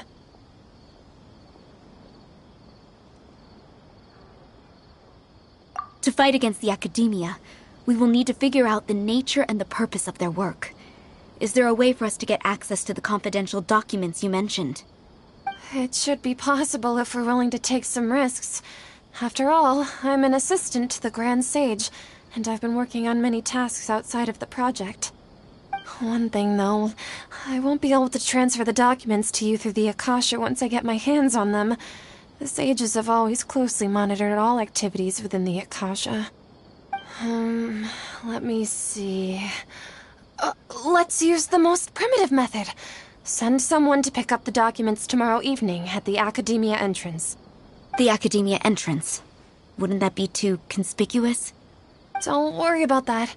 I assure you, this won't be a trap. I'm only suggesting this location because it'll draw more scrutiny for me to leave the Academia again. It'll be safest for me to distract the guards long enough to hand you the documents. All right, I trust you. So, if I were to successfully complete this task, would it mean I've atoned for my wrongdoings? That'll depend on the judgment of the Dendro Archon. The Dendro Archon. That's right. Her people are the ones we have endangered. As the God of Wisdom, she's also the one responsible for judging and guiding the scholars. Maybe it's time for me to find a god to believe in. Just as Nahida predicted, we've managed to bring Sataria to our side! The Traveler's execution was ingenious. She's the one who deserves all the praise. Well, now that we've made plans to meet again tomorrow evening, all we can do is pray for Sataria's mission to go off without a hitch. Pray? But if we're going to pray to the gods, aren't we just praying to you? God of Wisdom and Guardian of the Scholars? No. The truth is the true Guardian of Scholars. I've always believed that.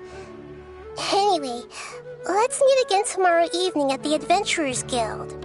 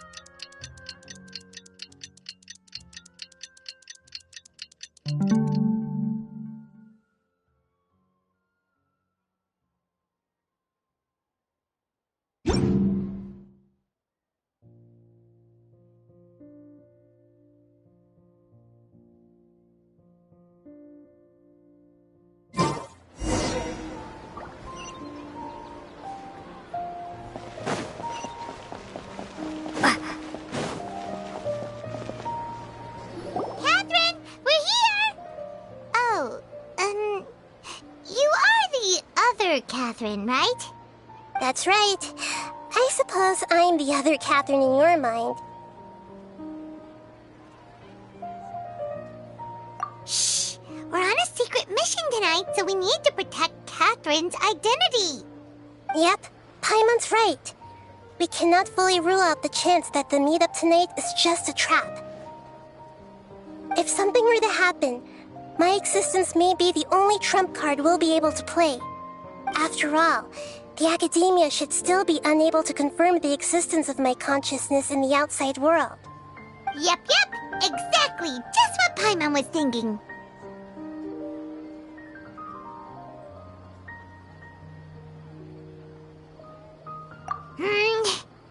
Anyway, enough about that. Let's just make sure to be on our guard.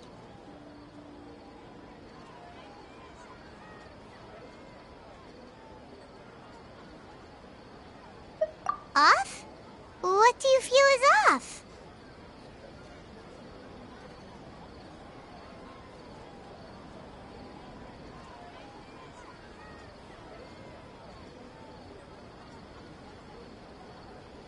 It's the middle of the night. Of course it's quiet. You're not getting paranoid, are you? No, I think she's right. It really is a lot quieter than usual. If you look around, there seems to be fewer people on the streets. I'm not sure if this is the case for the entire city, though. Huh. Maybe it's just a coincidence. Maybe Sataria figured out a way to not only distract the guards, but also to get everyone to go to sleep early, just so we can exchange the documents in peace. I also can't quite figure out why things feel a little off. But now that we're here, let's go ahead and meet her as we planned. Well, regardless, as long as you're here with us, Paimon feels a little safer.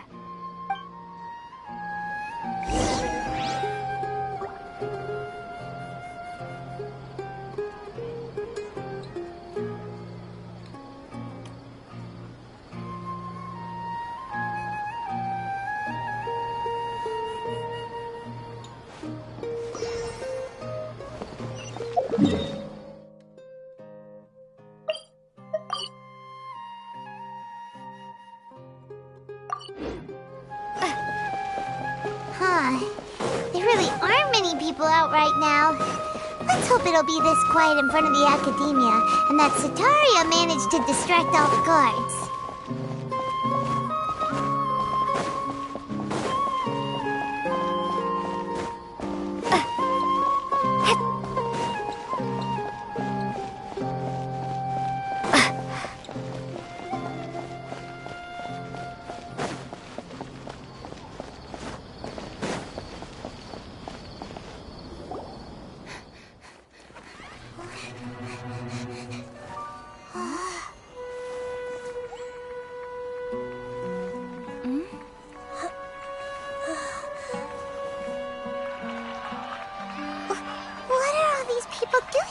This hour of the night.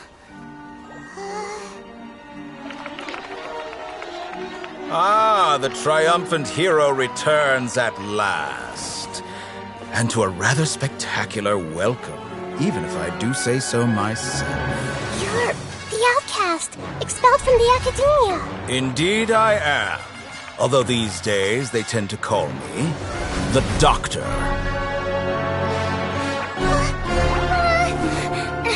If you're looking for your researcher friend, she has already been taken into confinement. With some basic caution, she could have discovered the listening device on her person. Clearly, she lacks the degree of rigor expected of a true scholar.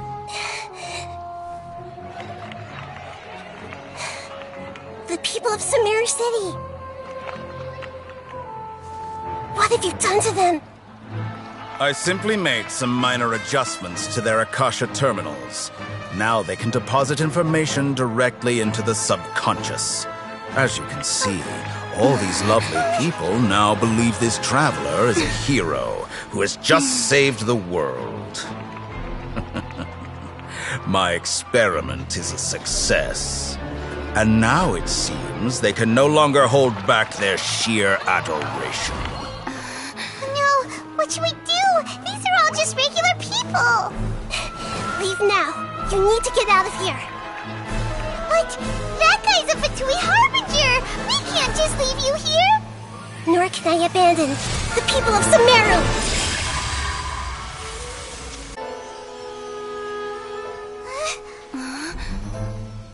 Don't worry. We'll meet again outside of the city.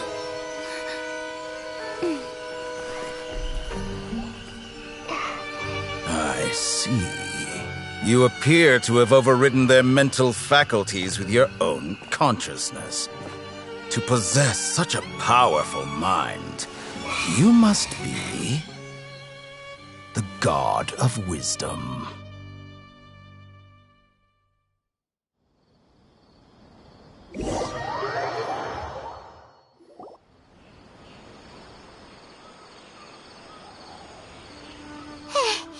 This should be far enough.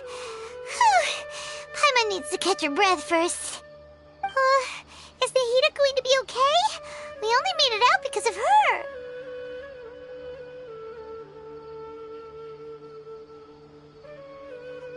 Paimon wasn't counting on running into a new Harbinger here, let alone such a high-ranking one. That guy was number 2. So scary. He called himself the Doctor. Remember, Tainari told us about him. Sataria did say that someone who once got expelled from the Academia came back recently. And that even the sages are wary of him. Yep, sounds like she must have been talking about the Doctor.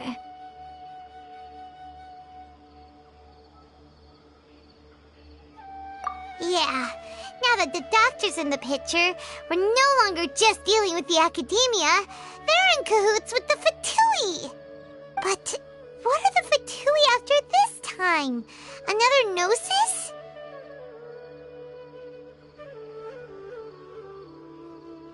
Yeah, things would be a lot easier with Nahida's help. Nahida said we'll meet again outside of the city. But we can't just keep waiting around, right?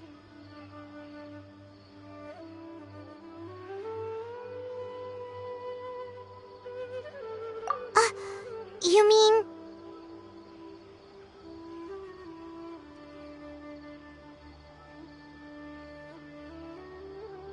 Oh, right! Wasn't he invited by the sages to work on some project when we were staying with him in the Vidia Forest? That has to be the same project. Even though he turned it down at the time, he might still know something. There's no time to lose. Let's go to Gandharvaville.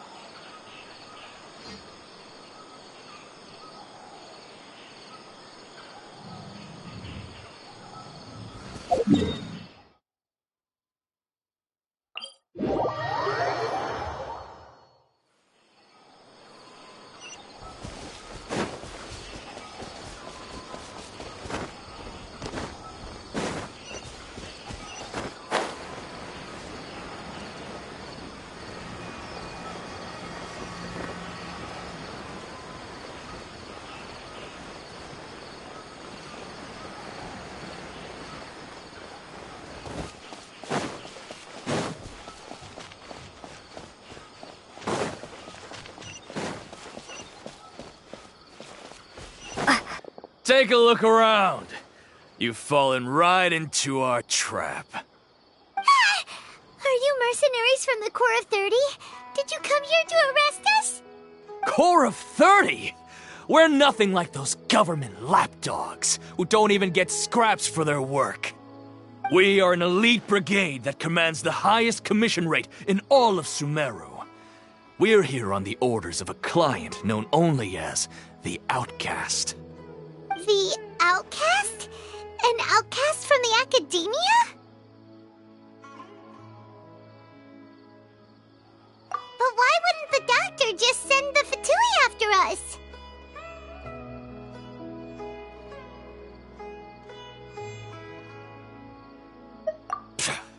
Still wasting time on idle chit-chat.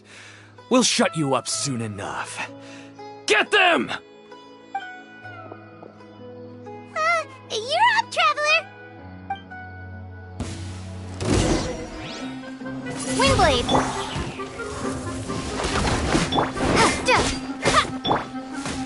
Don't be such a brute.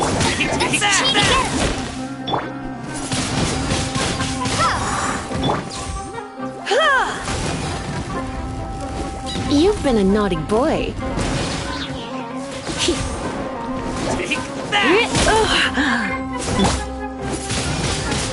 Windblade! Prepare to be blown away! Let's spark things. No one escapes my...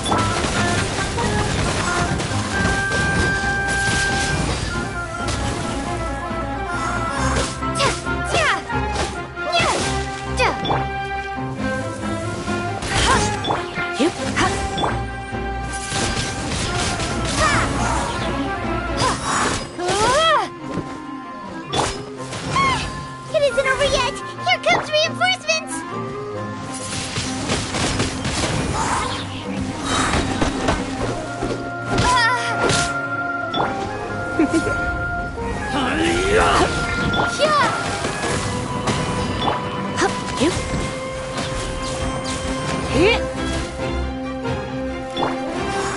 Try to keep up. Windblade! Let it rain! That was pretty rough. Is that what elite mercenaries are like?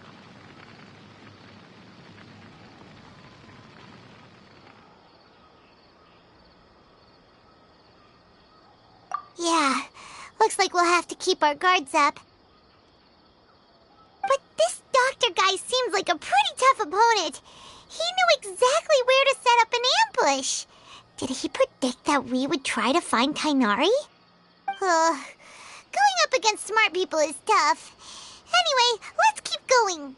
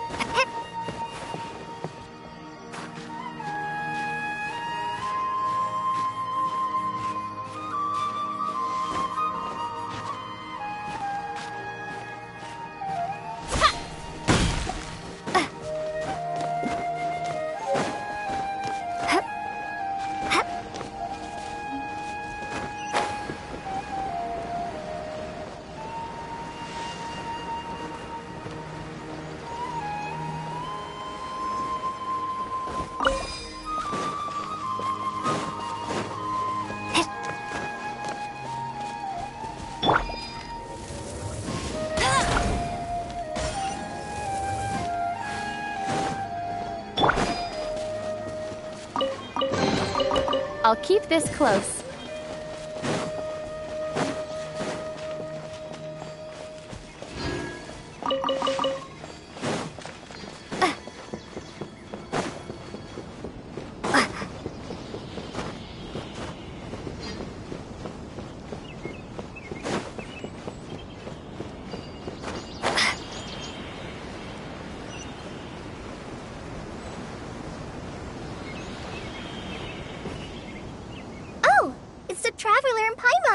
What are you two doing back here?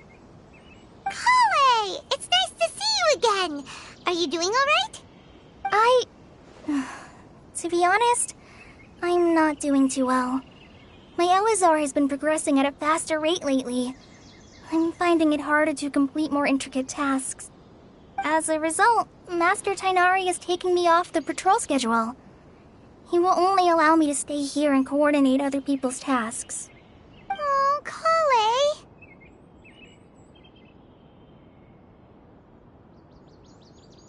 Speaking of Tighnari, did he go off on patrol? We're here to talk to him. Oh, Master Tighnari? You just left the Avidia Forest a little while ago. He was headed to Pardis Di. He left? But isn't Tainari always saying that he never wants to leave the Avidia forest? He even turned down the sage's invitation. I thought it was weird too.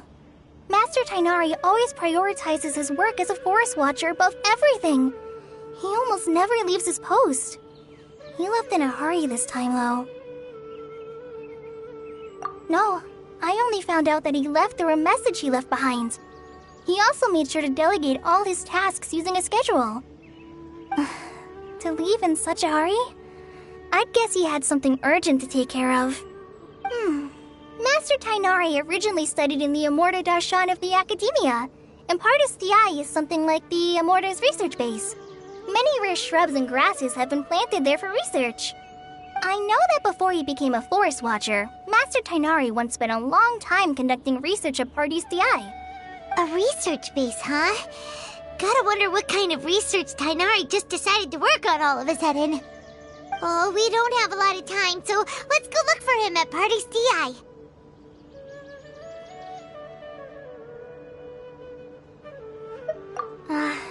Don't worry. I'm fine. I'm used to living with Elazar by now. If you run into Master Tainari, please send him my regards. Got it. Will do. See you later, Kale.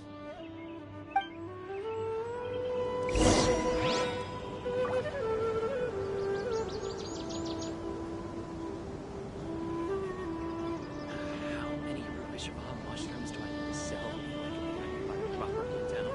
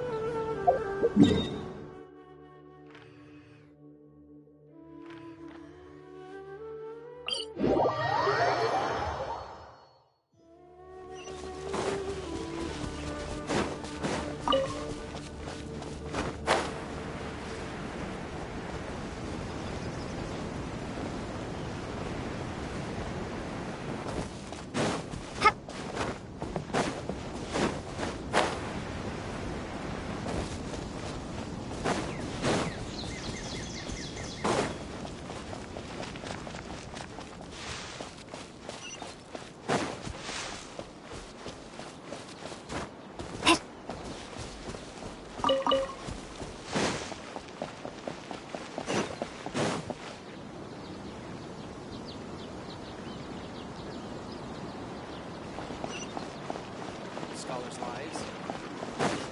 Rather than asking all these questions.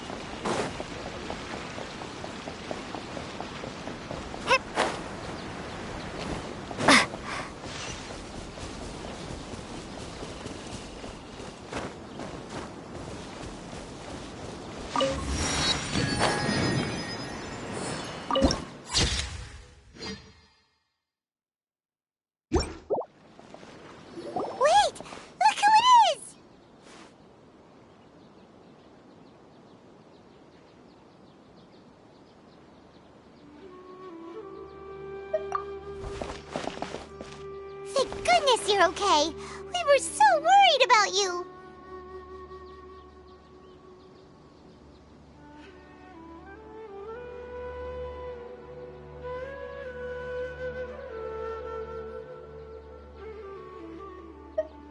Hey, this was supposed to be a touching reunion, but you're ruining the moment.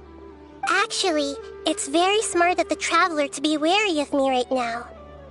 After all, the doctor has shown that his technology can apparently even control human minds. Plus, it's not like you could have known what happened after we split up and I was facing the doctor by myself. Even a pool of stagnant water after a torrential storm can occasionally pass as a patch of sky. Paimon feels like only the real Nahida could come up with such an obscure analogy.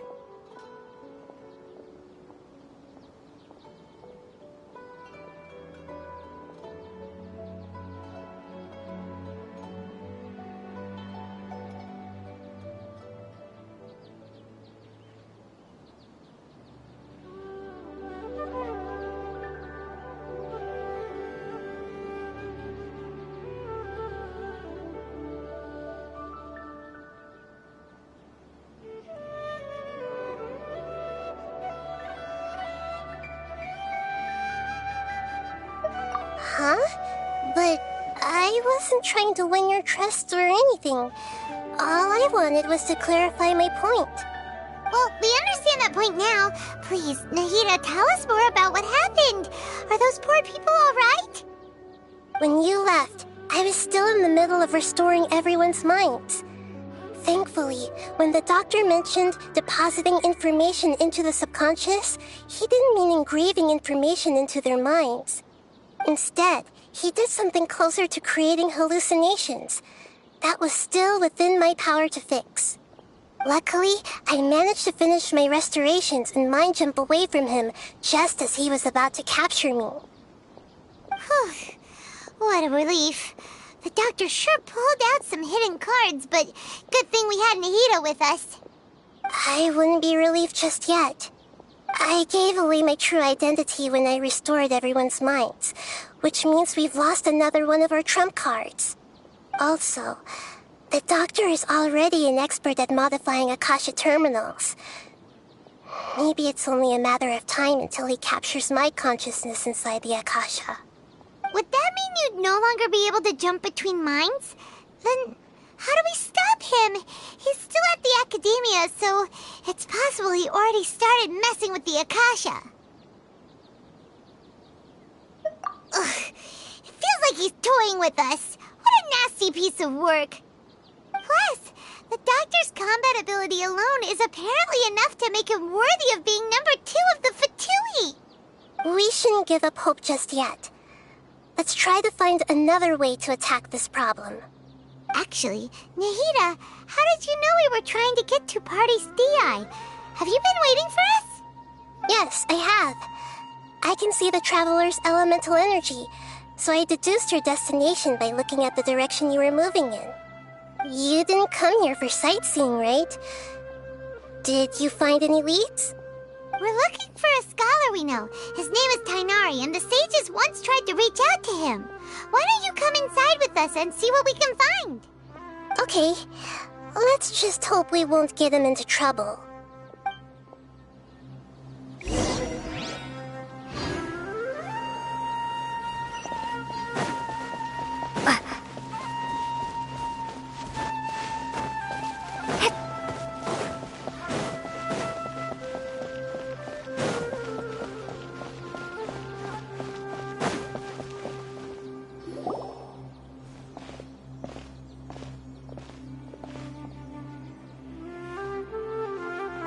Traveler? It is you! Ah, it's Hypatia! Ah, what a pleasant surprise! It's so nice to see the two of you again. Who's this? She's a scholar we met in the Avidia Forest. When we last saw each other, she was still training in the... what's it called? Satyavada life? Oh, I see. That's right, we're old friends. You've come at just the right time. Ever since I've come here, hardly anyone has even talked to me. Hypatia, you're way too excited about this. Actually, for you to leave the Avidia Forest means... you're not in training anymore? Wait, no. Did you already finish your training and reach Pariporna life? What do you think? My consciousness has already managed to make contact with the divine. You did it? Congratulations!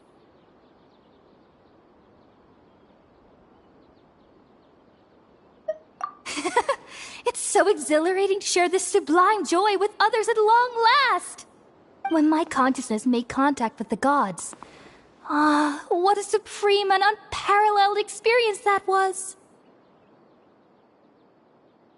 That sounds incredible!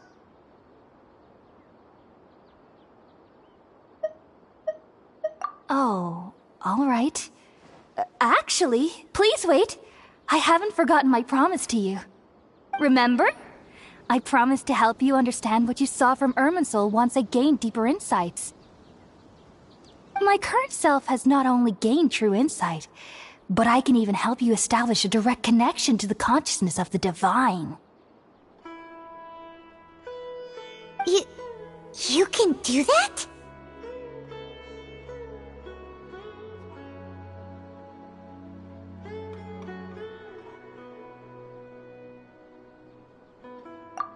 I've never heard of anything like that, but if you want to give it a try, I'll do my best to protect your consciousness during the process.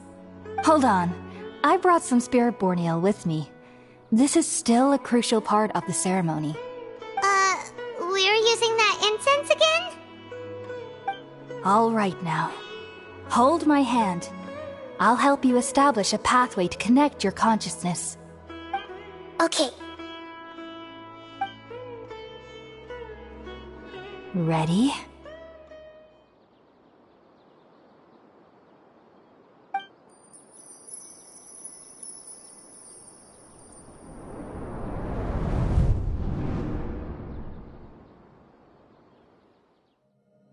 It took 3 betrayals for me to finally understand.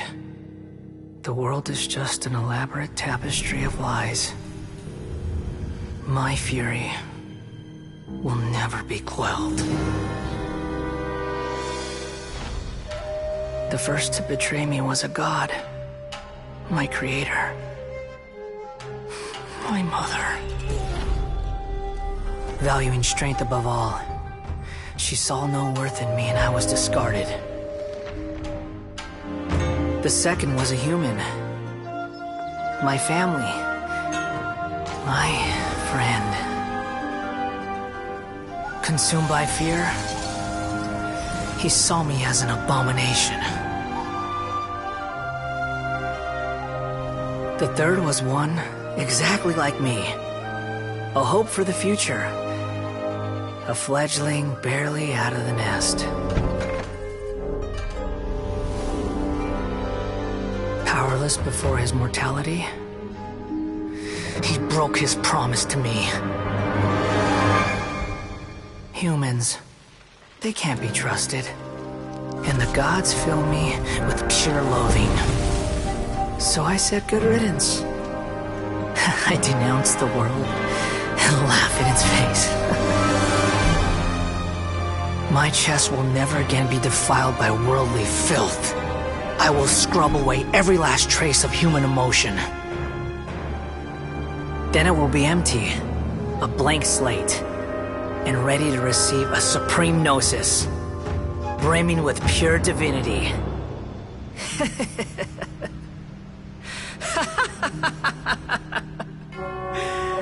There is no need to fear. The pain will be brief. Your era is coming to an end.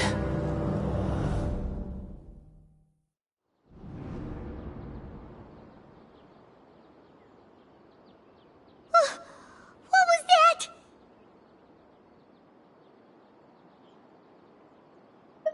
Did we actually just see the Balladier's memories?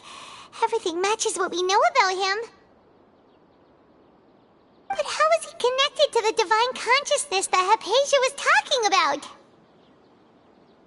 You saw it, right? You felt it, right? Such a majestic god! Such a noble will! Such sublime emotion! Alas, shame. If only that which beats within my chest wasn't a filthy mortal heart. Oh, great and merciful God, please grant me forgiveness and salvation. Do you understand now? I'm afraid this is no Puripurna life, but rather...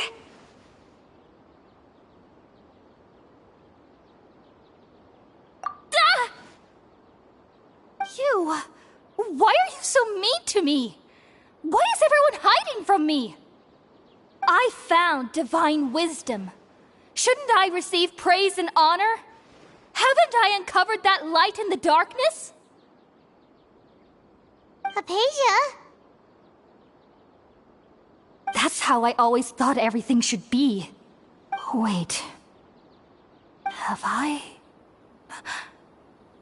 already lost my mind?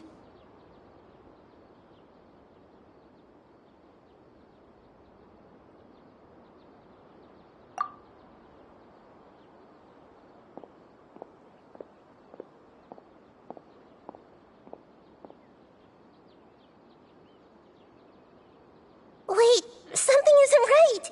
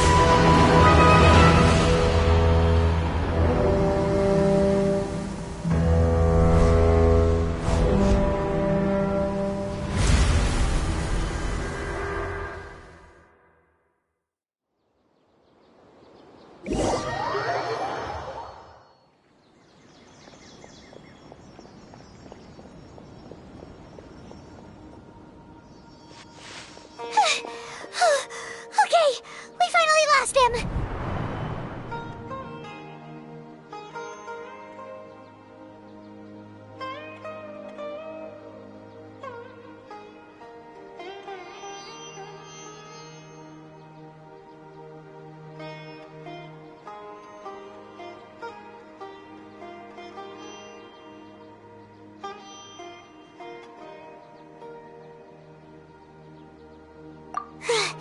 Are you okay, Nahida? Wait, no. Something feels different. You're back! Oh, the Traveler's back?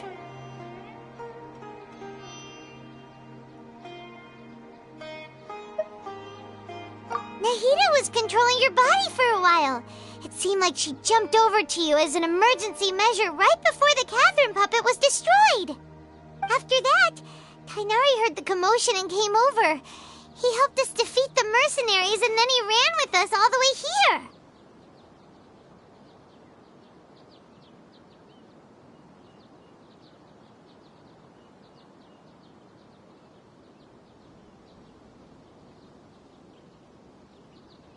What? You swapped places? You mean your consciousness also went into Nahida's body? Wait, then where is Nahida's consciousness? Where is she now? I never imagined that an individual's consciousness could be transferred around like this. Had I not seen it with my own eyes, I would have never believed it. I don't think this can be achieved with current human technology. Also, while we were running, the consciousness in your body told me to pass on a message. She said, "The doctor has found a way to trap my consciousness, so I can't journey with you anymore. But even in a moonless night, a shower of starlight can still drown out illusions and lies." Oh no! Nahida's trapped in the sanctuary of Surasthana for good this time. Was that message all she left for us? It's pretty vague.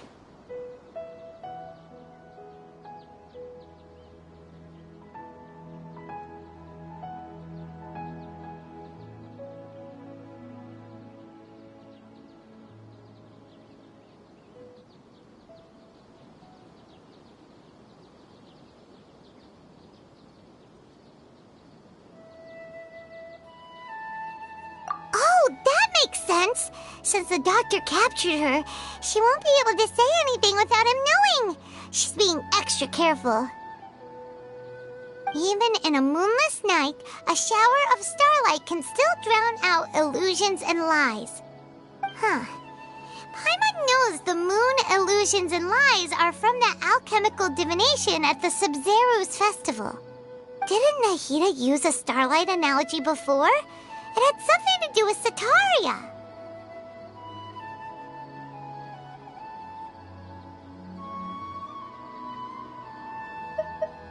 Oh, that makes a lot of sense. Huh. Do you think Nahida was telling us to go find help in the desert? But she isn't with us anymore. Think we'll be okay? Paimon, you said Sanctuary of Surasthana, correct? Does this mean that this Nahida you're talking about, the consciousness who was occupying the traveler's body, is the Dendro Archon? Your guess is correct, but the situation's a bit complicated, so it's really hard for us to explain right now. That's all right. A scholar's curiosity doesn't need to be appeased right away. As for the complicated nature of the situation, safe to say I have witnessed that for myself. I've spent some time with you, and it looks like the Dendro Archon's also on your side. So, I trust you. Thank you, Tainari. Oh, actually, we came here to ask you a question. What do you know about the project that the sages have been working on? That. While I was indeed invited to join that project, the sages were always secretive about its scope and goals, so I eventually declined. All I know is that the project has something to do with the restoration of Irminsul.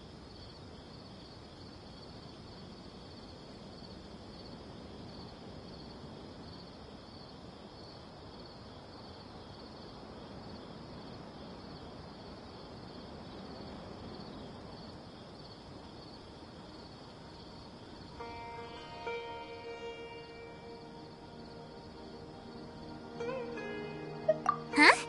Did you see something when you were in Nahida's body?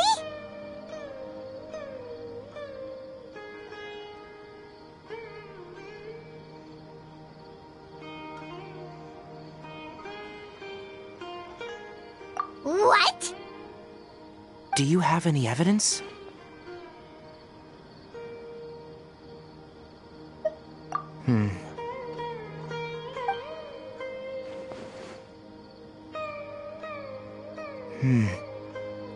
So that's what happened.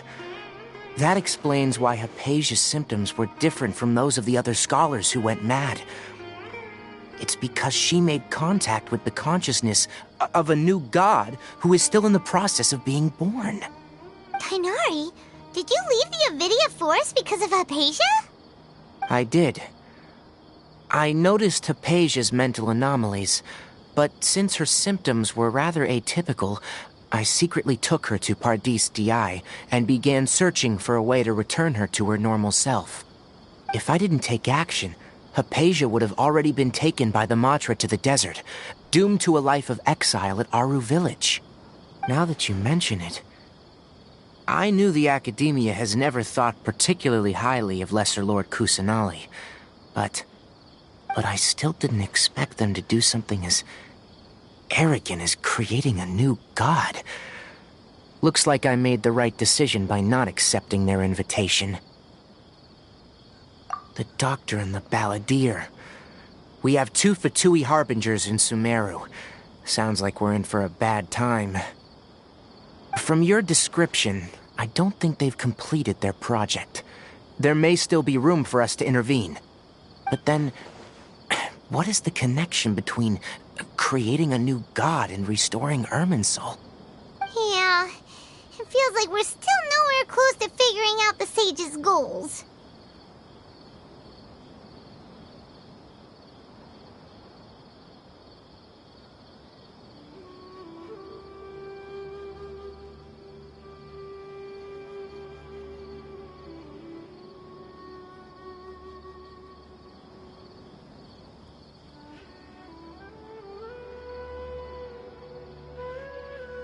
Right. We've pretty much gone over everything we need to know, so we should head out. How about you, Tainari? What are you going to do? I'll stay here for now. I still want to try a few more things to help Hypatia. If you're planning to go into the desert, start by heading for Caravan Ribat. That'll be your fastest route. Come find me here if there's anything else I can do to help. May the spirit of wisdom go with you. Thanks, Tainari. Hopefully Hypatia will feel better soon. We're off then.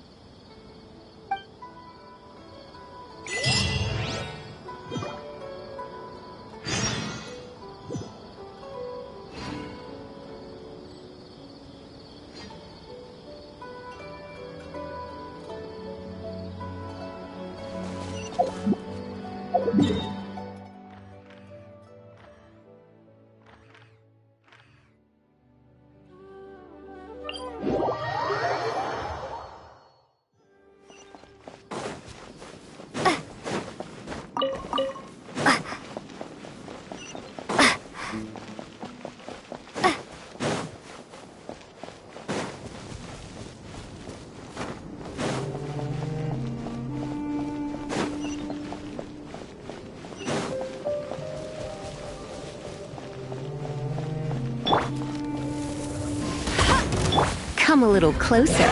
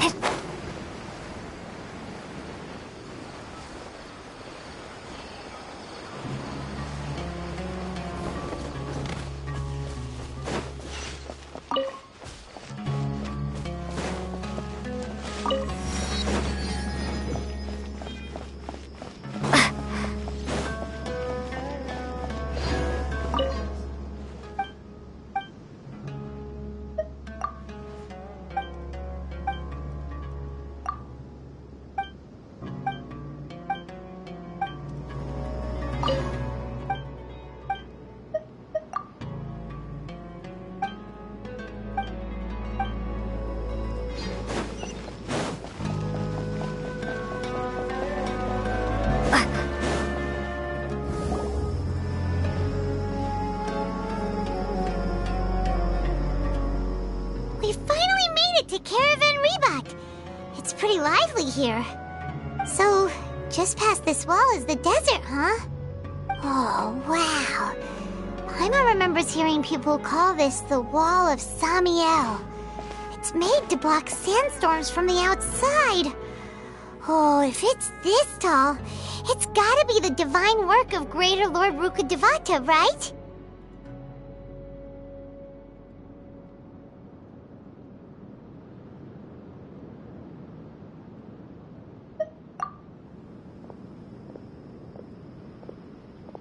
Enough gawking. Come on, follow me. Huh?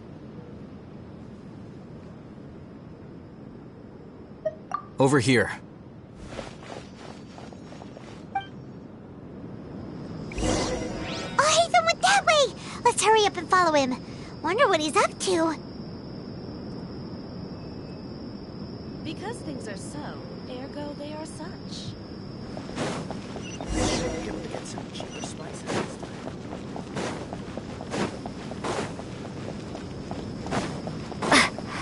Travelers and visitors, don't miss out!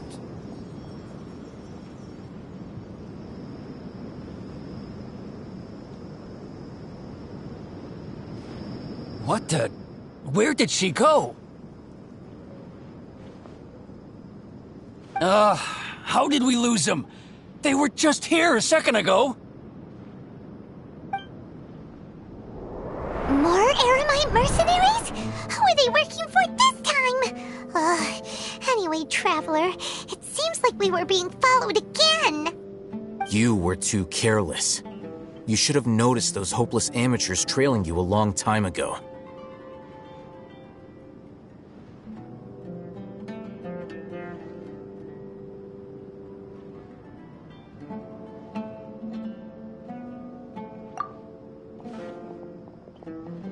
There's no need to thank me.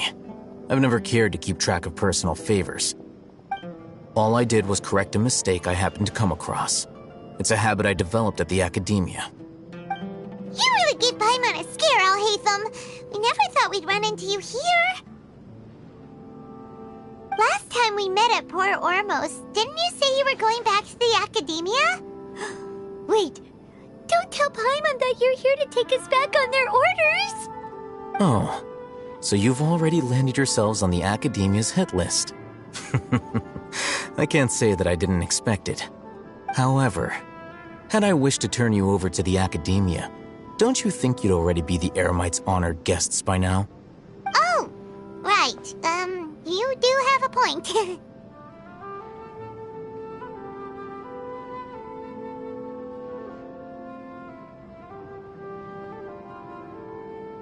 I have no interest in running errands for that project. As a scholar, I've always belonged to the camp that promotes researcher autonomy. And these days, you're more fascinating than anything the sages can offer.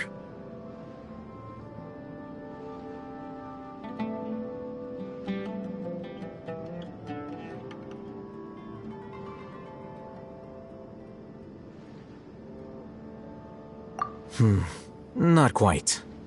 To tell you the truth, I'm still investigating the Divine Knowledge Capsule. Unfortunately, I've run into some difficulties. Everyone says the capsule originated in the desert and was eventually moved to Port Ormos. If I am to get to the bottom of this, I must understand how the capsule first came to be. Which brings me back to you, and why you're so interesting. The leader of Ain al-Ahmar used the Divine Knowledge Capsule right in front of you, and upon seeing him, your expression became perplexed, and you were lost in thought for quite some time. To have that kind of reaction, I think you must have realized something. Are you interested at all in sharing what you've been hiding from me?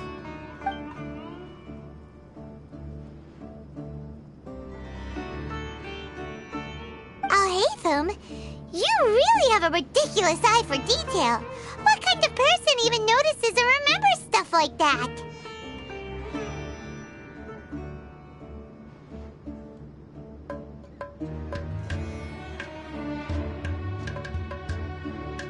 So that's your answer.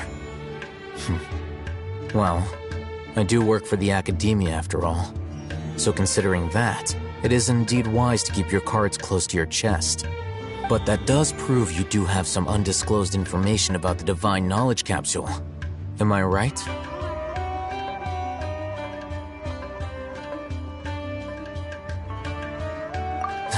No matter. Rather than simply learning the answers from you, I'd still prefer to investigate on my own. Speaking of, you two are also headed to the desert? That's right! We have the same plan as you! But we don't really have any concrete goals at the moment. Then I'd suggest starting with Aru Village. It's the largest settlement in the desert, so it'll probably have more resources and intel than anywhere else. Well, would you like to head there together? It's always better to travel with someone you know. Let's go! Welcome, weary travelers. All who seek rest will find it here. Investigation.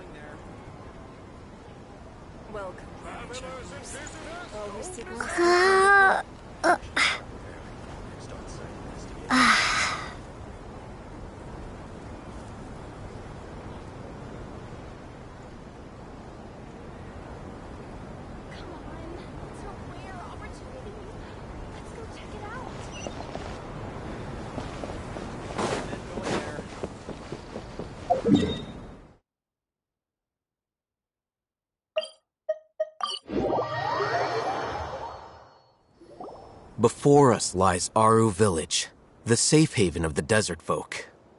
Whoa, this landscape is really something else. What a cool place! Let's go check it out!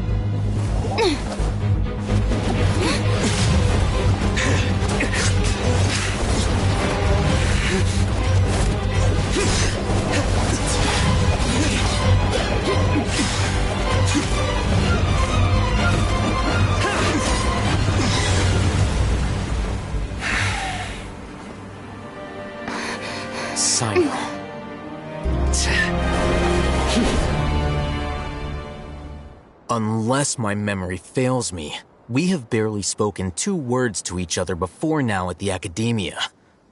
Would you care to enlighten me as to when and how I invited the General Mahamatra's wrath?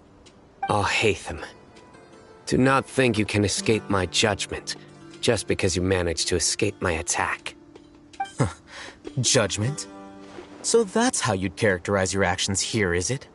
Or would elimination perhaps be a more accurate description? Had I used my full strength, not even this traveler would have been able to stop me. Though styled like an assassination, I sought only to ensure that my target would be unable to flee or resist. Standard practice for the Matra, as well you know.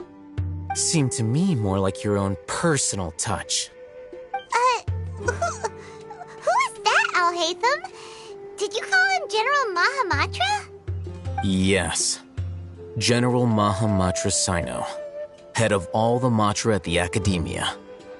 He's a formidable hunter, and the ultimate nightmare for any who have committed academic crimes. You seem to have placed a lot of trust in Alhaitham, to the point of blocking an attack for him. If I were you, I'd never choose to side with him. I wouldn't believe a single word that comes out of his mouth. I have been pursuing this scribe for a long time. I urge you, stand back and do not seek to defend him any longer. Otherwise, there will be consequences. Has Alhaitham done something wrong? Paimon doesn't think he's as bad as you've made him out to be. I won't waste my breath explaining things. Alhaitham, I saw it during our fight. Take it out. The divine knowledge capsule you're hiding on your person. Unless you want me to retrieve it for myself. Very perceptive of you. Nothing escapes a Matra's senses. Wait, the divine knowledge capsule? Didn't it fall into the Matra's hands in Port Ormos? No wonder you speak with such confidence, Sino. But I must admit, I'm very curious. What does this capsule mean to you? And why, as General Mahamatra of the Academia, are you all alone in the desert? As far as I'm aware, the other Matra have been speculating about your disappearance. Have you been given a mission that's, let's say, morally dubious? If I was the real target of your mission, what was stopping you from simply using your authority and resources to judge me within the walls of the Academia?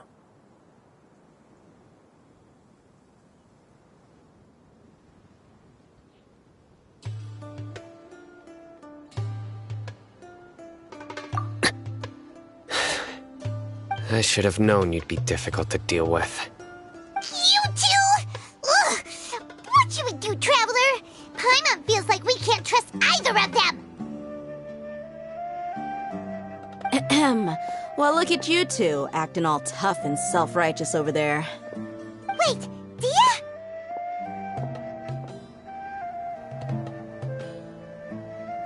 Great! Finally, someone that we can trust!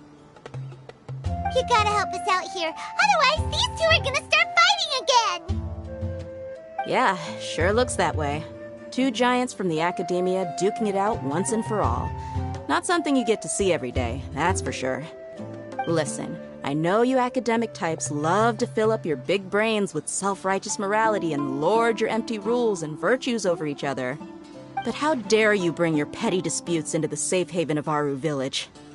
It seems like someone's gonna have to beat some sense into your thick skulls until you finally learn to respect these grounds.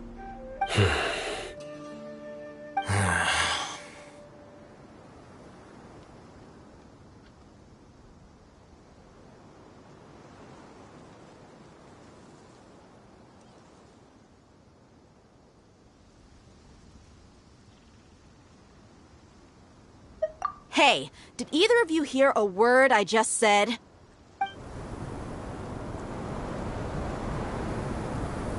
Whoa, what's going on? The wind's so strong. Is this a sandstorm? Paimon's gonna get blown away! Another sandstorm? What's up with these recently? Hey! All of you, over here, quickly! We have to take cover! Someone's calling for us! Oh, this wind is too strong! Let's get over there! That sounded like Candace. Come on, you two. Jeez, are all of you Academia folks such hard work? Move it! All right, stop yelling.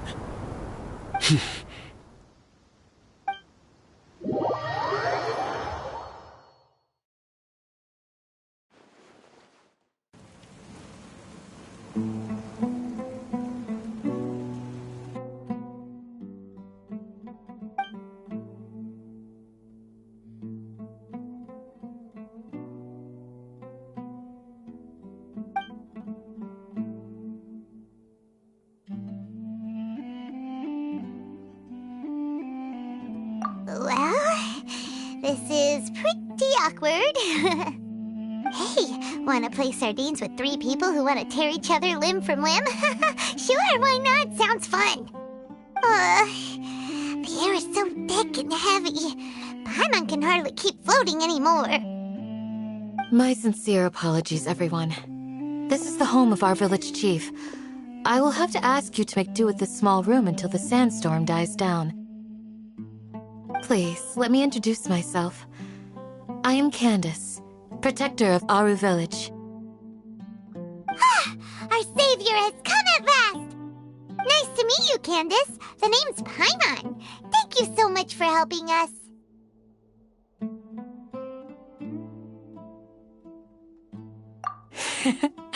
There's no need to thank me. It's only right to help each other when the weather gets rough. Wow, she's so gentle and caring, like a nice older sister. Unlike those guys over there. All right. Now that we're all better acquainted, we should return to the topic at hand. As a guardian charged with the responsibility to protect my fellow villagers from harm, I was observing your conflict from afar, even before the sandstorm started. And now that you have set foot within our village itself, it is all the more my responsibility to make absolutely sure that you pose no threat whatsoever to us. So please, have an honest and sincere conversation with one another and put your hostile feelings to rest. If anyone dares to start anything again while they are under this roof, I will not hesitate to send them out for some quality time with the creatures of the sandstorm. Oh! On second thought, Paimon may have misjudged Candace's character. And that goes for you too, Miss Dia. Do I make myself clear? All right, we got it, Candace. That's what I like to hear. So, which of you will begin? I was supposed to be a mediator, but I might have gotten a little too involved just now. Anyway, one of those two should probably start talking. Wait, that was you trying to be a mediator? I have nothing to hide, so there's no shame in explaining myself. While Alhaitham wasn't wrong about the other Matra not knowing my whereabouts, it's not because I've been assigned a morally dubious mission. Rather, I've chosen to exile myself. Huh? Exile yourself? A little while ago, I discovered that there was data missing in the Academia's project planning and development files. What little they did report clearly did not match the project's actual progress. As General Mahamatra, I had the responsibility and authority to request an audit. However, to my surprise, the person responsible for the erroneous data was none other than Grand Sage Azar himself. I tried to investigate the issue myself before submitting a formal audit request, but I soon found that all leads and potential pieces of incriminating evidence were carefully concealed from me. I began to realize that they were cautious of me from the very beginning. Unsurprisingly, the Grand Sage rejected my audit request as soon as the submission reached his desk. He even said to me, "The power of the General Mahamatra is granted by the sages. You have no right to judge us." So they really are up to no good. I realized then that to the Grand Sage, the Matra are nothing more than tools for the sages to assert and maintain their control over knowledge. The vows that we took, the principles that we strive to uphold, they are meaningless to the academia of today.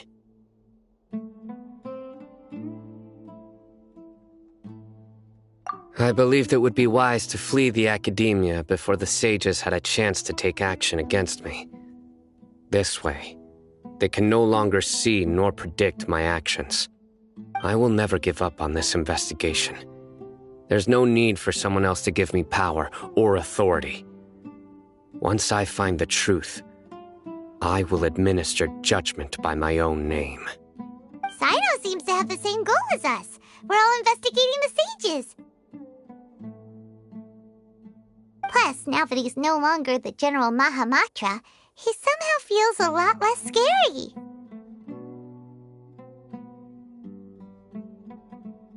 Well, Sino, if that's your story, then why did you see Alhaitham as a target? When I was investigating the matter in the academia, I overheard a conversation between Alhaitham and a sage. The sages asked you to investigate a blonde-haired traveler. Do you dispute this, Alhaitham? What? Like many parts of the project, this assignment was undocumented. Now throw in your suspicious behavior with the Divine Knowledge Capsule, and I think we deserve an explanation.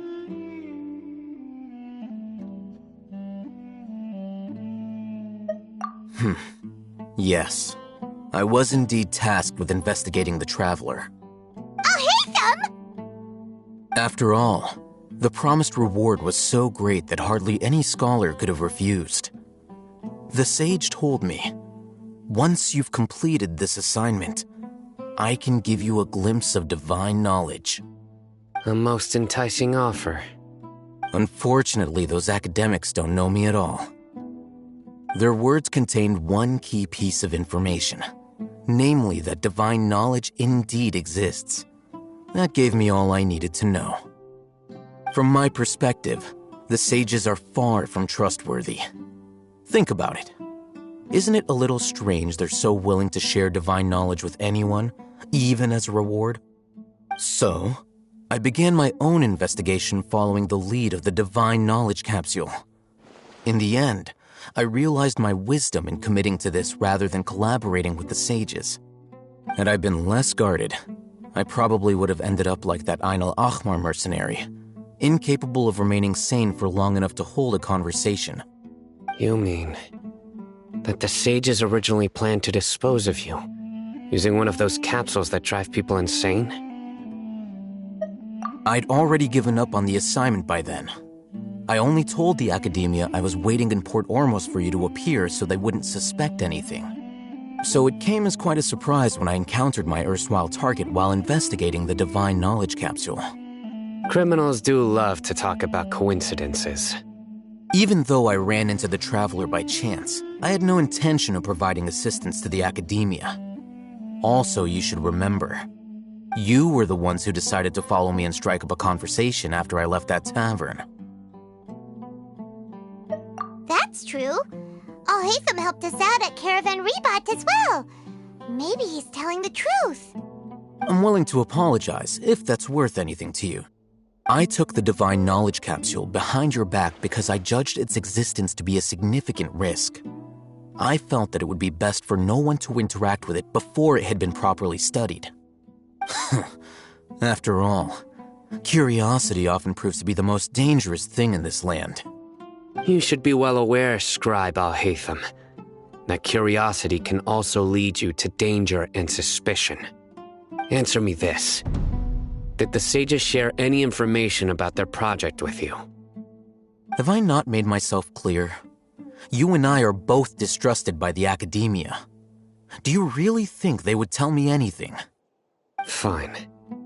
Although you haven't completely proven your innocence, I won't regard you as an enemy, for now. As you wish. Good.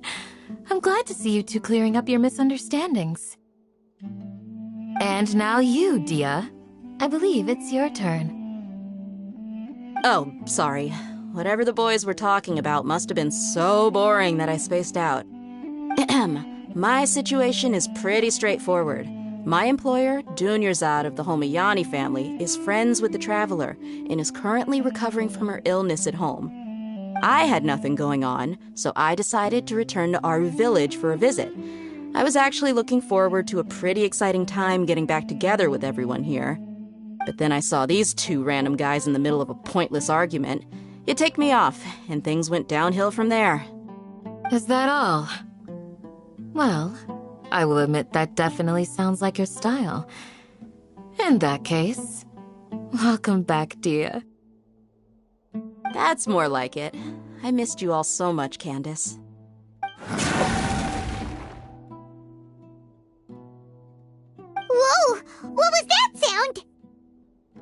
no need to worry. Now that you're no longer at each other's throats, please make yourselves at home. I'll take a quick trip outside to clear out some of those creatures in the sandstorm. Creatures? In the sandstorm? Are you sure you don't want some backup? Fighting in a sandstorm is not for the faint-hearted. Anyone without extensive training in these conditions is at a disadvantage. You needn't worry. Yeah, just leave him to Candace. Don't worry, she's as tough as they come.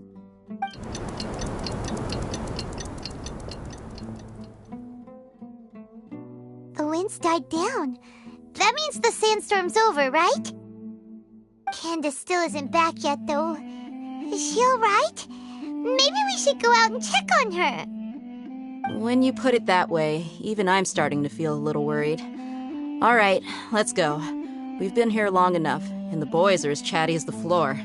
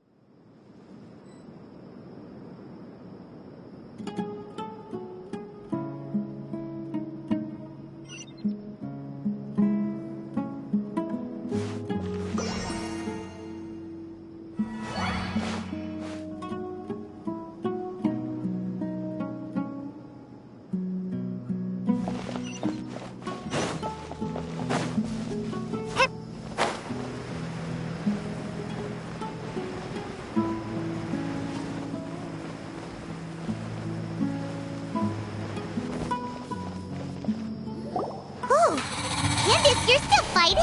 You've been out here dealing with these creatures the entire time? Yes. They just keep coming in waves.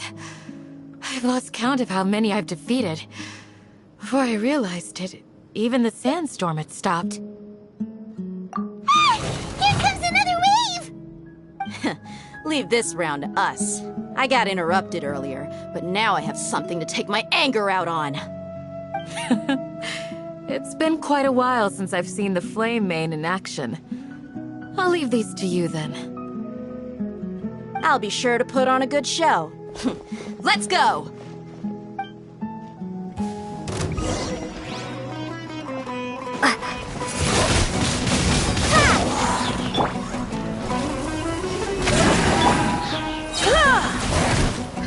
Try not to enjoy. Steady as stone, as a dutiful maid would.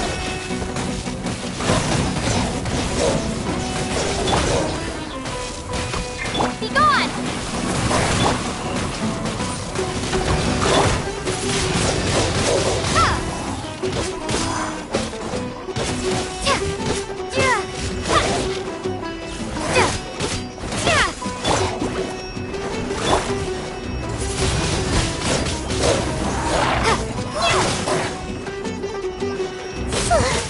Here comes another wave! When are they ever gonna let up?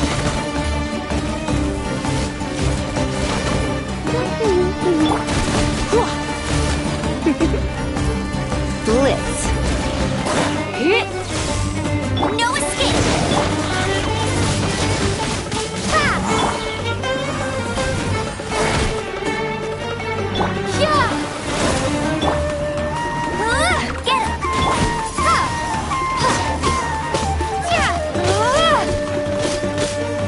Leave it all to me.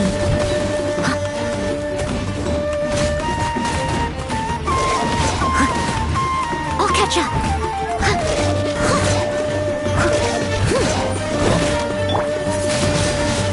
Windblade! I have some for you too. Come a little closer.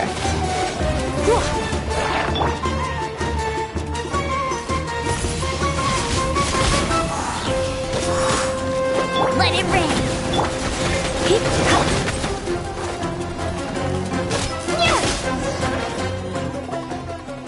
villagers stopped appearing. Was that the last of them? What we fought just now was probably the aftermath of the sandstorm. So we should be safe for the time being. Well fought, everyone. No injuries, I hope. Huh? Ah, my apologies. I haven't had a chance to greet you yet. I had my hands full taking care of the village's elderly and children. I am the chief of Aru Village. Everyone usually calls me Uncle Anpu. Sir, I am also originally from the desert, but I have not been back for some time now. May I ask if such sandstorms are common? I can't say they've always been common, but recently the storms have become increasingly severe and frequent. Besides sandstorms, we also occasionally get earthquakes. According to an investigator who stayed in the village a while ago, these unusual natural phenomena are related to the withering of Irminsul. Another effect of Irminsul's withering. So, Irminsul's withering causes withering zones in the forest, and sandstorms and earthquakes here in the desert? Everything in the natural world is inextricably connected to Irminsul. These regional symptoms can indeed be a reflection of Irminsul's present state. Everyone in Aru Village needs to take good care of themselves. Speaking of which, why haven't I seen a single village keeper since I got here? Village keeper? Who are they? Village guards like Candace? Does your curiosity know no bounds? Village Keeper is how Aru Village refers to mad scholars exiled here by the academia. Most of them are scholars who lost their sanity after a period of training in the Avidia forest. The academia believes that their crazed mutterings may have a negative effect on the psyches of other scholars. So, they're forcibly exiled to the desert. Though if you ask me, it's all a boatload of nonsense.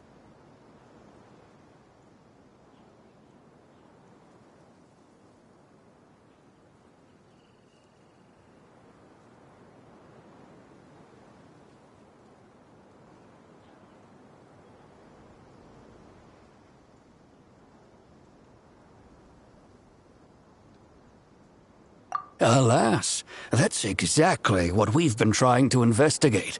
One by one, the village keepers have been mysteriously disappearing without a trace. But no one in the village has ever seen them leave. If you're planning to stay around the village for the next few days, I'd appreciate it if you could keep an eye out for them. I've had encounters with those people in the past. I'll see what I can do to help. The Matra are the ones responsible for their exile. Now that you're no longer with them, are you trying to alleviate your guilt and atone for your past sins? I'm fascinated by how you think.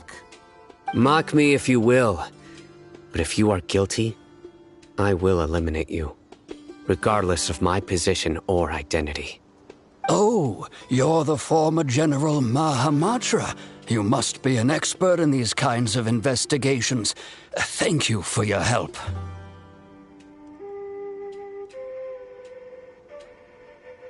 Is it because you're reminded of Hypatia? Oh, these poor scholars. First they lose their sanity, now this! We need to help get them back home, safe and sound. But, is it really a good idea to tag along with Sino? You seem like you really don't trust him.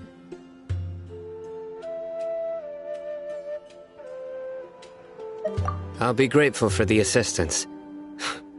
No doubt you will do a better job than some of my former subordinates. Let's start by finding a spot to share what we know so far.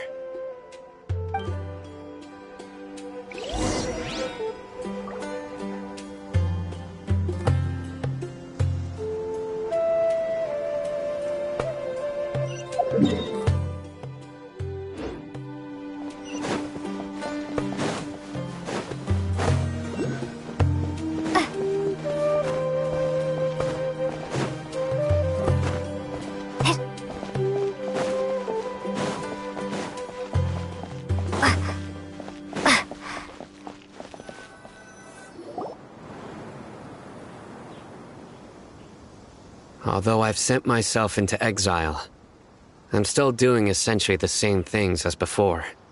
Do you still have any questions for me before we start our investigation?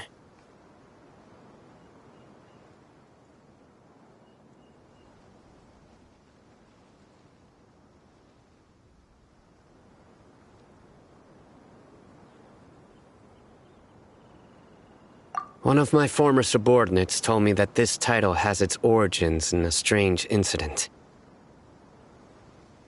The Academia has long exiled mad scholars to Aru Village.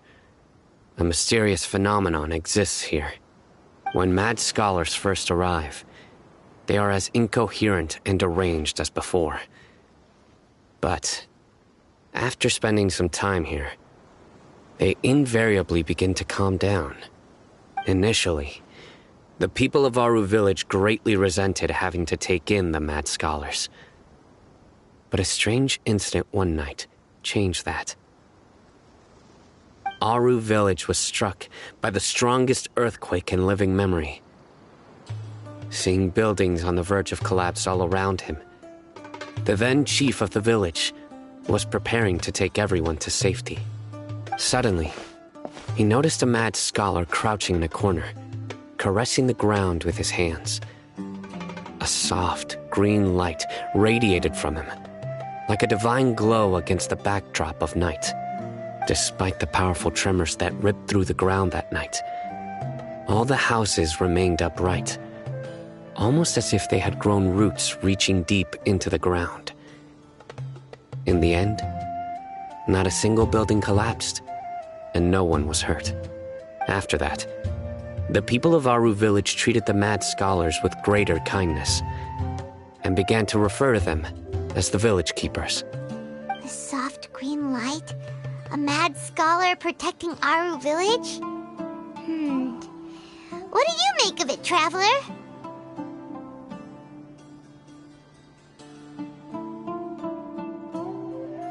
Paimon thinks so too. Actually, Sino, do you know if any of the mad scholars continued to wear their Akasha terminals at Aru Village? In theory, they would continue wearing them so the Academia could still monitor their activities. With that said, the main Akasha system would no longer have any interaction with them. Oh, no wonder! Everything makes sense then! Add in the fact that they calmed down, it was probably Nahida who calmed them. If you are able to draw a conclusion from this one story alone, then it appears you possess much more information than I do. So, what do you make of the story? Really? Lesser Lord Kusanali. What? You don't believe us? Lesser Lord Kusanali was definitely using the Akasha to give her power to the mad scholars! No, it's not so much that I don't believe you. I'm just struck by your reasoning. Lesser Lord Kusanali, the current Dendro Archon, is she really active in Sumeru? The Academia has always placed far greater importance on the late Greater Lord Rukkhadevata. They've more or less ignored Lesser Lord Kusanali, and I've never had any reason to doubt their views. In addition, I've never heard any stories about Lesser Lord Kusanali and her deeds. To me, she might as well have been a god that never existed. No way! Nahida definitely exists! She's a... How should Paimon put it? She's a good Archon who's kind and wise, even if she says weird stuff sometimes.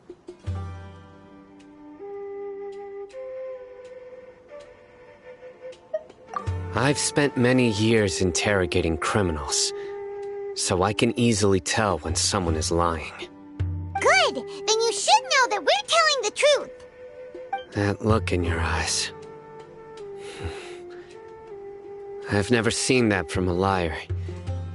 You two really must have met Lesser Lord Kusanali. How can this be? To think, our Archon has been amongst us this entire time.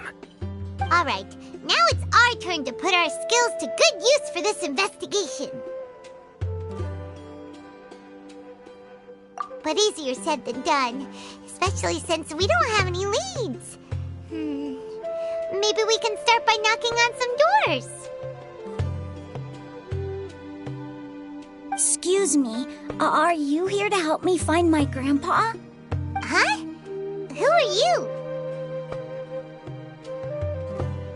By the sounds of it, a resident of this village. My name is Isak. You'll help me find my grandpa, right? Is your grandpa a mad scholar? Hey, don't say that. Grandpa is just Grandpa. Why do you have to call him that? It's not like he's a bad person or anything. The person you're referring to is not a local, yet you are. Why do you call him Grandpa? Grandpa is just Grandpa. He's my family. I heard everything you said to the village chief. Please, you gotta take me with you. I want to find my grandpa. I swear I'll help. I won't be a nuisance. Ah, so you're the one who was eavesdropping on us around the village chief's house. I was planning to go out and take care of whoever it was, but I had a vague feeling that they didn't harbor any ill intent. Whoa. Hatham wasn't kidding about Matra having sharp senses. Sino, he's just a kid. All he wants is to find his grandpa. Let's find a way to help him. Sorry, I was only listening in because I wanted to know where Grandpa went. Honest. If you don't believe me, you can ask Miss Candace.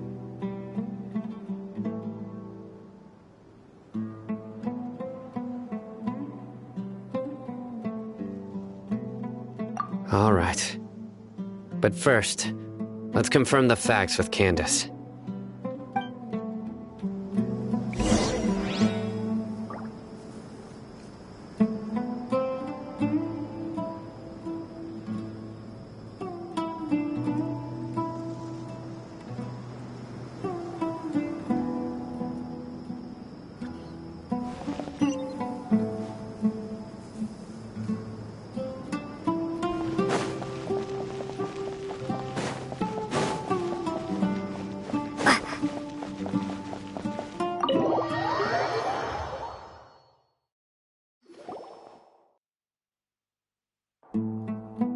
Sino is super vigilant. Is this what all the Matra are like? Ah, you're back already. We just wanted to confirm something with you.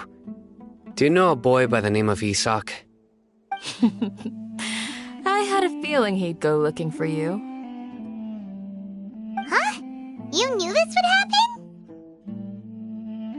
Yes. Although he tried his best to stay hidden, I still noticed him eavesdropping outside the window. He really wants to get his grandfather back. Isak's parents were both Aramite mercenaries who rarely returned to the village after finding employment in the city. He was raised by his grandfather. Unfortunately, it was only a few years before his grandpa passed away. Isak was still very young at the time, so various families in the village took turns caring for him so he could survive.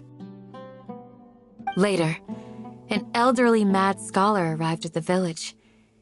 Isak thought the scholar bore a striking resemblance to his grandfather, and thus often spied on the man. However, the scholar was unkempt in appearance and incoherent in speech. Although Isak referred to the man as his grandpa, he was afraid and didn't dare to approach him. One summer night, the oft mumbling and bumbling grandpa suddenly calmed down and seemed to become more lucid. He even noticed Isak hiding in the distance. So Grandpa walked up to Isak and patted him on the head. He even took Isak to the entrance of the village, where he patiently taught the boy the names of the stars and accompanied Isak until he fell asleep. The next morning, Isak woke up and wanted to go find his grandpa again, only to realize his grandpa no longer recognized him. However, even so, Grandpa retained his calm expression. It's said that those who saw the scholar claimed he no longer appeared to be crazy, but appeared to be living in his own world, almost as if he were sleepwalking. Isak was thrilled that his grandpa was able to find peace and would follow him all the time, asking him things like, "Grandpa, want me to take you somewhere fun?" Or, "Grandpa, could you tell me stories about the stars again?" All this somehow just makes Paimon feel really sad. It seems like they both deserve so much better. Perhaps. Nearly everyone who lives in the desert has some form of hardship or regret. But even so, we must still continue on with our lives. It's also my reason for fighting. I must continue to protect this land.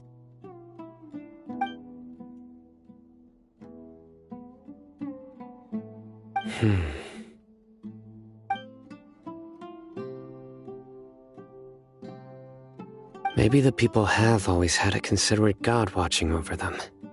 Huh? What did you say, Sino? No, nothing. As long as Isak keeps his word and doesn't get in our way, we can take him along. Perhaps you are more compassionate than I gave you credit for. Please accept my thanks on Isak's behalf, Sino.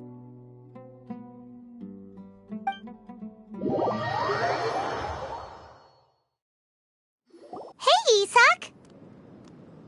Oh, it's you guys! We've cleared everything up. Let's go find your grandpa.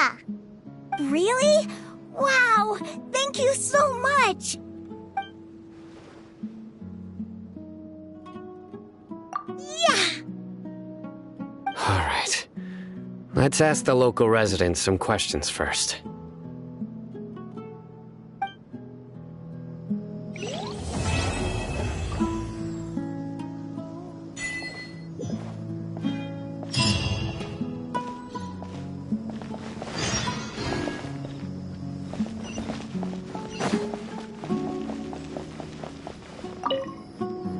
Excuse me, did you happen to see where the missing scholars went? You mean the village keepers? Oh, let me think. When I was eating dinner the other day, I saw one of them by the side of the road, muttering away and eating mushrooms and tree roots. They shouldn't go around eating that kind of stuff. Okay. Did you notice anything else? Anything else? No, I think that's all I have to tell you. Sorry.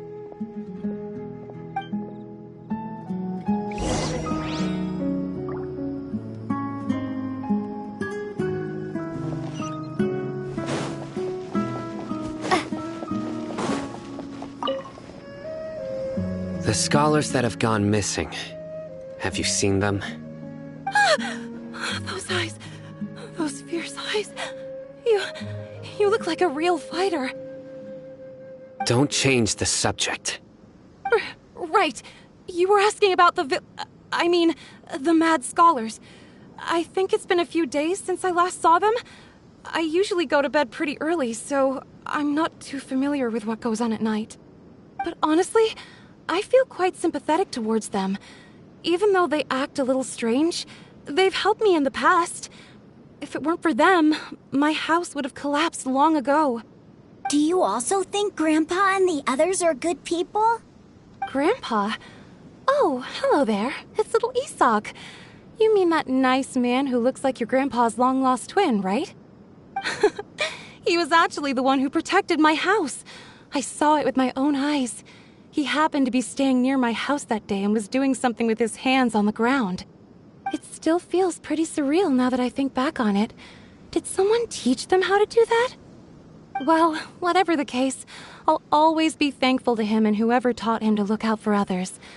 I'm pretty sure that if I ever went mad, I wouldn't be able to do anything like that. Gotcha! Thank you!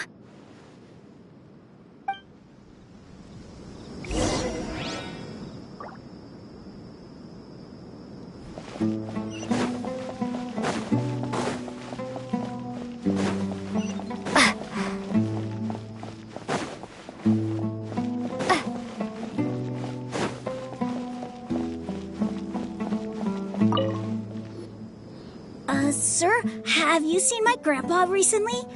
You know, the one who likes to sit and space out near the village entrance.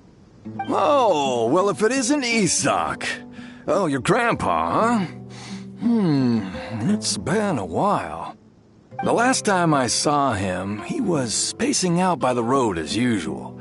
I went and asked him if he'd like any of the food I had prepared, despite my wife's protests.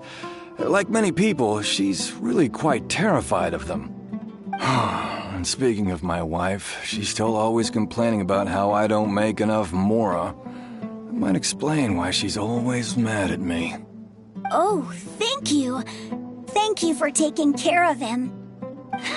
It was nothing. You're looking for him, right? Did he go for a walk and get lost? Yeah. That's no good. Well, once you found him, come by my place again and I'll cook a little something for the both of you. I've known you since you were very young, so as far as I'm concerned, you're family. Please feel free to come by anytime. Wow, what a nice guy! Okay, thank you, sir. Huh? Don't say anything for now. Isak, stay here. Let's head over there. Stay quiet as you move.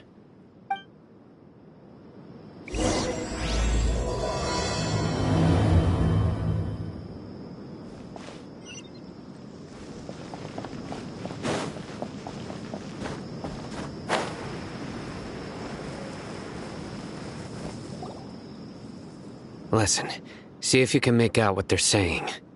Have you heard? The mighty King Deshret, the sovereign of our faith, will soon return to this world. Yes, of course I have. King Deshret is the one and only true ruler of this land. I've never believed in any other gods. Still, you say he's coming back, but it sure doesn't feel like life's about to change around here anytime soon. What's your proof? Haven't you noticed? The village has been getting more deranged scholars than ever. Delavar was saying that many people also went insane just before the fall of King Deshret's civilization in ancient times. We don't quite know why, but it seems like there's some sort of connection between insanity and King Deshret. Isn't it a sign of King Deshret's power that all the mad scholars have disappeared? If you ask me, they must have been chosen as the final sacrifice for King Deshret's resurrection. Huh. Now that you say it, that does make some sense. Does this mean our lives are finally going to take a turn for the better? Exactly. Those city folks will get what's coming to them. Now, repeat everything you've just said from the very beginning. Huh? Who are you? Where did you come from? My patience is running thin. You heard what I asked.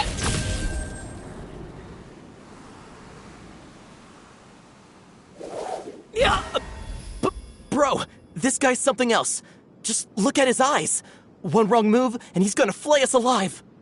Let's not get on his bad side, okay? I am no match for this guy. Oh, okay, good sir. What is it you would like to know? Tell me about King Deshret's resurrection. Well, I only know a few things from hearsay. I went for a drink the other day and heard others talking about a rumor that the madmen will disappear and that King Deshret will return to this land. I'm not making this up, I swear! Hey, go on. Keep talking. It's true. It's all true, sir. We desert folk have had more than enough of those people at the academia. They keep sending us all their mad scholars and won't let us have a good life. Would you want to live like this if you were in our place? The radicals were even more thrilled than me when they heard the news. We're all praying for King Deshret's speedy return.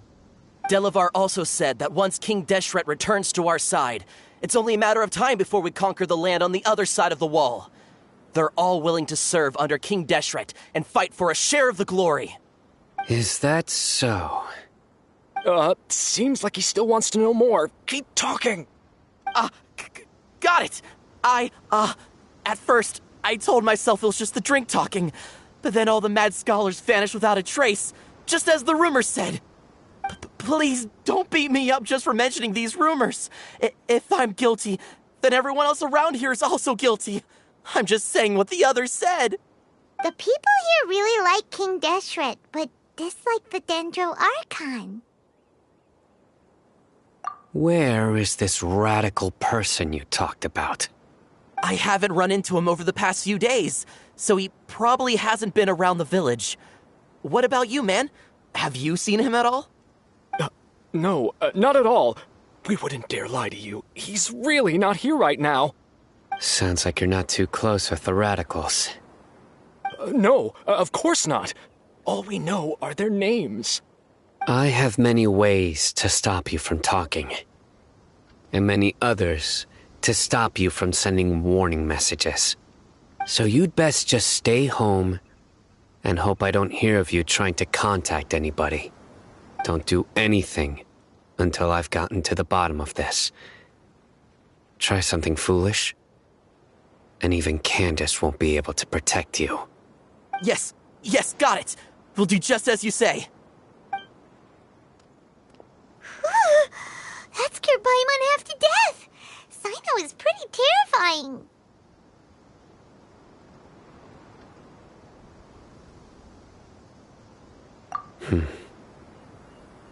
He didn't try to reassure us at all.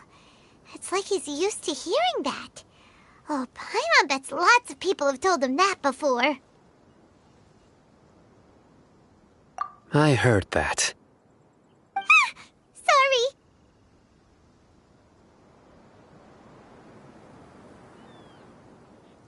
It's part of being a Matra. The rumor we heard just now seems like a strong lead. But we need to check a few more places. Very well. Isak!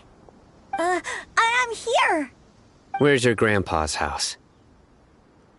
Well, I can take you there. Just follow me.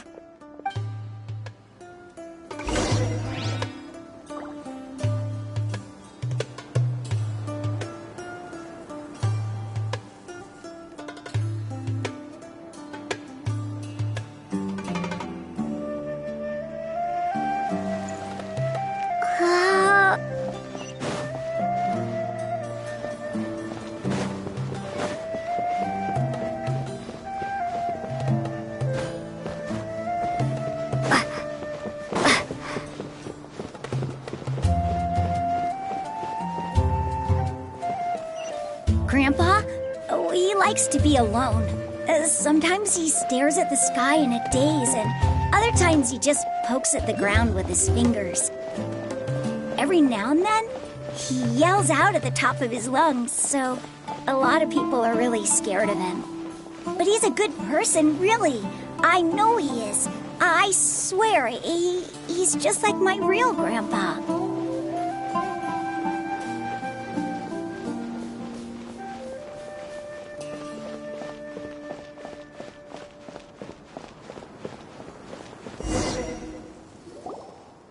Well, this is where Grandpa usually stays. There sure isn't much here.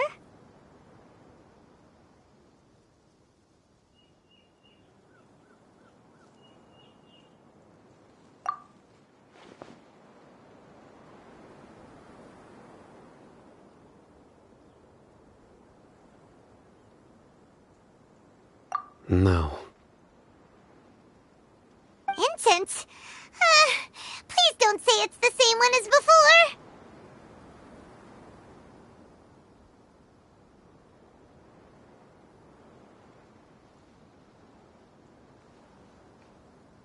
But are you okay?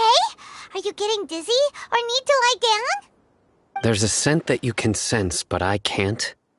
A certain traveler here once passed out from that smell.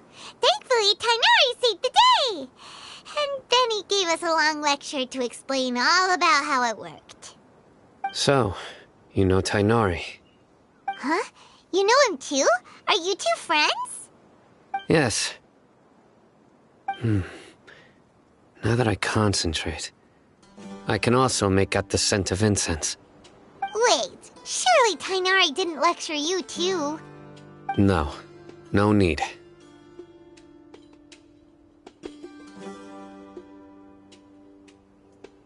Did you first encounter this scent at Tainari's house?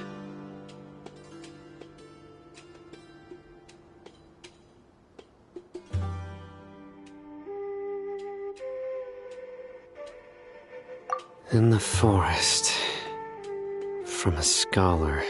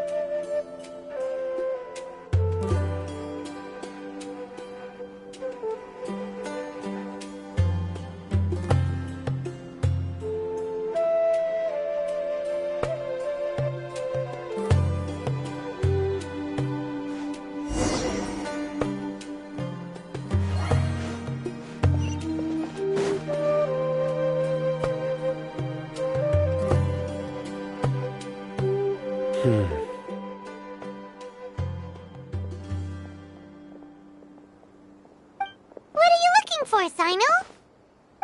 Here it is. Take a look right here. Paimon doesn't see anything.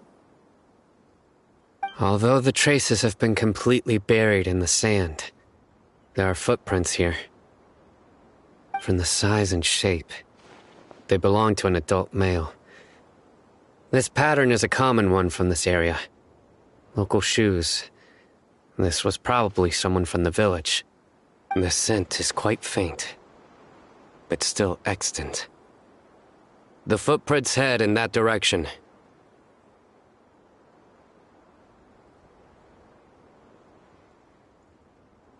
But who would come looking for Grandpa? He doesn't have any friends.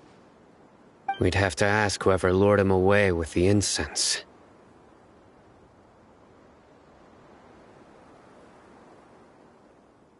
Huh? So you can lure someone away with just a scent?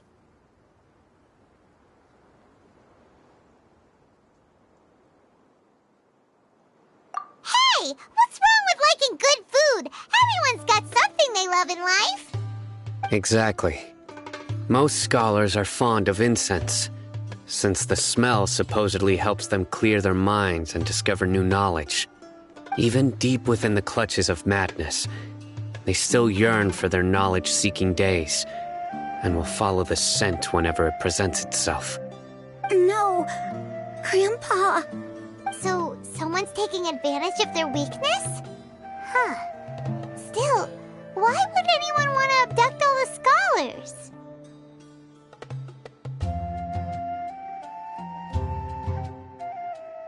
Are the rumors really true?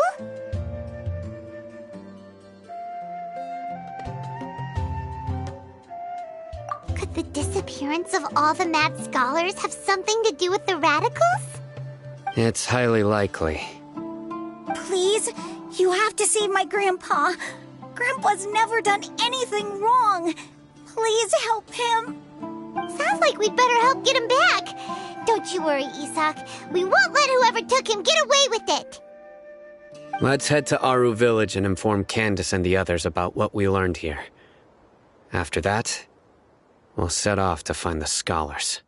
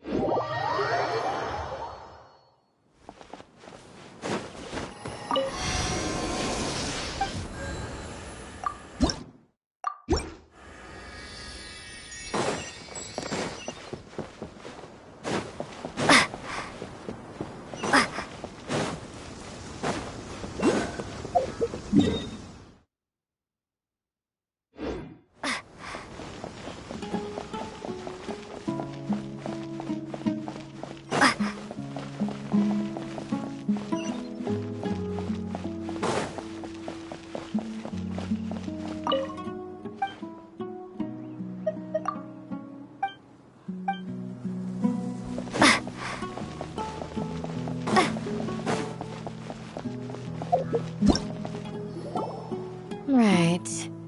The darker fabric definitely looks a lot better. That'd be my choice, too. We're back, Candace! We've got a lot to tell you. Ah, welcome back. Sounds like everyone's friends already. Oh, Dia's here too! You bet. So, everything goes smoothly? Reasonably. Alhaitham didn't go with you? We haven't seen him at all. Huh. I saw him around the village entrance earlier and figured he was investigating with you. I guess he must have gone off on his own. Did you find out anything useful?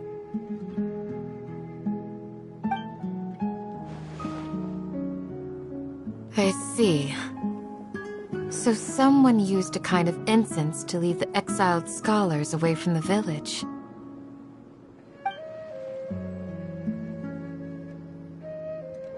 The resurrection of King Deshret? First I've heard of it. Far as I know, the kind of incense you just mentioned is only popular beyond the wall.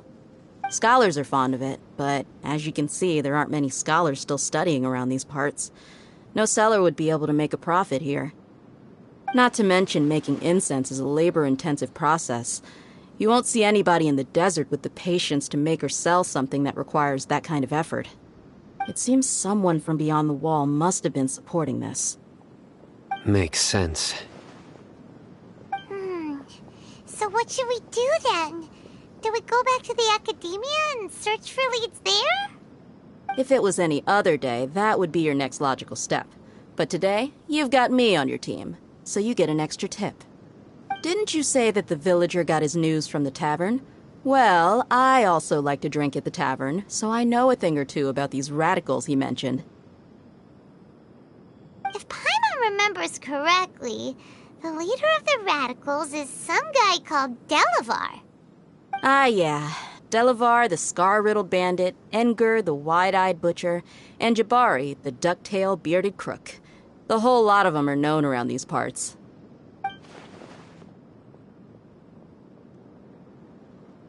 These guys have one thing in common, and that's being broke. The rougher life gets, the more they want to believe in King Deshret. Way they see it, King Deshret's resurrection is their only chance at overthrowing the academia. Throwing all of Sumeru into chaos is the only way to change the way of life here in the desert. Anyway, that's my guess why they've chosen to become radicals. Tia! You're amazing! You really know this place inside and out!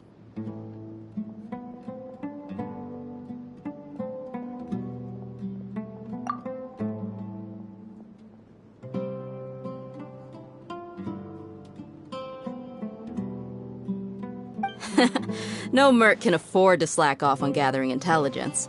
Every mora I've spent in the tavern has been a valuable investment. Let's head out. Now hold on, you're staying right here, Sino. Why? Aru Village is not a big place. Outsiders stand out here like a sore thumb. I'd bet word about you has already gotten out. The desert is unforgiving, so the way of life here is also a lot tougher than on the outside of the wall. You survive on making connections out here. Compared to you, mercs like me are just third-rate amateurs. I've got no actual fighting skills to speak of. But that also makes it a whole lot easier for me to gain the locals' trust.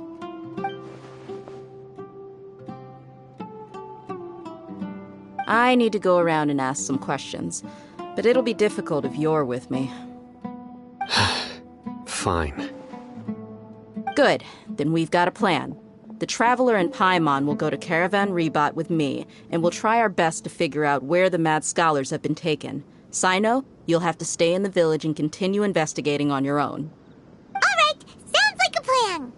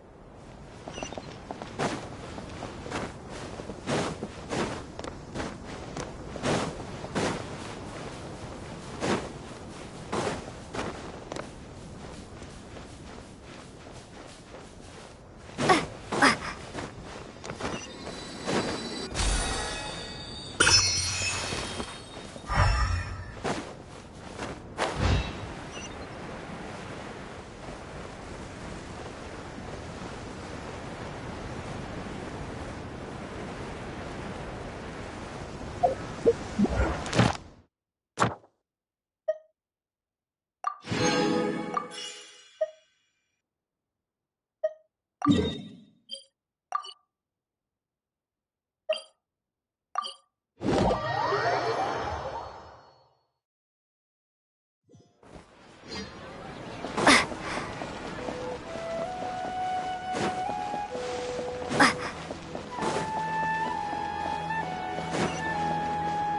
Astra Abyss. Thank you for completing to.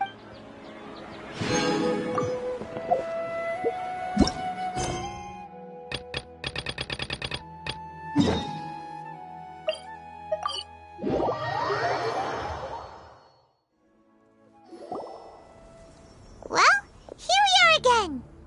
Sounds like you're starting to get familiar with the area. Paimon's amazed every time we see the wall of Samiel. How can a wall this tall even exist?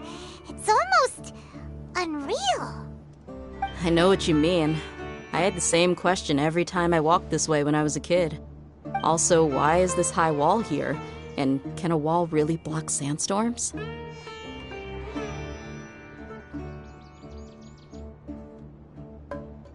It was only after I grew up that I realized the wall of Samiel isn't just there to keep out the sandstorms. It serves a more important purpose, keeping out people like us. Sumeru is run by wise and mighty sages. To them, us desert dwellers are nothing but tools that can be used and discarded at their whim.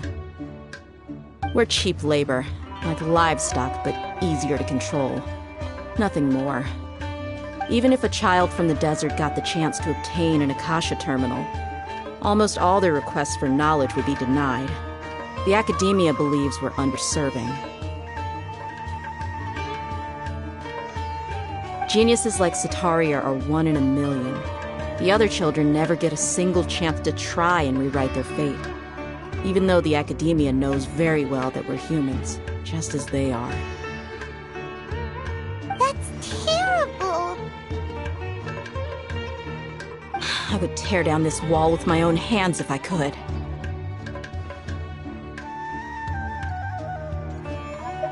Hey, Dia. You're not thinking about doing anything scary, are you? No, not at all.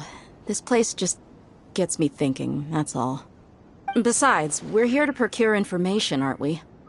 Yep, we gotta catch those... Shh. Caravan Rebot is crawling with people, so be careful what you say. We don't want anyone to find out what we're here for. Our mission started the moment we arrived here. Let's go check out the tavern. Maybe we'll find someone I know.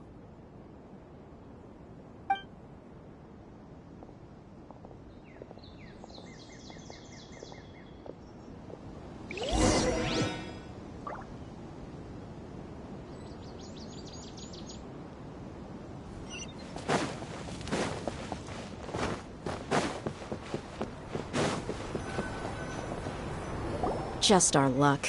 None of them are here today. You mean, you don't see anyone you know? Dia, is that you? What a coincidence. You here for a drink too? Zaki. Finally, a friendly face. Oh, and who do you have with you here?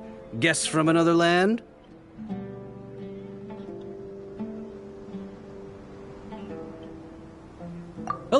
Hello. I'm Zaki. Dia's, how would you put it? Drinking buddy? We've had drinks together a few times. You could say we go back a ways. Anyway, as far as my friends here, they aren't too shabby, are they? You rarely see any Outlanders so friendly and respectful nowadays. Absolutely.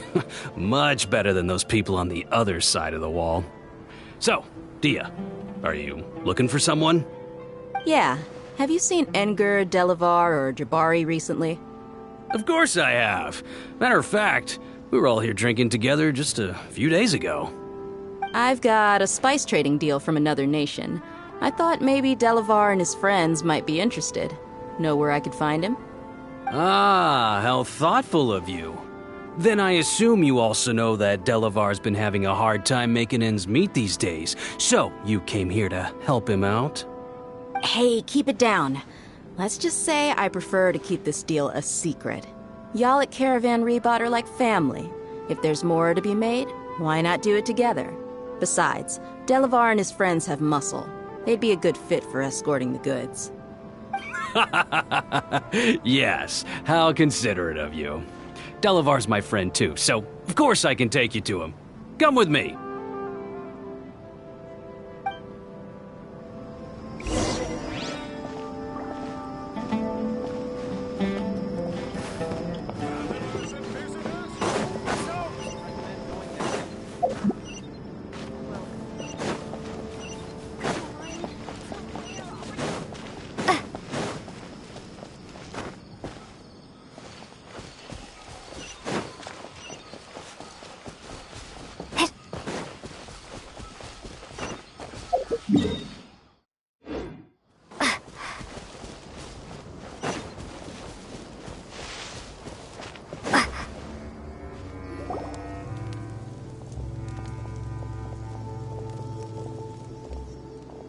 Are we there yet? Yep, this is the place. This place is practically deserted. What are they doing in a place like this?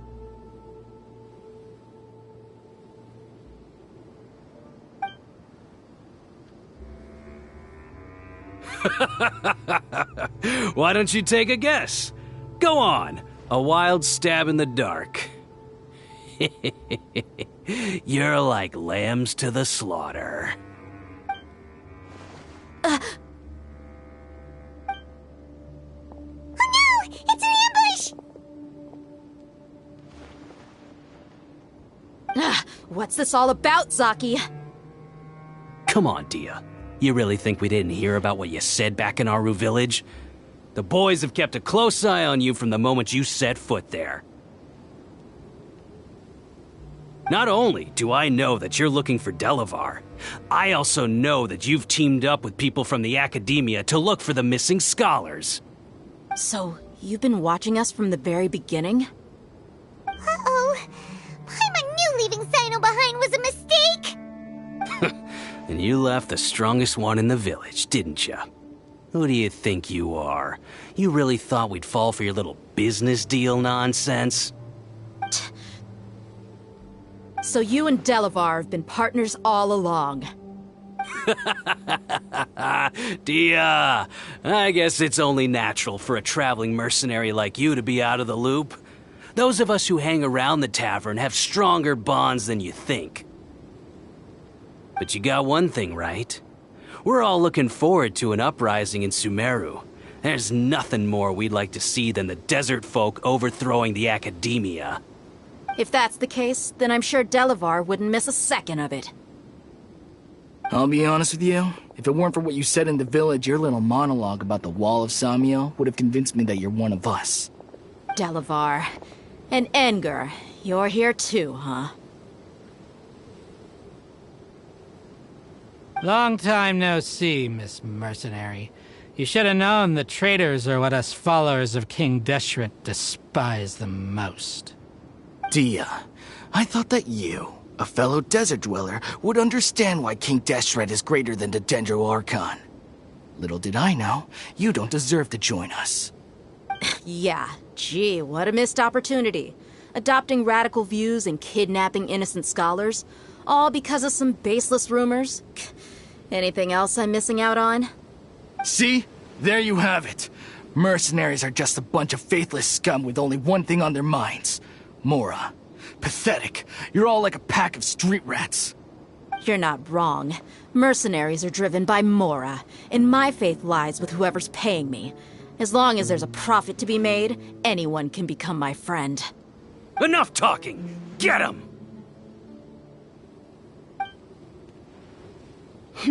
Just as I expected. Let's teach him a lesson, traveler. Following orders. Take that!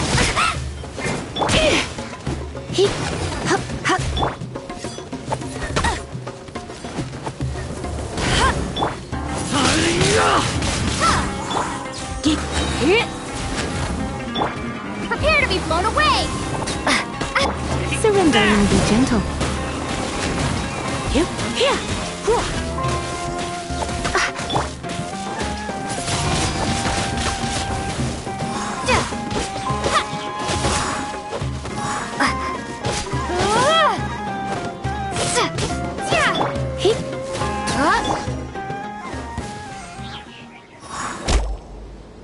Impossible! How could you? So, what do you think about your meticulous network now, Zaki? How did you say it? It's only natural for a traveling mercenary like me to be out of the loop. I'm guessing your informant told you that I'm just an incompetent merc with no real fighting skills, correct? I mean, that is what I said after all. And of course you would believe everything he reported. The only thing you know about me is that I'm a mercenary, but you've never seen me in action. Even though you heard we went to handle monsters together, you believed that Candace was the only one doing all the real fighting. That so-called Flame Mane is just a fraud. She admitted it herself. She just uses her connections to gain the trust of others. That's what you thought, right? Ugh. You lied in the village because you figured that we'd have people watching you. And you were stupid enough to fall for it. I figured as much the first time we drank together. You all thought you were so smart. Pathetic. Okay, that should be all of them. Whoa! So you've been planning this since we were in Aru Village? No task can be done without preparation. I just happened to notice a couple suspicious-looking people while you were out investigating. Oh, but instead of catching them right away, you let them report back. Those two who were snooping around were just a couple small fries. If we want to get the real catch, we have to be patient and give it some time.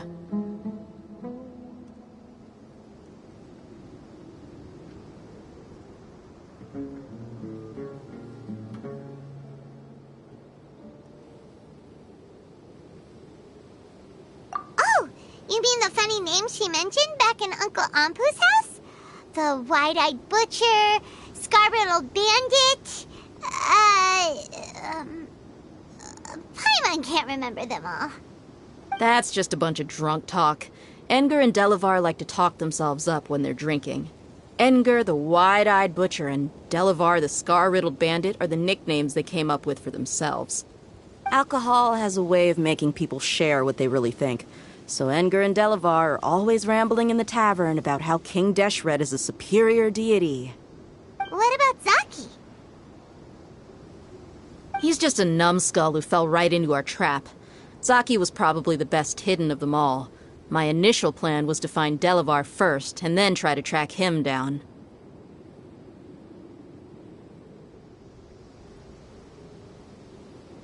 That's what you wanted to ask when we were at Uncle Anpu's house, right? Jabari is one of the villagers you talked to. You know, the one who wanted to treat Isak and his grandpa to some food. Wait, so he's a radical too? No, he isn't. I just needed to tack on a random villager name to make the eavesdropper think that I was making some wild guesses based on my impressions. Wow, what a genius idea! Well, that's an expert mercenary for you. Ah, you're too kind. It was straight from the usual playbook, if I'm honest. So, that thing you were saying before, is it really true? About what? About how mercenaries only care about Mora, and that anyone's a friend as long as there's a profit. Does that bother you?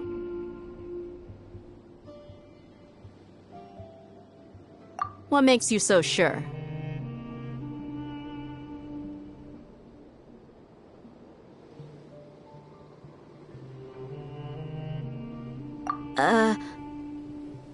Dia, do you dislike the Dendro Archon like the other desert folk?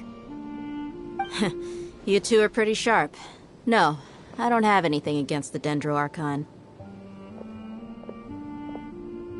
I've heard a lot of nice things about the Lesser Lord from Dunyarzad.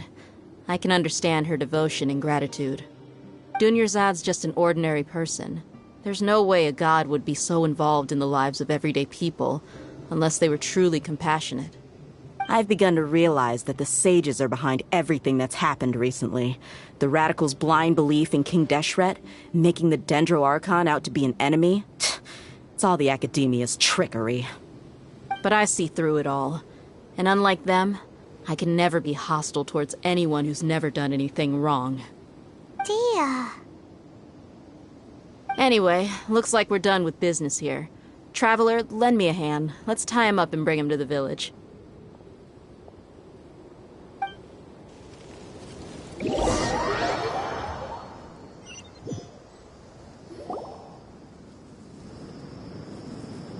This should be all of them. I'll let you take it from here. All right. I'll be in touch. Until then, please stand by. Candace, do you need any help? Candace will be okay on her own. I trust her, so you can too. She's been guarding Aru village for quite some time now. If anyone is qualified to question the offenders, it's her. While I'm questioning them, why don't you pass some time by exploring the area? I'll meet you back here tomorrow morning, Traveler. As for these idiots, let's just hope they live to see another day.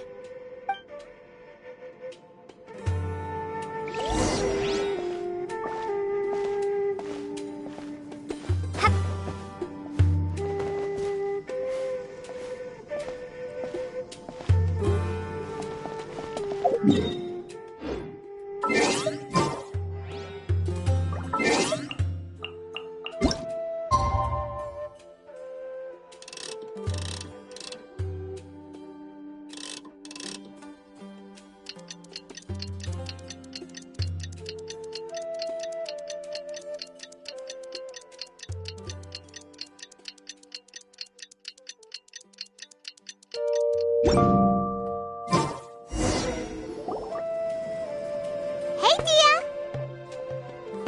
Right on time.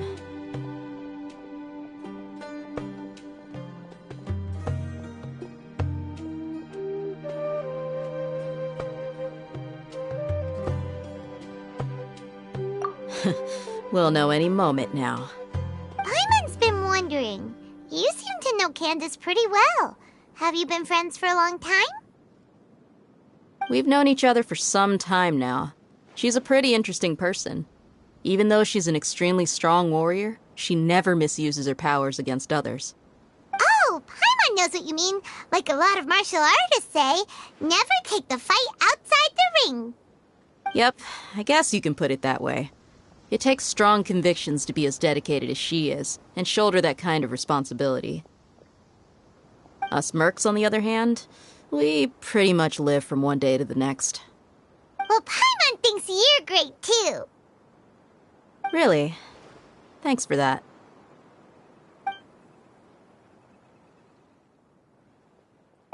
Oh, Sino's here, and he's pretty early, too. Yes.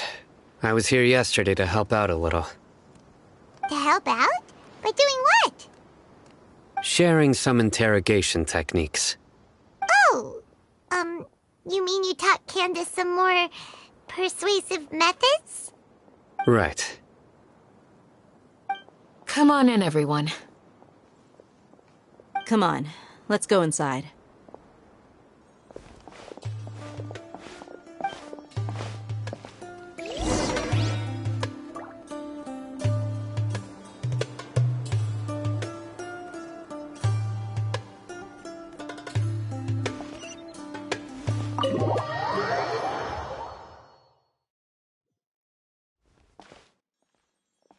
Candace, where... Whoa, you look furious. Do I? Huh. What gave it away? Oh, there's no mask that can hide true bloodlust. Cover up your eyes, and it'll still show itself at the corners of your mouth. Perhaps I need to work on my composure. Still, it's perfectly understandable why I'm angry. I'm sure everyone present would agree. Yes, ma'am. Please, don't beat us anymore. We're gonna die. Well, looks like Sino taught her well. You fear death yourselves, yet you do not hesitate to place the lives of others at risk. The absurdity is mind-boggling.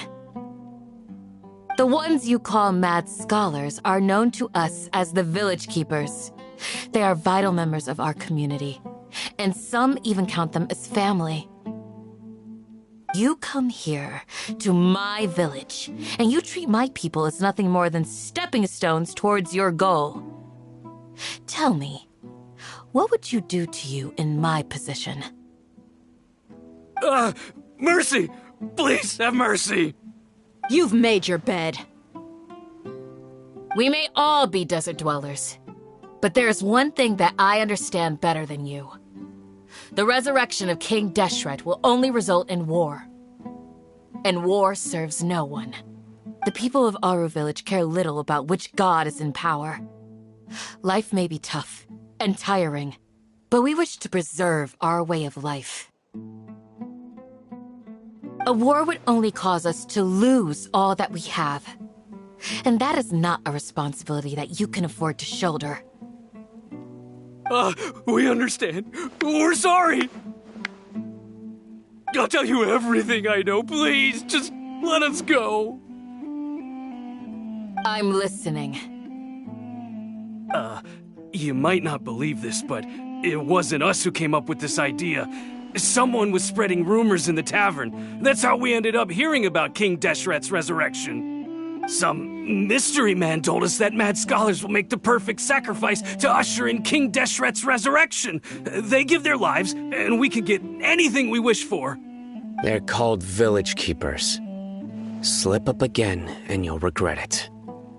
Yes, sorry. It was all that mystery man's doing. He told us to spread the word about King Deshret's resurrection and talked us into helping him. In return, he said, I'm not sure. That's one.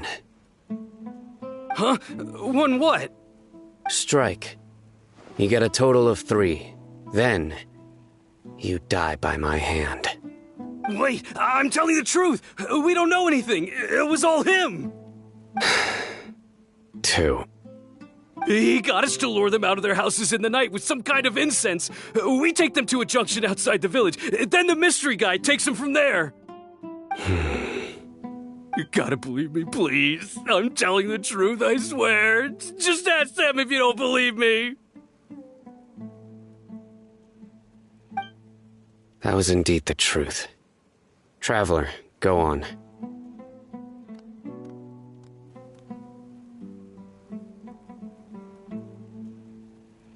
You have to believe me. If I knew that, I would have told you his name right away. I'm not risking another beating to keep his secrets. No way. That guy, he wears a cloak, and he's always careful to cover his face. He calls himself King Deshret's envoy. I believe I may know what's going on. Uncle Anpu? What do you mean?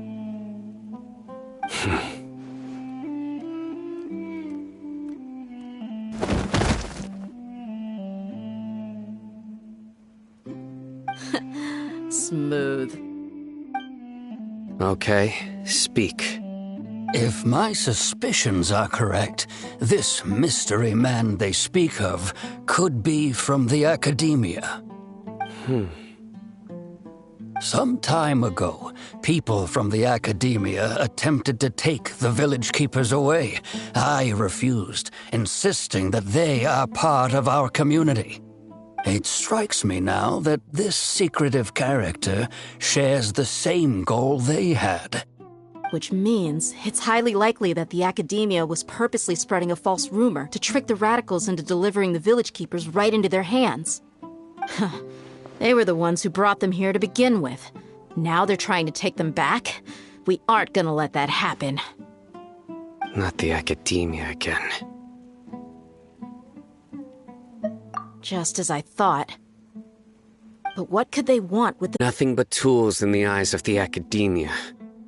A change in their plans likely means they found another way to exploit the scholars. Regardless, our top priority now is locating the village keepers. You're right. Isak is still waiting for news on his grandpa. Time to go. Let's leave the village and try to track them down. Yes. Pack up and get ready to leave. You got.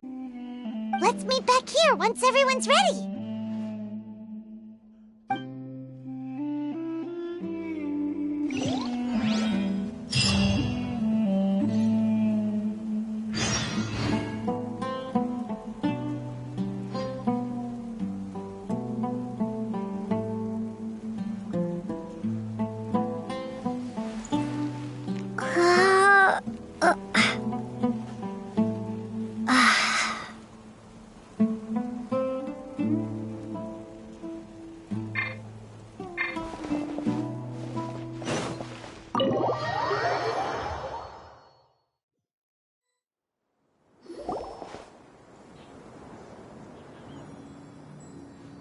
Let's get some food in us and then we'll... Whoa!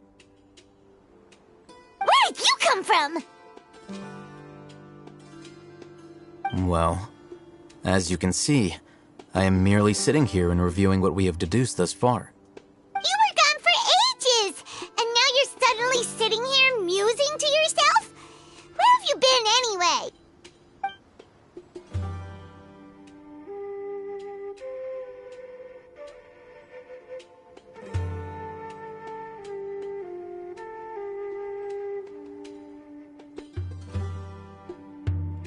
Hey, what's with the silence?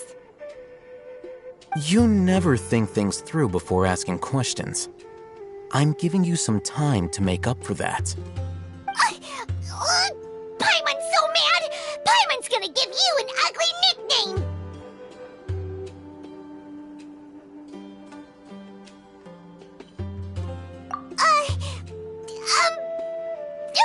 Never mind!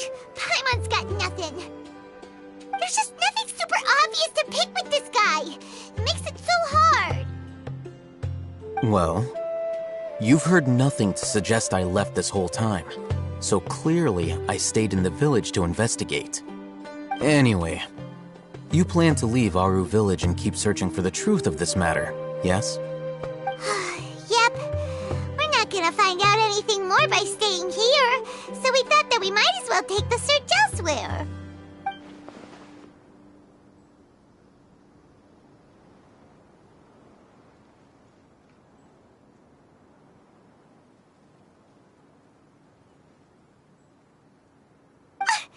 Enough with the silent treatment!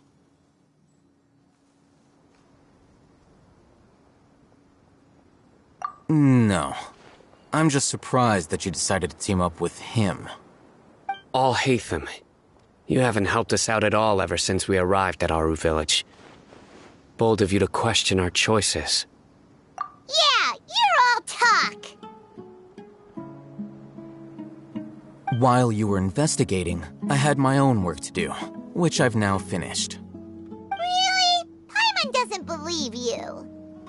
To be honest, we aren't really a team, so I have no obligation to inform you of my whereabouts. Not to mention that going separate ways allowed me to find some important information that you all had missed. Huh? Right here in the village? Correct. What did you learn? I'm going to take you to someone.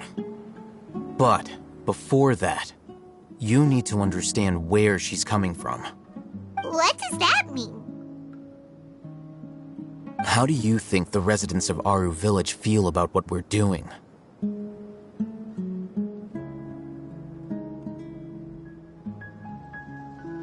In other words, do you truly believe every single word the villagers tell us?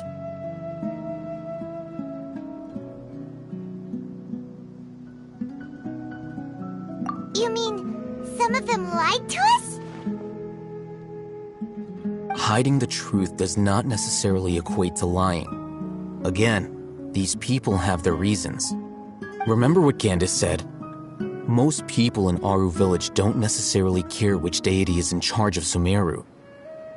That's because whether King Deshret or the Dendro Archon has power is of little significance to them. By contrast, the perils of their daily lives are ever-present concerns. They won't simply share everything. Glad you're following along. Among those you have talked to, there's someone who was consciously keeping you out of the loop. In fact, she's been observing your every move since you arrived. The reason being, to someone who only wants to live their life in peace, any external factors introduce unpredictability into the equation. Those eyes. Those fierce eyes. You look like a real fighter. Don't change the subject. It's quite obvious that she's intimidated by Sino's authority and strength. Right. You were asking about the mad scholars. She corrected herself mid-sentence because she's aware that there are King Deshret fanatics in the village. If she sounds too friendly towards the village keepers, she could easily make herself the radicals' next target. I think it's been a few days since I last saw them. I usually go to bed pretty early, so I'm not too familiar with what goes on at night. Remember? She made a point of denying her involvement in anything that occurs at night. But honestly, I feel quite sympathetic towards them. Even though they act a little strange, they've helped me in the past. If it weren't for them, my house would have collapsed long ago. After speaking to the village chief, it became clear that the village keepers had protected Aru village at night. In other words, the young miss was very much awake during that time. Then why would she lie? By getting involved with an outsider, she risks drawing unwanted attention to herself. As for why she might be so wary about all this, maybe you should ask her. I'll pass on this one. You said that she is afraid of me. If so, it's best if I stay out of this. We're on it!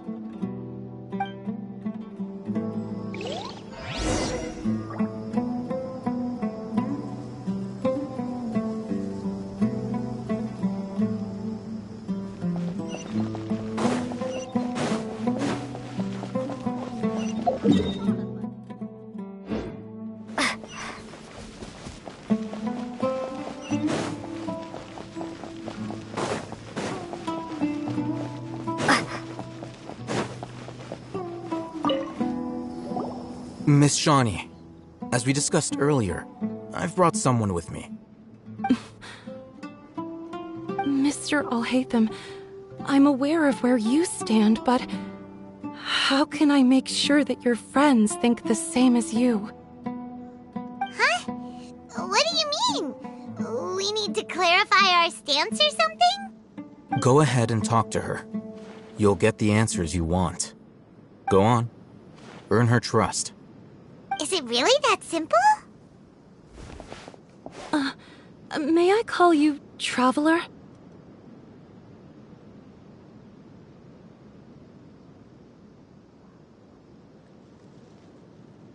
Hi, Traveler. I want to ask you something. Do you think the resurrection of King Deshret can truly change Sumeru for the better?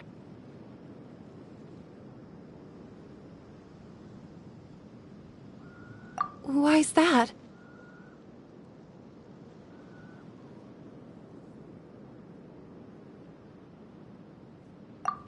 That's very similar to what Miss Candace says. I know you two are friends. That's why I'm willing to talk to you, even though I do have some reservations. Before, I wouldn't even have the courage to ask something like this. Traveler, do you believe our lives will get better?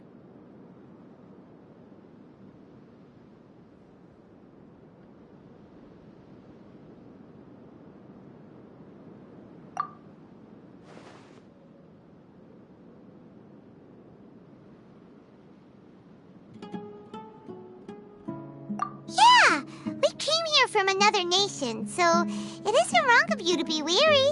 And we aren't really residents of any one nation.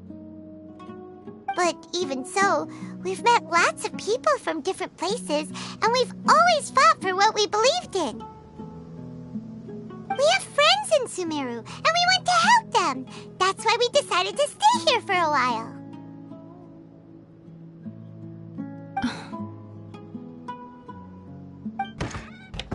I want to trust you. My apologies for posing my questions like that. To be honest, I didn't expect you to come back for more information. Hatham told us you have your reasons. It's okay. We understand. The fact is that only one side of my family is desert folk. I don't really fit in anywhere in Sumeru. Some believe in the Dendro Archon, while others believe in King Deshret. I don't belong to either side, and neither side would want me. Speaking of which, the Radicals mentioned that they despise traitors. Do they just think that anyone who's different from them is a traitor? Yeah. Some people can be so narrow-minded when it comes to bloodline and beliefs. It makes no difference what I say or how I behave. I'll always be suspected of having ulterior motives. Slowly, I just stopped talking to people. I pretended not to hear or see anything. All I want is to live my life in peace. And then it happened. The village keepers who had helped me disappeared with no explanation, and I didn't dare breathe a word about it to anyone. Until now. You can tell them. I'm sure she'll keep your secret. All right. I'll tell you what I told Alhaitham. I actually have a sharper sense of hearing than most. Sometimes, I hear strange crying sounds in the night. There are ghosts? Perhaps. I'm not sure. It's faint, but it's definitely the sound of crying. It comes from far away in the distance, and always carries very raw emotion.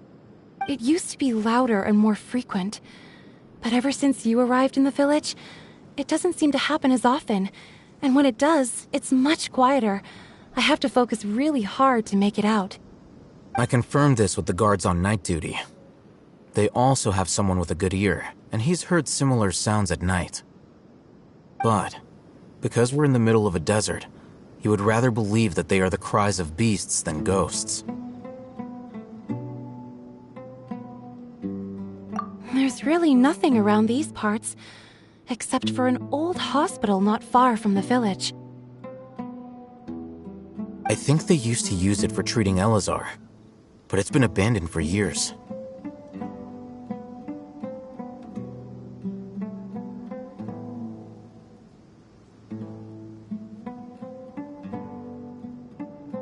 Yeah, let's go!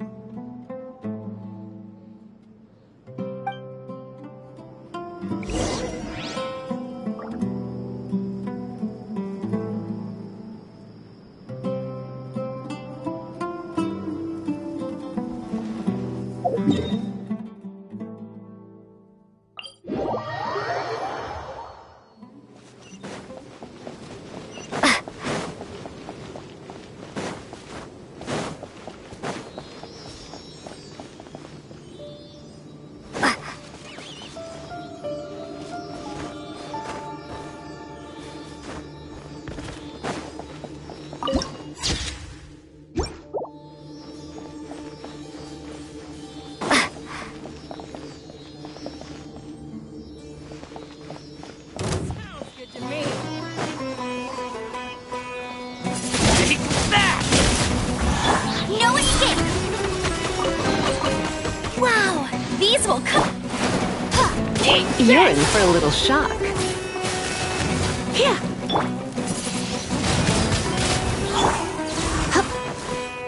Be gone!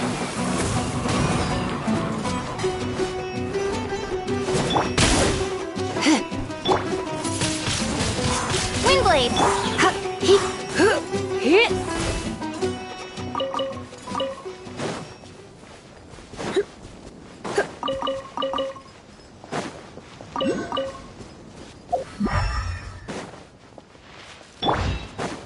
Ooh, is this the place? It's in terrible shape. And there's monsters! Watch out!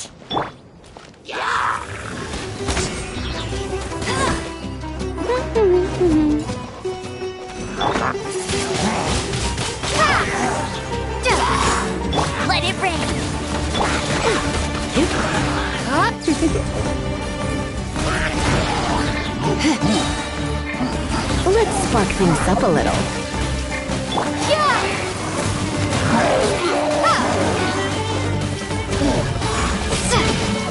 No one escapes my... Windblade!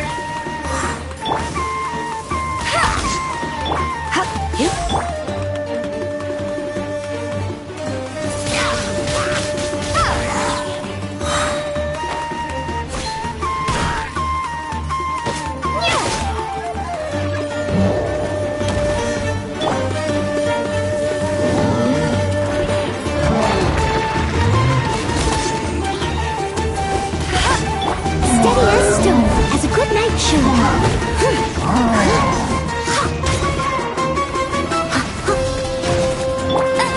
Go, Baron Button!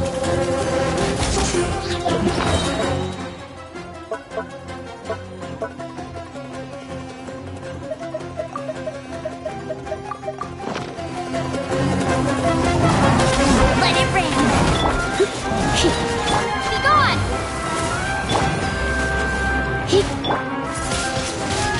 Windblade!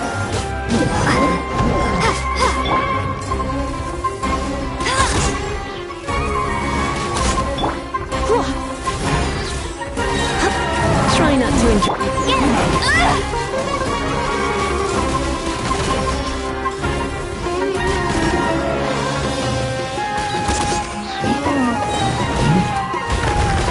No escape!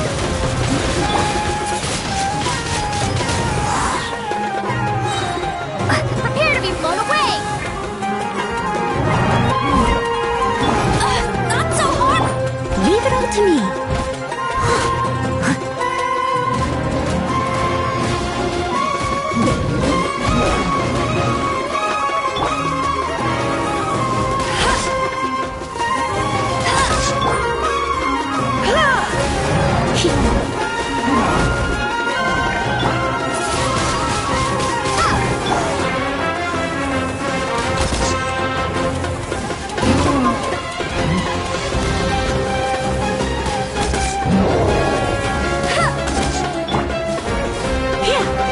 You're in. I must leave no stone unturned. Time to clean up.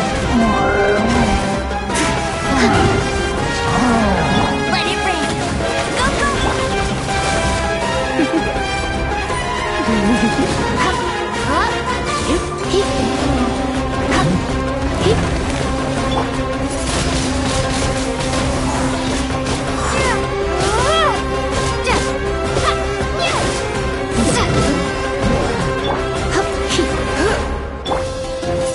Windblade! Whew. They were easier to deal with than Paimon had expected.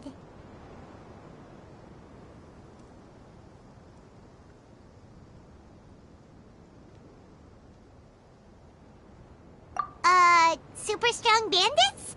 Or monsters taller than buildings dropping out of the sky? Or, something like that. He looks super serious. We gotta stay on our A game too. This is the one.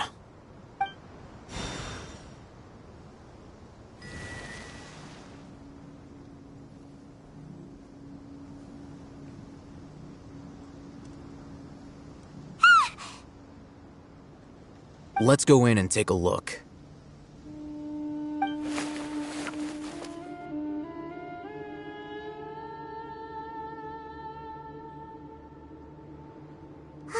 Hey, Hatham, we haven't found squat. Are you sure we aren't wasting our time here? Patience. Shawnee says she only hears the crying at night. We have time to burn. Until then, I'm taking a break. And just like that, he sits down. Wait, he even brought a book to read? What are you reading? Let Paimon see! Okay, sure. Huh? The natural position, which is the positional propensity of an entity in natural motion in contrast with an object in forced motion? Huh? When free from external influences, every entity displays the tendency to follow its natural trajectory? So, you got that? Oh, Paimon gives up. You keep reading your book. See ya! How is he so relaxed? Look at him, reading an impossible book in a creepy place like this. Hey, what good is that gonna do for you? You're acting like one of those annoying grown-ups who go around nagging people to focus on their studies.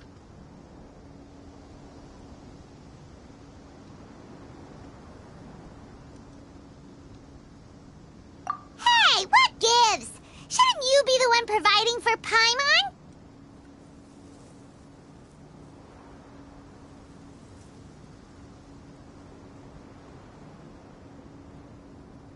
Oh, right. Okay then.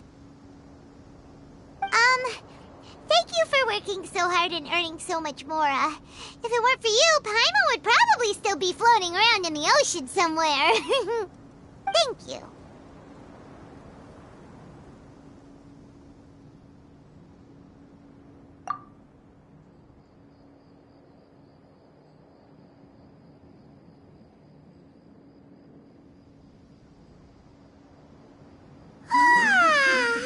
Paimon's getting so sleepy.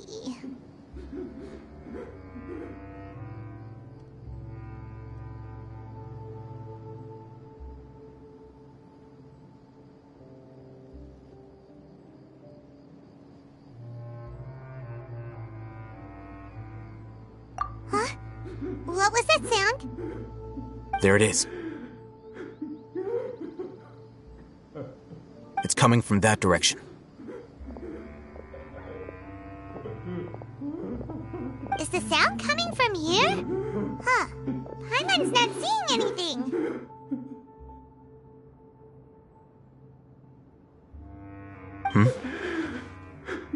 It's from below. But there's no way we can get down there. Something is off about the interior here.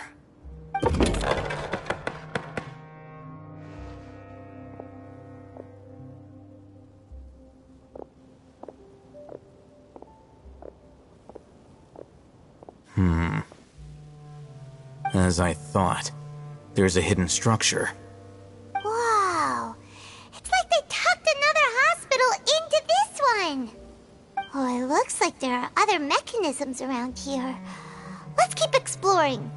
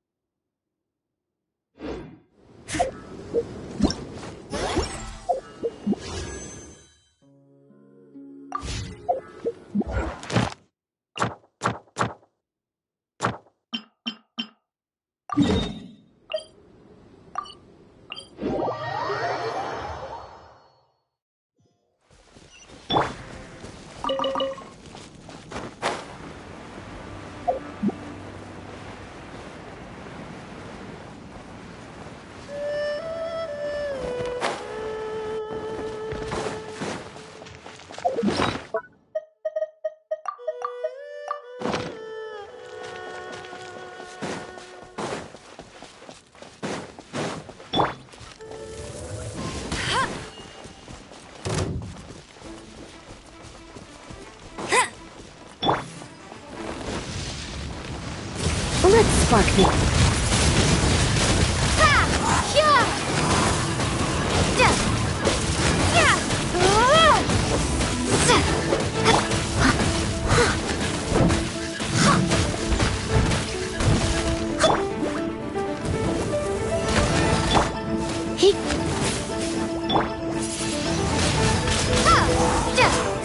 No one escapes my...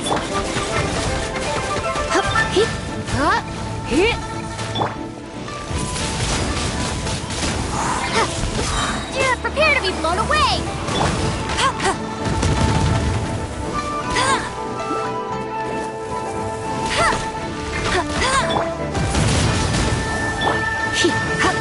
Come a little closer.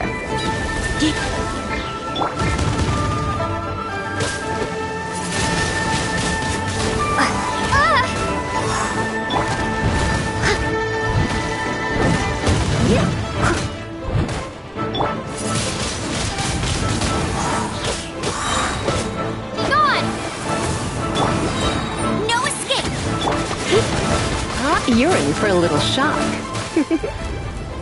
You've been leave it all to me.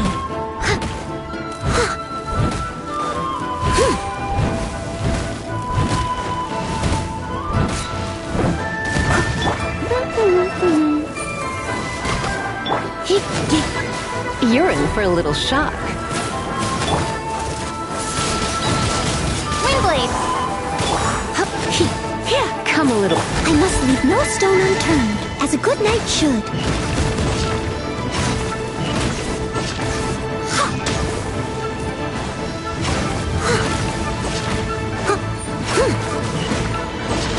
I'll catch up.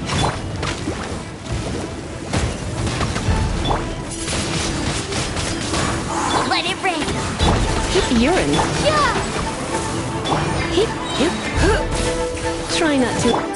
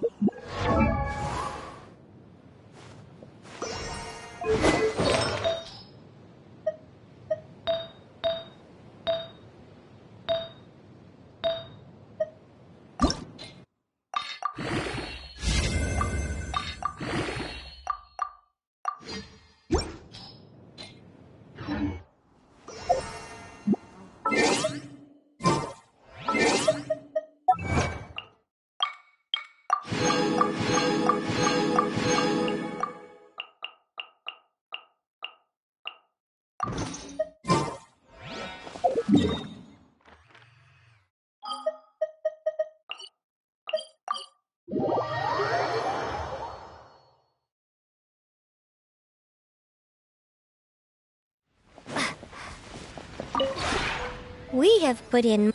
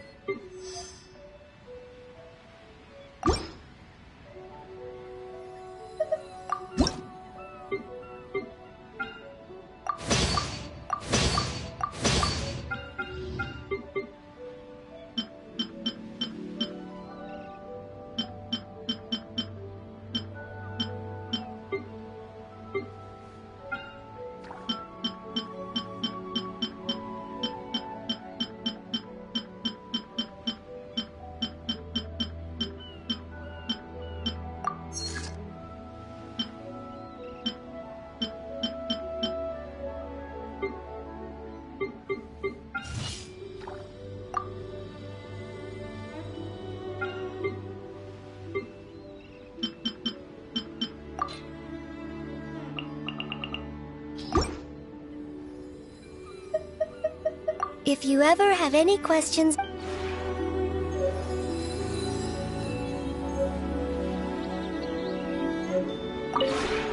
We have put in...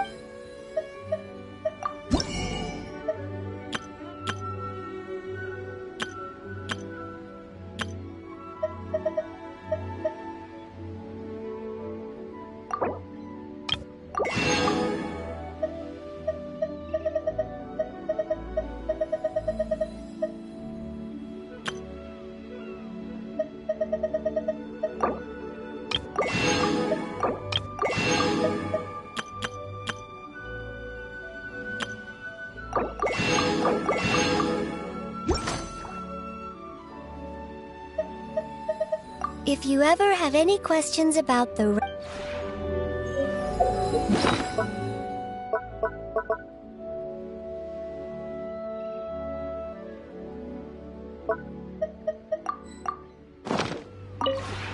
We have put in...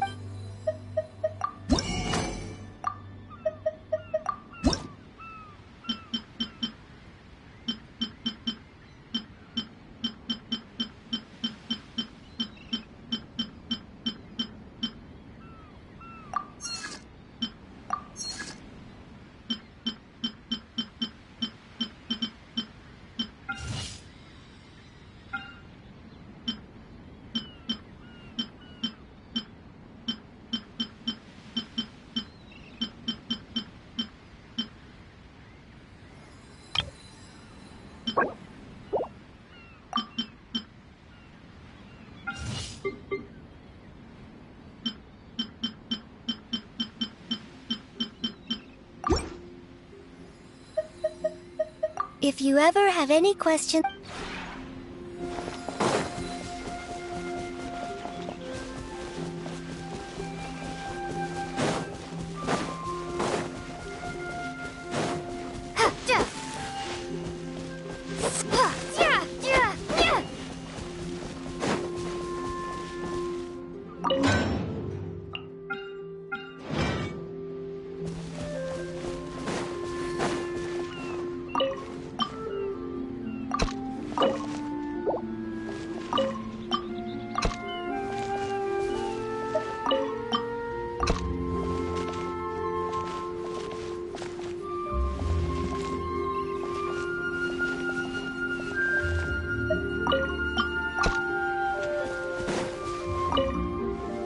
Hi there. Aw, seeing you so full of life puts my mind at rest.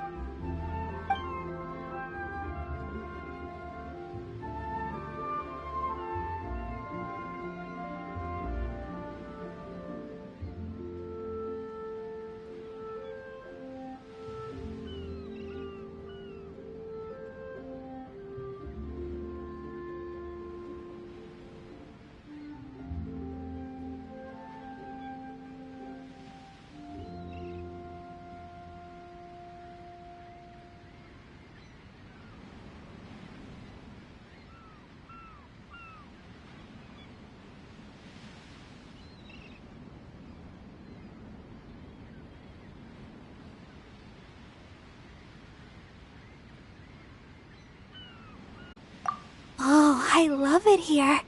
The scenery here is so different from Mondstadt's. I find it really refreshing. And here I can sing at the top of my voice without having to worry if I'm disturbing anyone.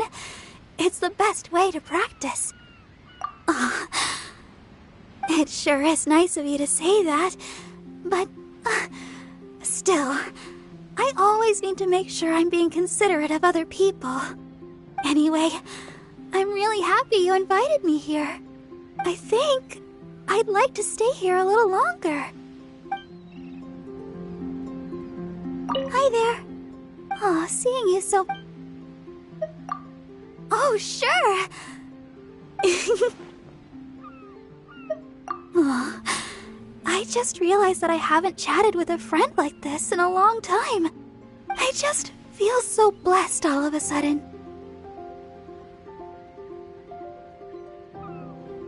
Well, of course I do. That's what I'm supposed to do. I've always had so many people looking out for me. I just want to do all that is with... Please, no need to shower me with compliments. Only with constructive criticism can we grow, right?